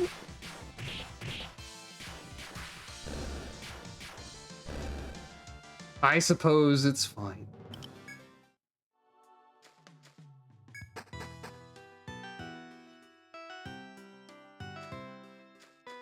They don't call it the Marshlands of Misfortune for nothing. The item was marked with an exclamation point, but I figured maybe that just meant, like, quest item. It looked like a warning, but I wasn't sure, and I thought I remembered them explicitly saying I was allowed to sell it, so I sold it. But now we've learned. And learning is half of the battle, and the other half is being killed because you're farmers only. Oops. Rusula. Oh, no, we still need one Earth's bounty on Ramsey. And then we have so much bounty, it's ridiculous.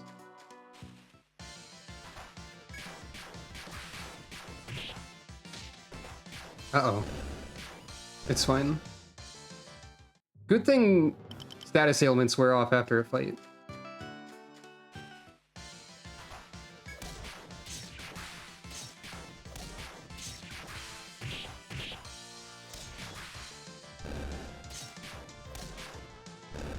Using Tron Bond's misadventures as a comparison point to this game is funny to me. I know nothing about it,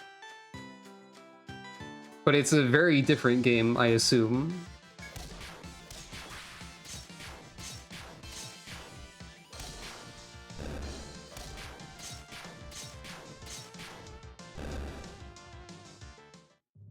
It's fine though. All this really does is mean we get more resources.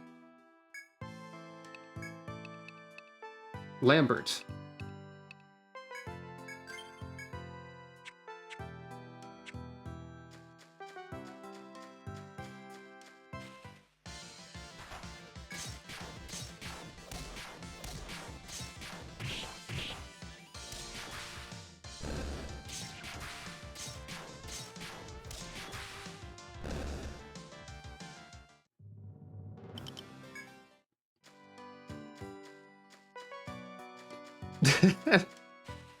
Are there actually 40 serve bots in that game? That's a lot of serve bots.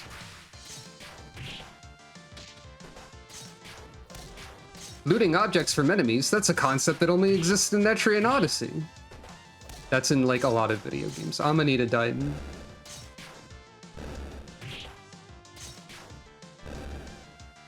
Time to leave.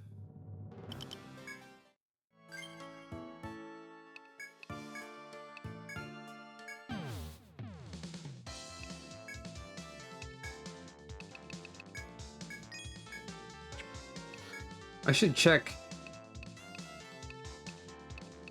item.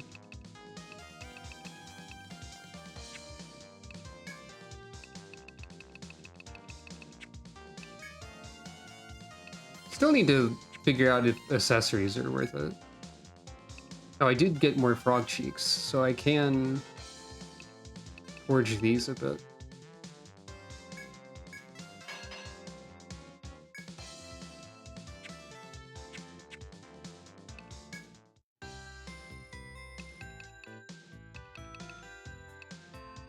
What would I be surprised by?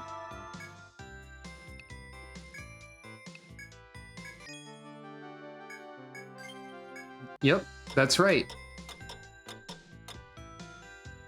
That's exactly what they do.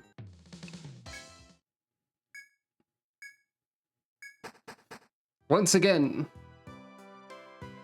Oh, how useful servbots are. I wasn't wondering about the usefulness of servbots. I was wondering about the usefulness of accessories for the equipment slots I have. There are probably later accessories which are more valuable than the ones I have available. I would guess. I would be surprised by the usefulness of servbots, though, all things considered, probably.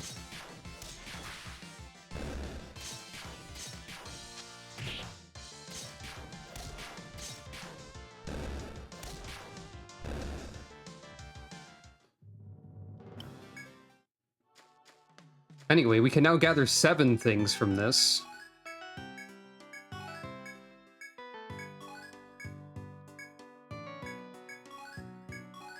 Oh, a rare thing.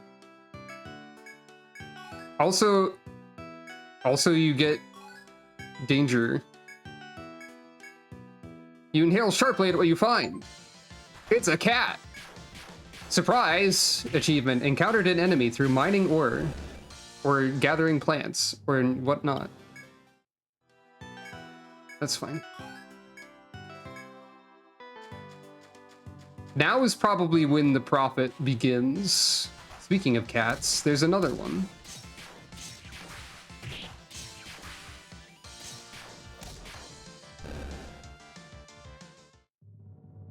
Remember when cats were the deadliest thing? Anyway. Earth's bounty maximum on all farmers. The Almanac Guild's experience points are now the most increased they can be, unless there's accessories for that or something.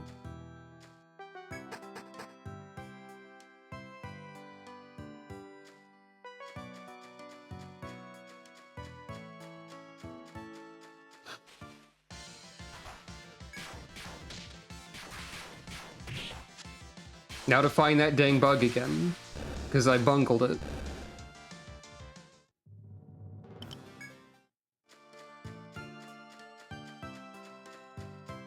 It's funny to see like a peek of the FOE as well. Is there a command to wait in place for a turn, as it were? I don't think there is. I should check to see if horseplay is effectively that, actually.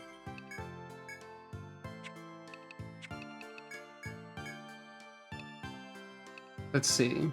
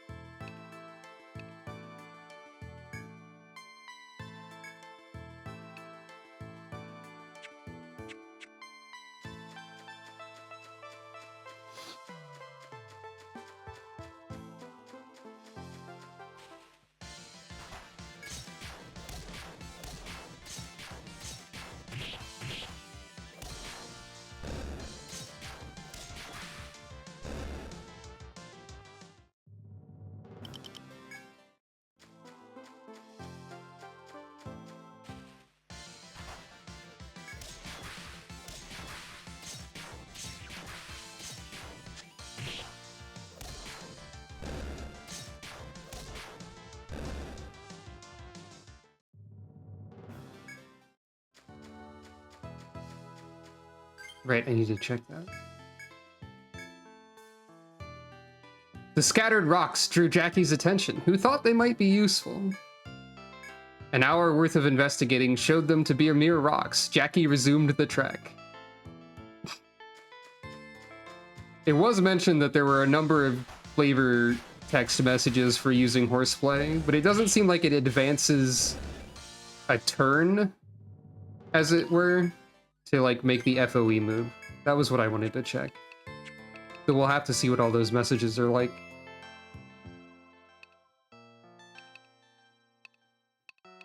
Right. It's gonna work on getting everyone the actual combat moves, I guess, for now.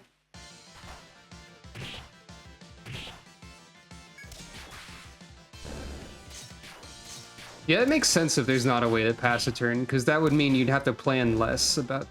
But I feel like Persona Q had that ability, but I might be wrong.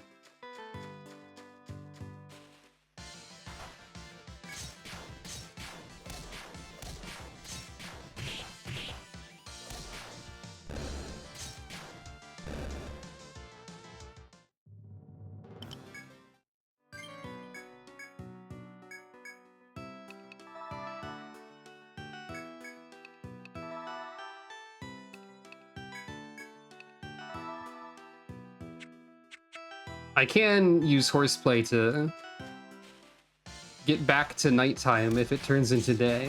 So there's that at least.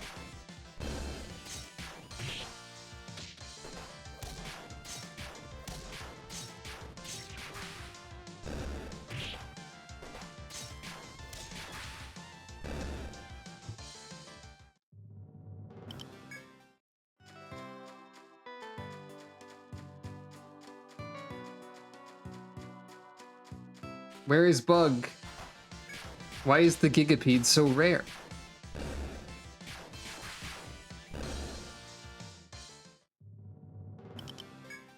And its drop even rarer.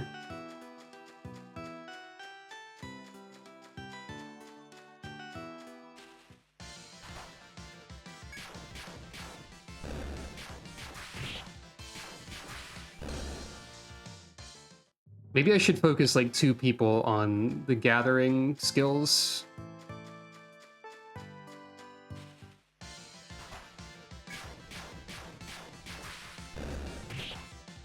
Also, I guess I can't really use horseplay enough times to cycle it all the way back to night, probably. Because I need to use it like 12 times. No, wait, I do have enough MP for that. PP.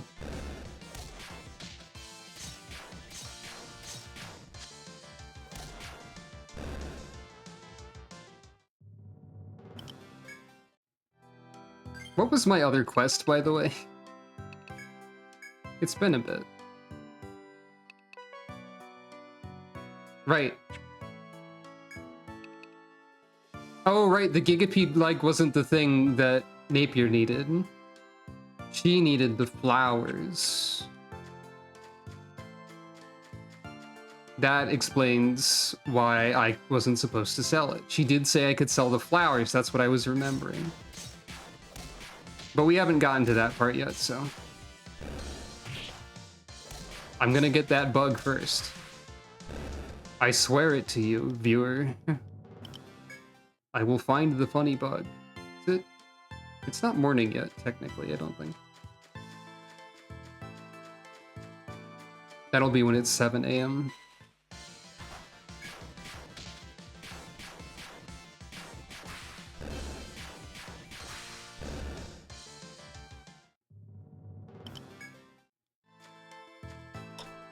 Like now. Jackie stood there and spent an hour doing nothing. That's it? That was the entire message that time. Jackie stood there and spent an hour doing nothing? Okay, there must be some condition that changes the line. You ever stand there and do nothing for like 12 hours? Oops, I missed that one. It actually did change. Something about shoes. I was expecting nothing. Jackie felt a nice breeze and stopped walking to bask in the wind. The brisk wind was nice for quite a while, but eventually became too chilly to stand. Pay more attention. Jackie stopped to inspect what seemed like a ragged shoe, then began to patch it up. After an hour, Jackie replaced the fixed shoes wearing a wide, satisfied smile.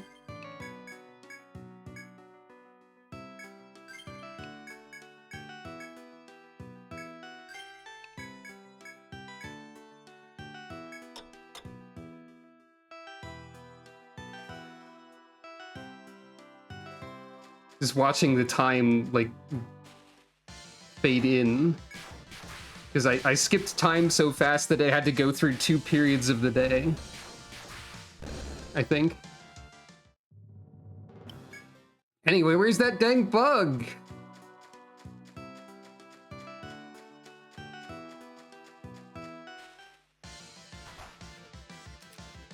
Oh. I didn't... Forgot about this menu. They're all used to it. Probably. They're all in on it. Some of them probably wouldn't want you to believe that they're also ridiculous, but everyone in this party is ridiculous. I feel like Lambert is the most reluctant to admit how silly everything is. Maybe that's why he's the one focusing on the gathering. He's the one taking it most seriously.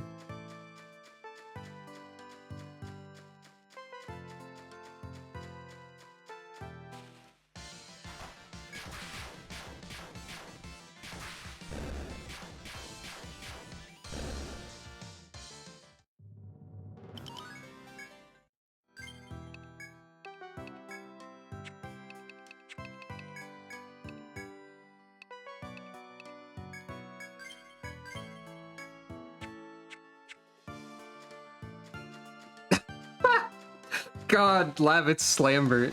I wasn't expecting that. You know, I probably should have. That's probably where Lambert came from, like in the back of my brain. A subconscious memory of Slambert was there. Uh-oh.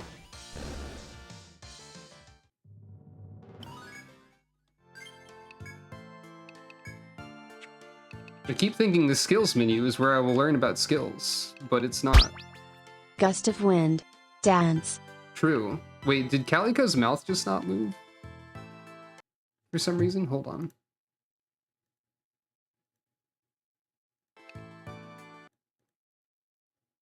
That's weird.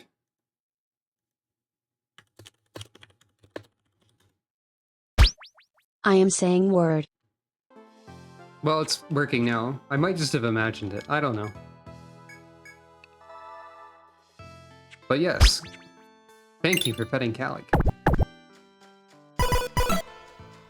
One of these days we'll see the bug and collect its leg successfully and then not immediately sell it.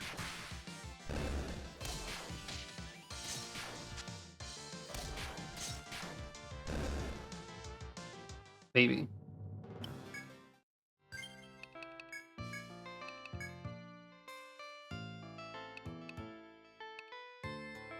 So, where's the... Ah, the battle drop rate thing is Camp Mastery. Alright, someone needs to pick up that. I think that'll be Amanita's job.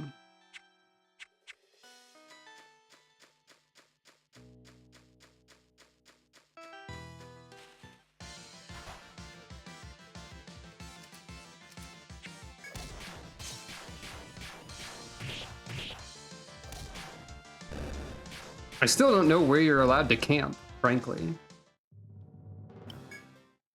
Does anyone know how you camping? There is a tent icon, so I assume there's like bespoke campsites that are labeled.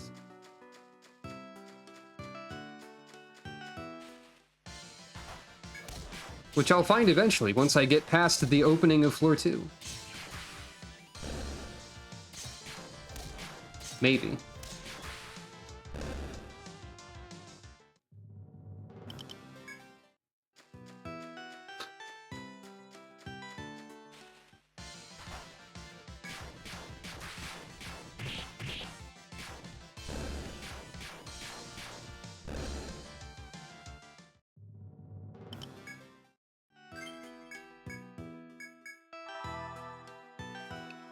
Rest well, and thanks for stopping by. You can probably expect to see more of this in the future. As well as some other things, because I did mention that I'm planning to try and stream a greater variety of stuff. Oh. Well, I guess it's time for farming, but like really dramatic about it. People do farm extremes, that's a thing. That makes sense. Behold my farming power. I will say various farmings, irrigation, crop cycle, weather channel. It's one of the important ones in starting, at least. 5 million coffee beans.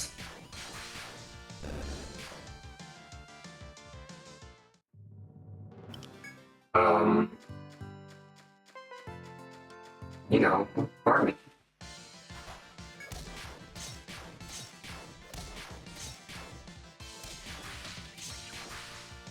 The longer sure the digital Ripper Extreme exists as a redeem, the funnier it gets that sometimes I just don't have a lot of words to say. That's part of the gamble. Amanita. I said I'd spec you into camping, and so I will. I will do so. Wait, what's the month? Right, it's still Dormouse month. Very good name for a month, by the way. Where the heck is the bug? Has anyone seen a Gigapede around recently? It's funny how rare this enemy is. I'm gonna be level 15 before I enter floor 2 proper or something. You know, I guess I could attempt to proceed further and just assume that Gigapede will show up eventually. Once it becomes daytime, again, I will attempt to cycle time, or I will just attempt to proceed regular style for a bit.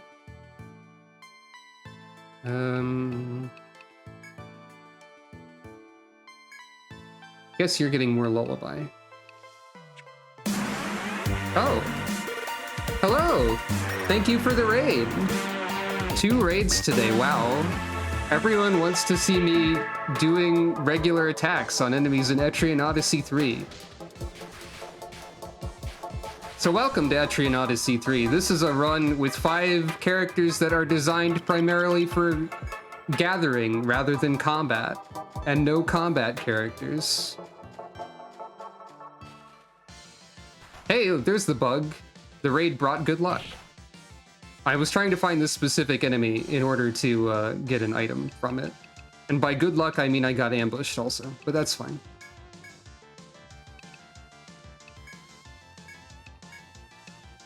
It's fine. I will take out the weaker enemies first. Except for that one.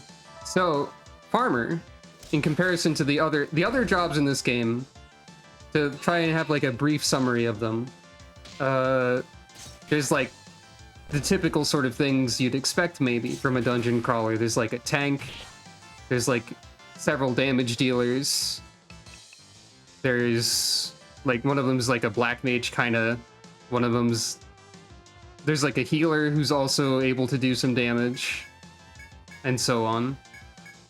And then Farmer is meant for gathering resources, and they have like a couple weird support skills, and also a few things that like make this even technically possible, I think.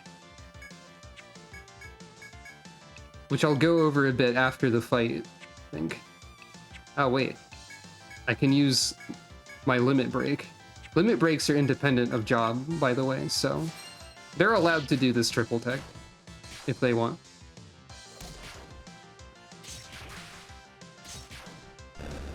Now give me the Gigapede leg that I need. Yay! This time I won't sell it. You found the item that was asked for you in the request. So, since we're gonna be going back to town, and I gotta rate. Oop, that's the wrong button. I'll go over some stuff again after this.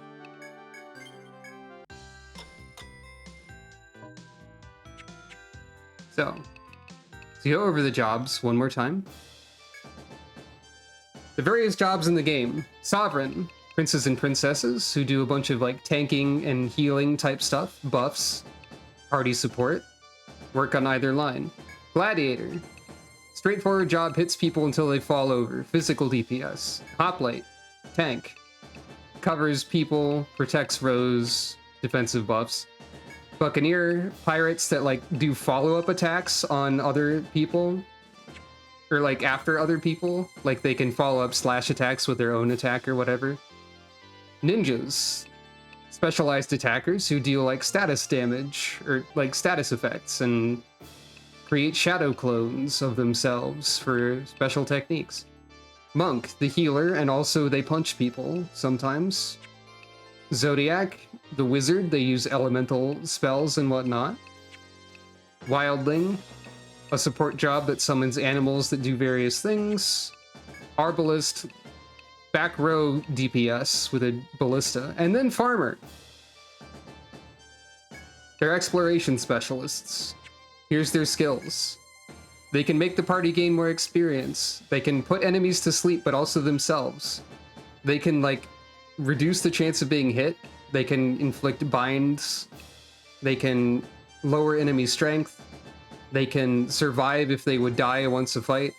They can transfer or duplicate status ailments that are on them to the enemy. And sometimes they can recover TP if they're at full HP in the front. And then everything else is like, gather more stuff, more rare items, more times you can gather. Camping is better. Drop rate is better. Revive an ally outside of combat. Show enemies that will kill you. Go back to town for free. Well, except for the TP cost. Nullify trap floors and eliminate enemy encounters briefly. They have no attack skills, but the main things they have going for them, in terms of an all-farmer run, would be Earth's Bounty makes me get, like, way more experience than I should, so I at least have some metric I'm ahead on. And they have a very high luck stat, which enables their, like, even from these level 1 stats, you can see they have the highest, which makes their status infliction rate pretty good. And eventually I'll get subclasses, so I'm allowed to do some of the stuff the other jobs can do as well. But for now, we mostly hit stuff for low damage and hope. It's a slow-going process, but not everything has to be rushed. Let's actually turn in the item correctly this time.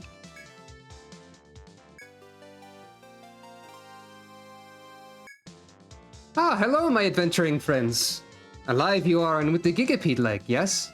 Yes, this is a gigapede leg, and no mistake. I will see it gets to the client, thank you. How is the labyrinth at night? Scary, yes? Many monsters only come out once darkness falls. Here's the reward as I was promising. I can count on you for more requests, yes? Pedant's Book. And a bunch of experience, which is not really a lot, all things considered. This is like 3 fights for me, which is not normal. That's funny. No, oh, there is a new quest.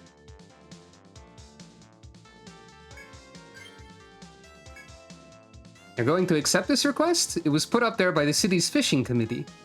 It is sounding straightforward. Go out on a voyage and catch a tannin. Simple, yes?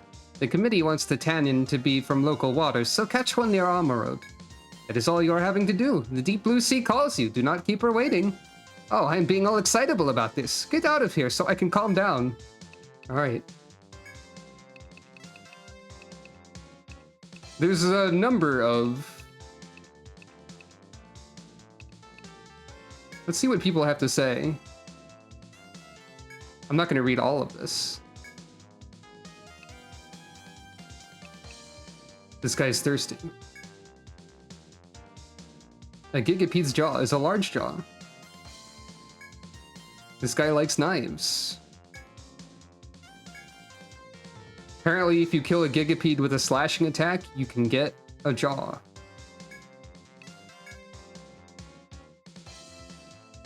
Large bills are those rude jerk birds that suck. They sleep at night. If you don't want to fight one, explore at night. Yep. The gigapedes are a lot less threatening, so exploring at night is actually good. This guy has boots that are completely ruined. A muddy patch on the 2nd floor. Right, there's terrain that slows you down. That's what the yellow is probably for. You lose your balance and you'll be some awful monster's snack. Scarily intense guy. Don't push your luck in the forest. Gentle old man. Deadly durian sashimi. Titan Arums. That's not an enemy I've encountered as of yet.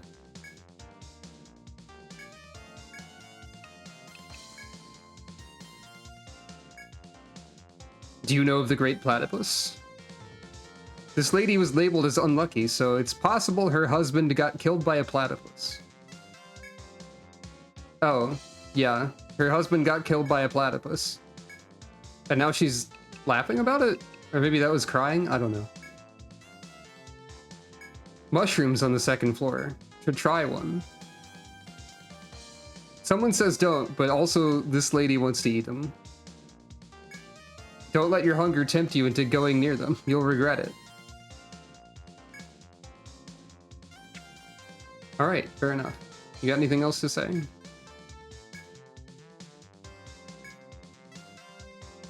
If you go above and beyond, you can get a bonus. Interesting. And now we sell things. Palm trunks are rare, so those are worth a fair amount. And might unlock something. Panzerstecher. Probably a weapon I can't use. Yep. Farmers have a pretty limited set of equipment that they're allowed to use. So... The Mangosh would be a good weapon if I could get the Jaws, which would mean farming more gigapeats, but with slashing weapons that I don't have. Which is funny, but also not practical. Wow, cheap viewers. Incredible.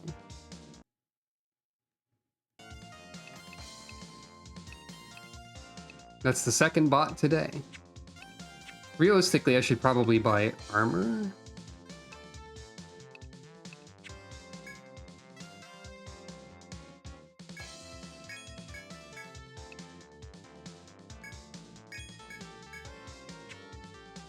You just noticed something? Oh, also that book we got, it's got terrible attack, but it has a giant sleep infliction rate. A boring book that makes those around the reader very sleepy.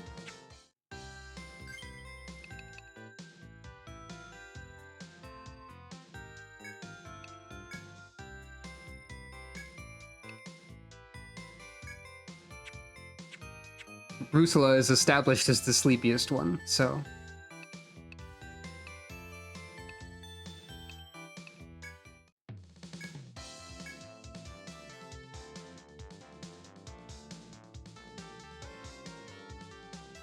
Yeah, for some reason one of the jobs in this game has SO, I guess, as the initial. Sovereign.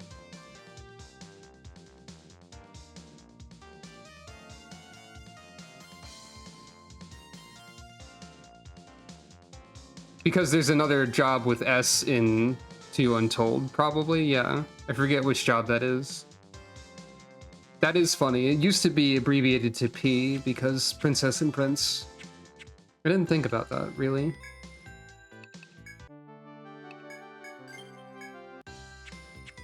Well.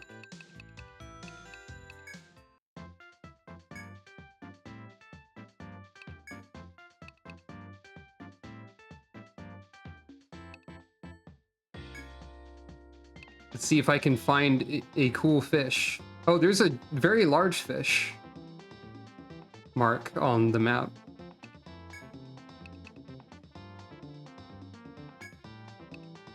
Do I want more fish or rare fish? Or Fish Schools Plus?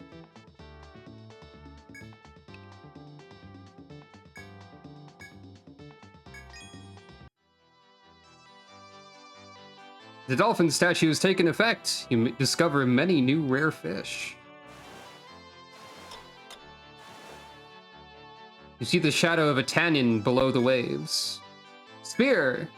You wounded it. Its movements are becoming slower. Spear! It's yours. You've successfully caught a tannin as requested by the Armor Road Fishing Committee.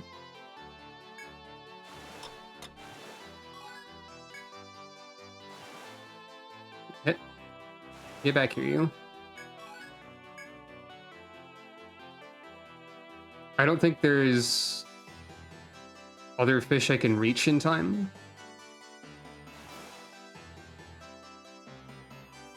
So might as well map out some area. Hey, is that good? There's like a pirate ship emitting a terrifying aura over there, and that's different from a regular pirate ship. Oh. Yeah, why is it doing that? Well, anyway.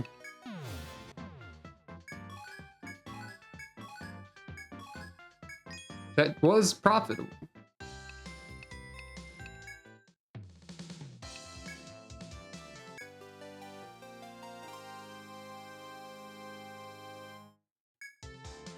Welcome back. It is good to be seeing you once more.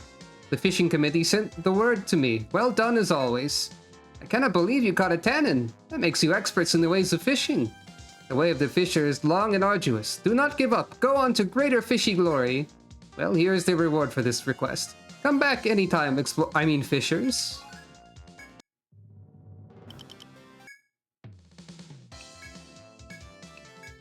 Alright. Now, I don't need those threads because I have a skill that does that for free. Well, for a cost of resource that's easier to get than money for now.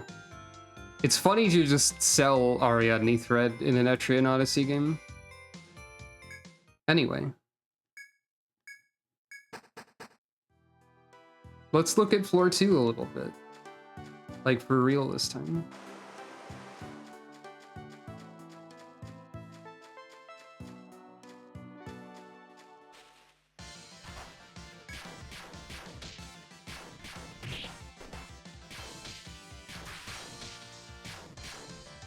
Yeah, the sleep book does a lot less damage than anything, but like, it has a very high status inflict rate. I guess it would do a little more damage if I put it in the front row, technically.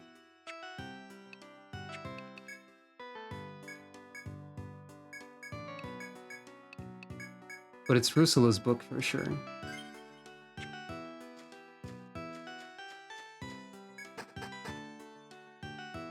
Alright, we're going to encounter the terrible bird because it's daytime, but that's probably fine. Maybe.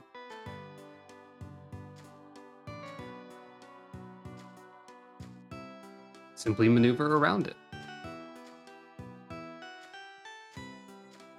That's the first FOE, so it's not like a major obstacle. However, it would be a very bad idea to attempt to fight it. Okay, it still just does one in the front, actually. It's fine. Rusula can be in the front row for a bit, though. If she wants to.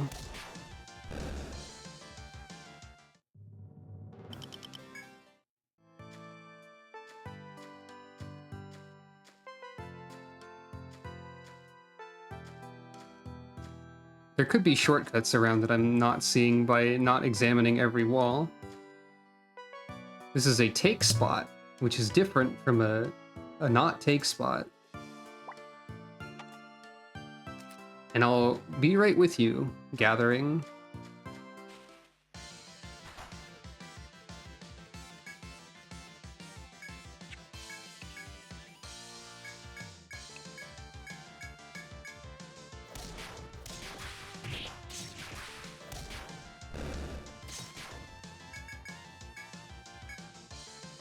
Okay. You are actually very weak to blind, allegedly.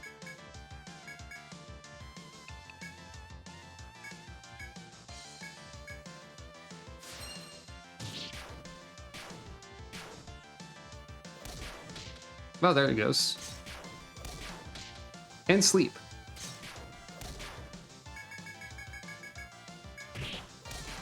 But you woke up immediately. Because that's how sleep works.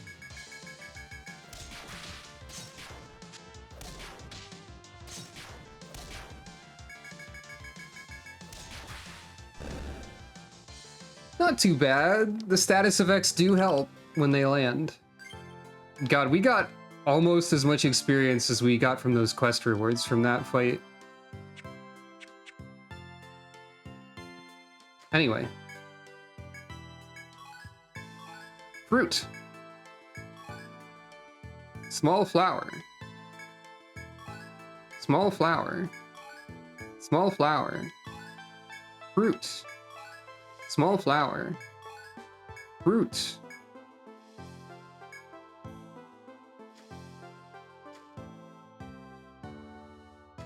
Yeah, farmer's luck stat does seem to affect status of infliction rate. That's an FOE. Hello.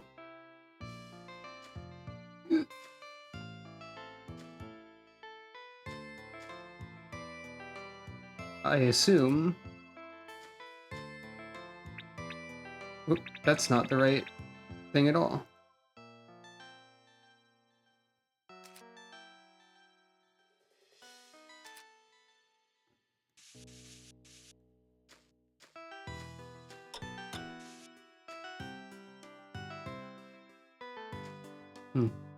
Can't see the full pathway of it. Oh, wow, a Gigapede.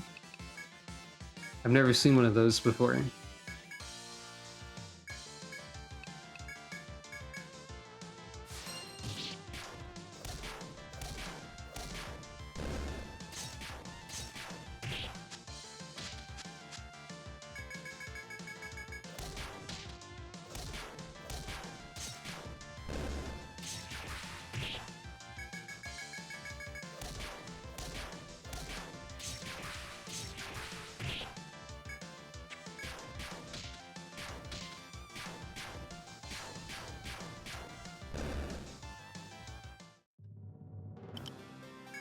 God, we get so much experience.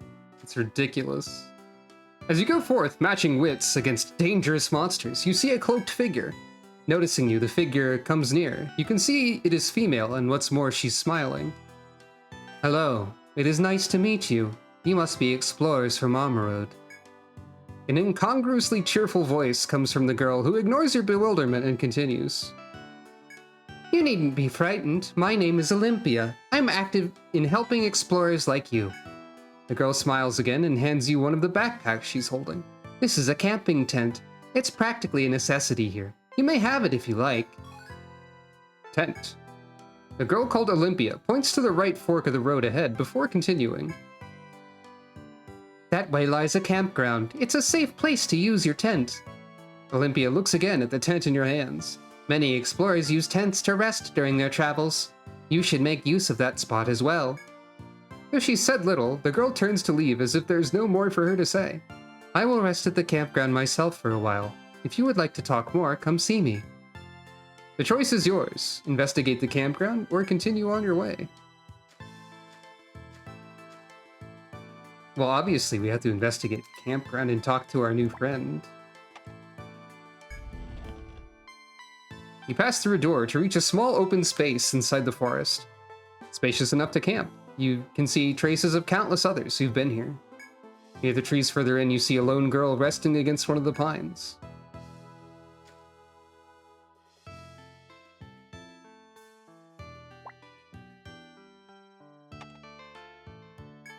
You slowly approach the girl who leans nonchalantly against a tree. As she notices you, she smiles and addresses the guild. We meet again. How fare you in your travels? Try to remember if there's anything you wanted to ask. Who are you? Would anyone in the Labyrinth really be so free with advice and expect nothing in compensation? You ask the girl called Olympia who she is and what reason she has to assist other explorers. Despite the suspicion evident in your voice, probably from Lambert, the girl's cheerful and upbeat as she answers. Don't worry about that. I have my own reasons. After some time, if you grow as strong as I think you will, I'll tell you what they are. Olympia then closes her eyes and shakes her head quietly. It seems futile to inquire any further. Yeah, she's got good decorations going on.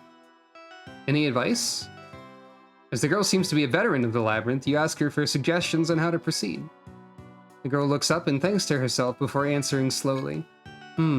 Listen carefully. Some paths in this forest exist where you'd least expect them to. Even when you think you've come up against a wall or a dead end, search carefully. If you can find these hidden passages, traveling from town and back will be much easier. The girl looks at you and smiles once again. It looks as though she expects you to ask another question. I don't have any other questions. You decide you have nothing to ask right now, and you tell her as much. I understand. I'm going to remain here for a while longer. If there's anything else you'd like to ask, please come back here and find me. You say your farewells to Olympia before taking your leave.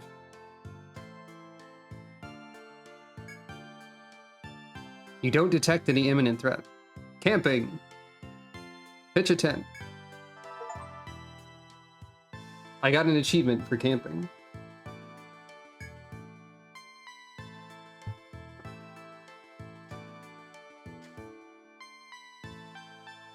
Hooray. Thank you, Olympia. We don't know the name of the other mysterious person who told us about how FOEs will kill me. But they might be important too. What if there was a cat and another creature at the same time? Scary, scary. It's fine. Probably.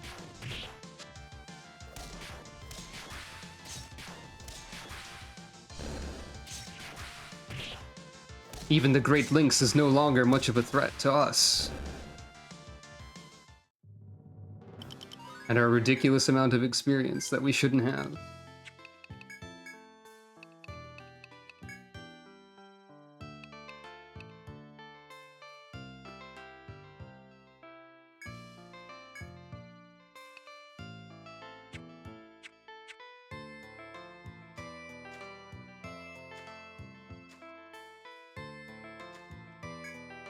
The door before you with a star-shaped insignia has no handle and doesn't budge. Okay, so we have a moon door and a star door.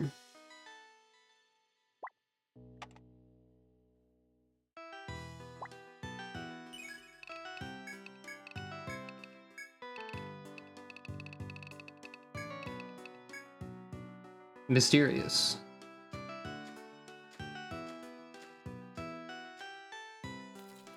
Oh. That's water. Okay, that is what gets marked as yellow. So maybe I'm to mark the FOE paths with red if floor hazards are yellow. Or unless there will be damaged floors that are marked as red. Or I could just mark both of them as yellow and say, to heck with it. Wait, what's this? Oh.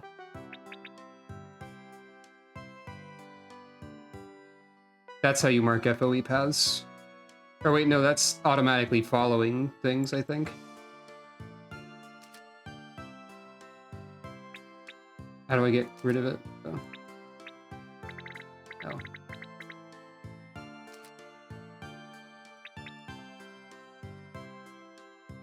I don't know what this does.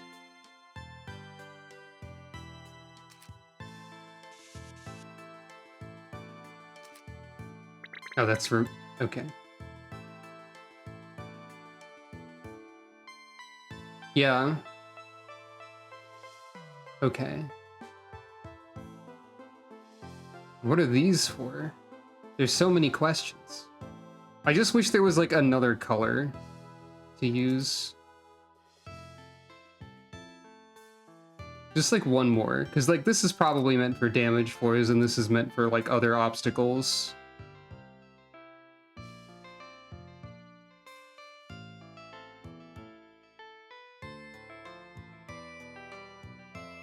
Ah well, not a major problem really.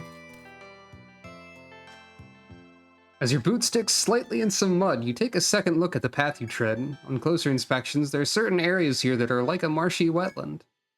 Doesn't seem too deep, but the mud does put a noticeable damper on your walking speed. You shudder to think how easily any monster chasing you through this muck would catch you. You make a note to be careful of the mud from this point on. Maybe for now we change FOE paths to red, and once that becomes proven incorrect by the video game, I will figure out something else. As soon as we find like lava that kills me when I step on it, and that is marked as red.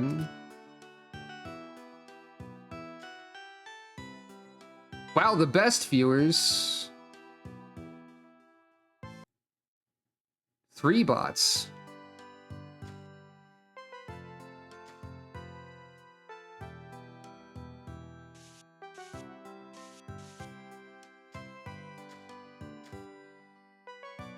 I think that one actually rounds a corner. It does. Also, FOEs keep moving when you are in a fight. If you didn't know this, so it's important to think about.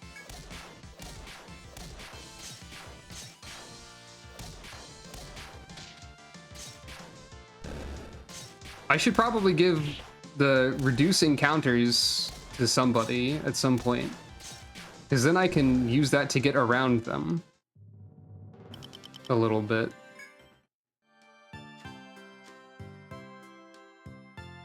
So, uh-oh.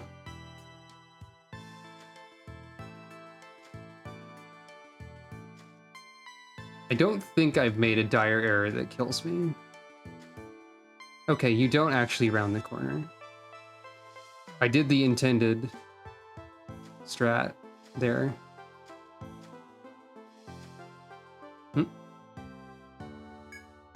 As you walk down the forest path, you find a guard standing at the corner of an expansive hall. The guard nods in response to your hail and raises a hand to acknowledge you. Are you explorers investigating the forest? How goes it? Despite his question, the guard continues speaking without waiting for your answer. I've been gathering materials left by monsters for a certain investigation. Found a few, but there are still some I'm missing. I have a proposal for you. If you have any of what I'm looking for, can you spare some for me? I'll make it worth your while with something I know you'll find useful in your journeys. Upon saying so, the guard shifts his gaze to you to gauge your reaction. You consider the offer carefully. Sure. The guard nods happily and clarifies his request. What I need now is a sharp tooth, a pungent ivy, and a purple scale. Have any of that? Guard's hand's already out, eager to receive. If you have anything, you can hand it to him. I think I might have a tooth. Probably don't have the rest.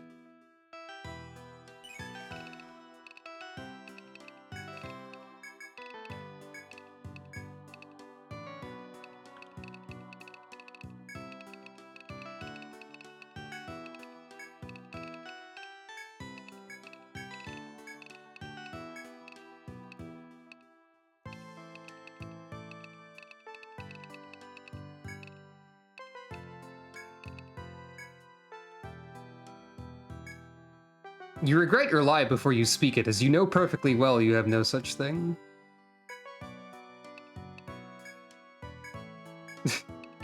I don't have any of these right now, it looks like.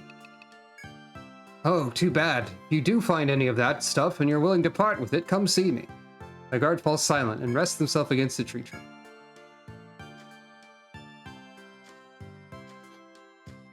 Fair enough. Should be on the lookout for shortcuts, yeah.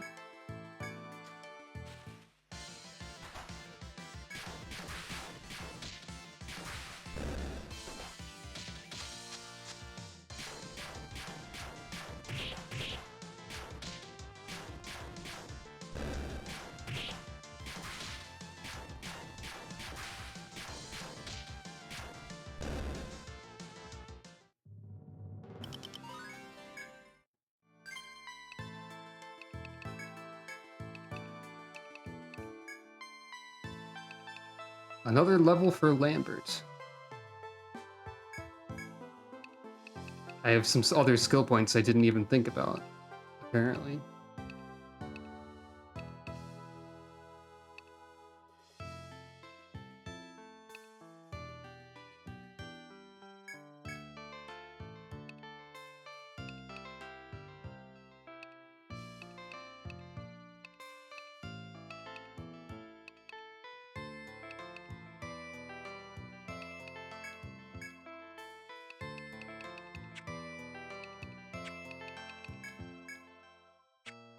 I need to buy more healing items.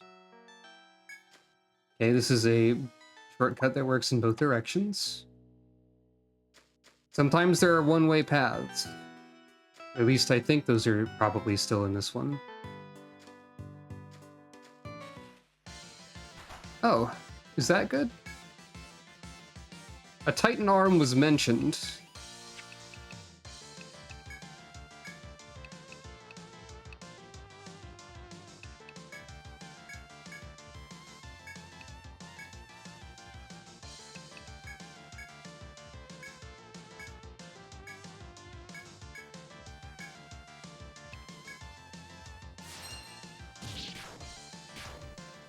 Definitely got funny legs, yeah.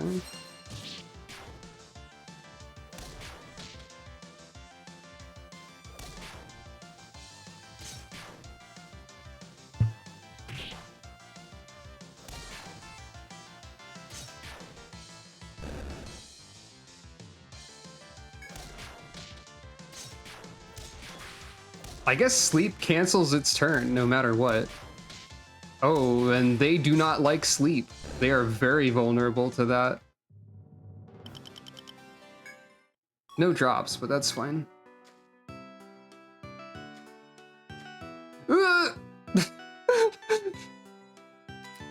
Scary. Okay, you go around that way.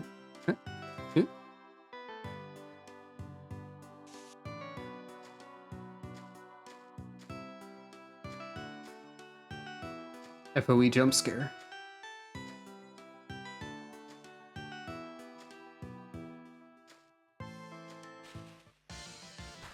Oh, another one.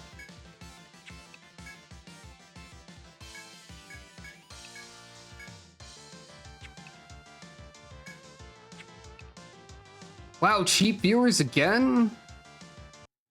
Wow. There are so many.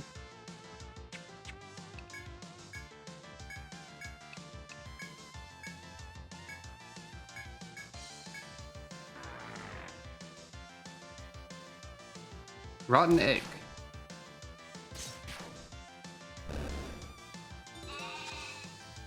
Oh. Oops.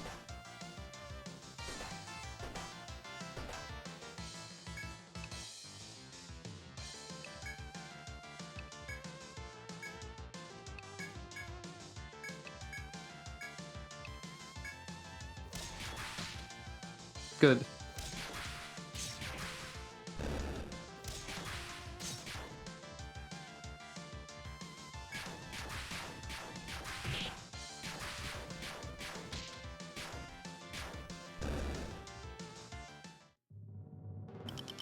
There's some Pungent Ivy for the guard. More of you, huh? I mean, I don't know what I expected.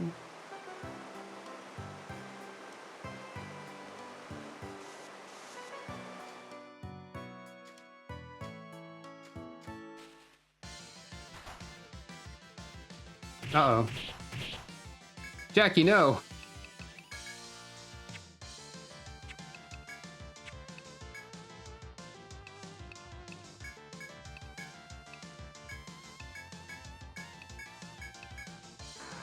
Might be time to leave.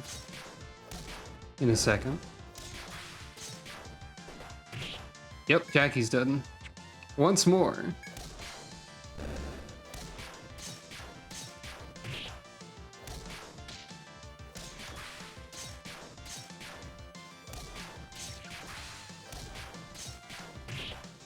And Rusula's dead.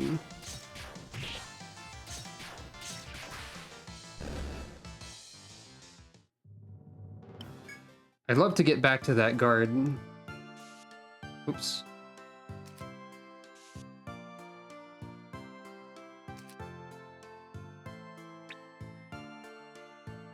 I assume that's the one I marked. I can probably just do that. Yeah.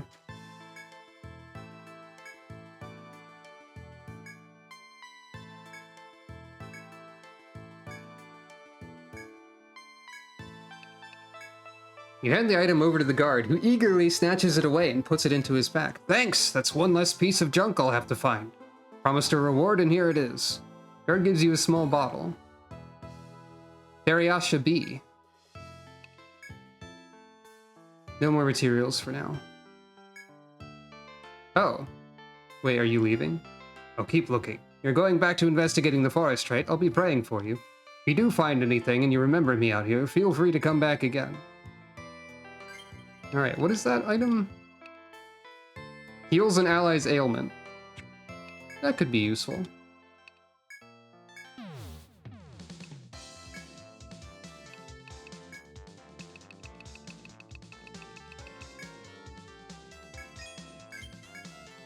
And now I can buy it. And nectar. Hi, do you have a moment? Thanks to everybody gathering small flowers for me, my stock of nectar is back up. It's a great restorative, and it's a must for explorers out there in the forest. Oh, I've sent your reward to the girl at the bar. Don't forget to get it from her. Thank you for helping me with this request. I'll make sure to ask for you next time.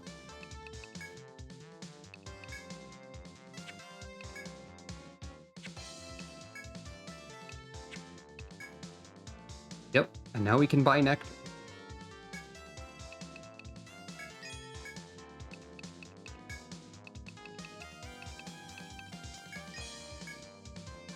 Yeah, money is definitely beginning to accelerate.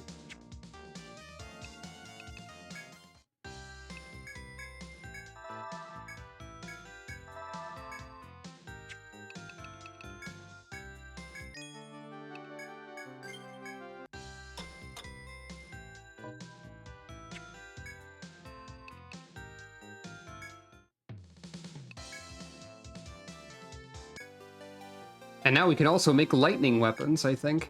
Ah, welcome back, adventurers. You are safe, I see.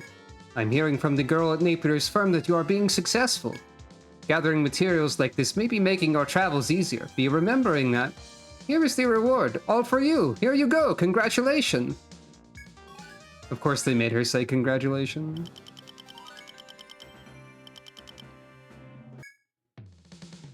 Any other quests? No.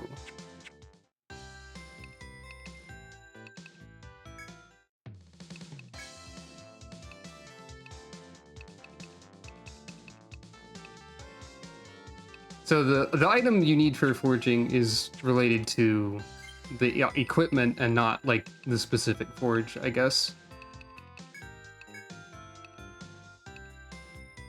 Adds volt element. Yeah. All right.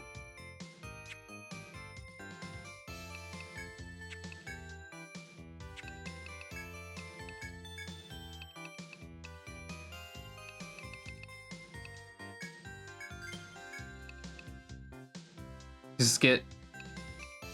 What are these? Okay, these increase the number of steps and the cost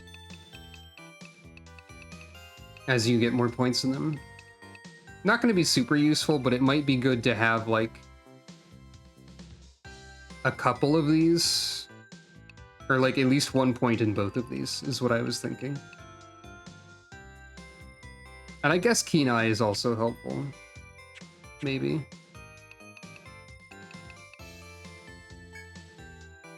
With all that being said, though...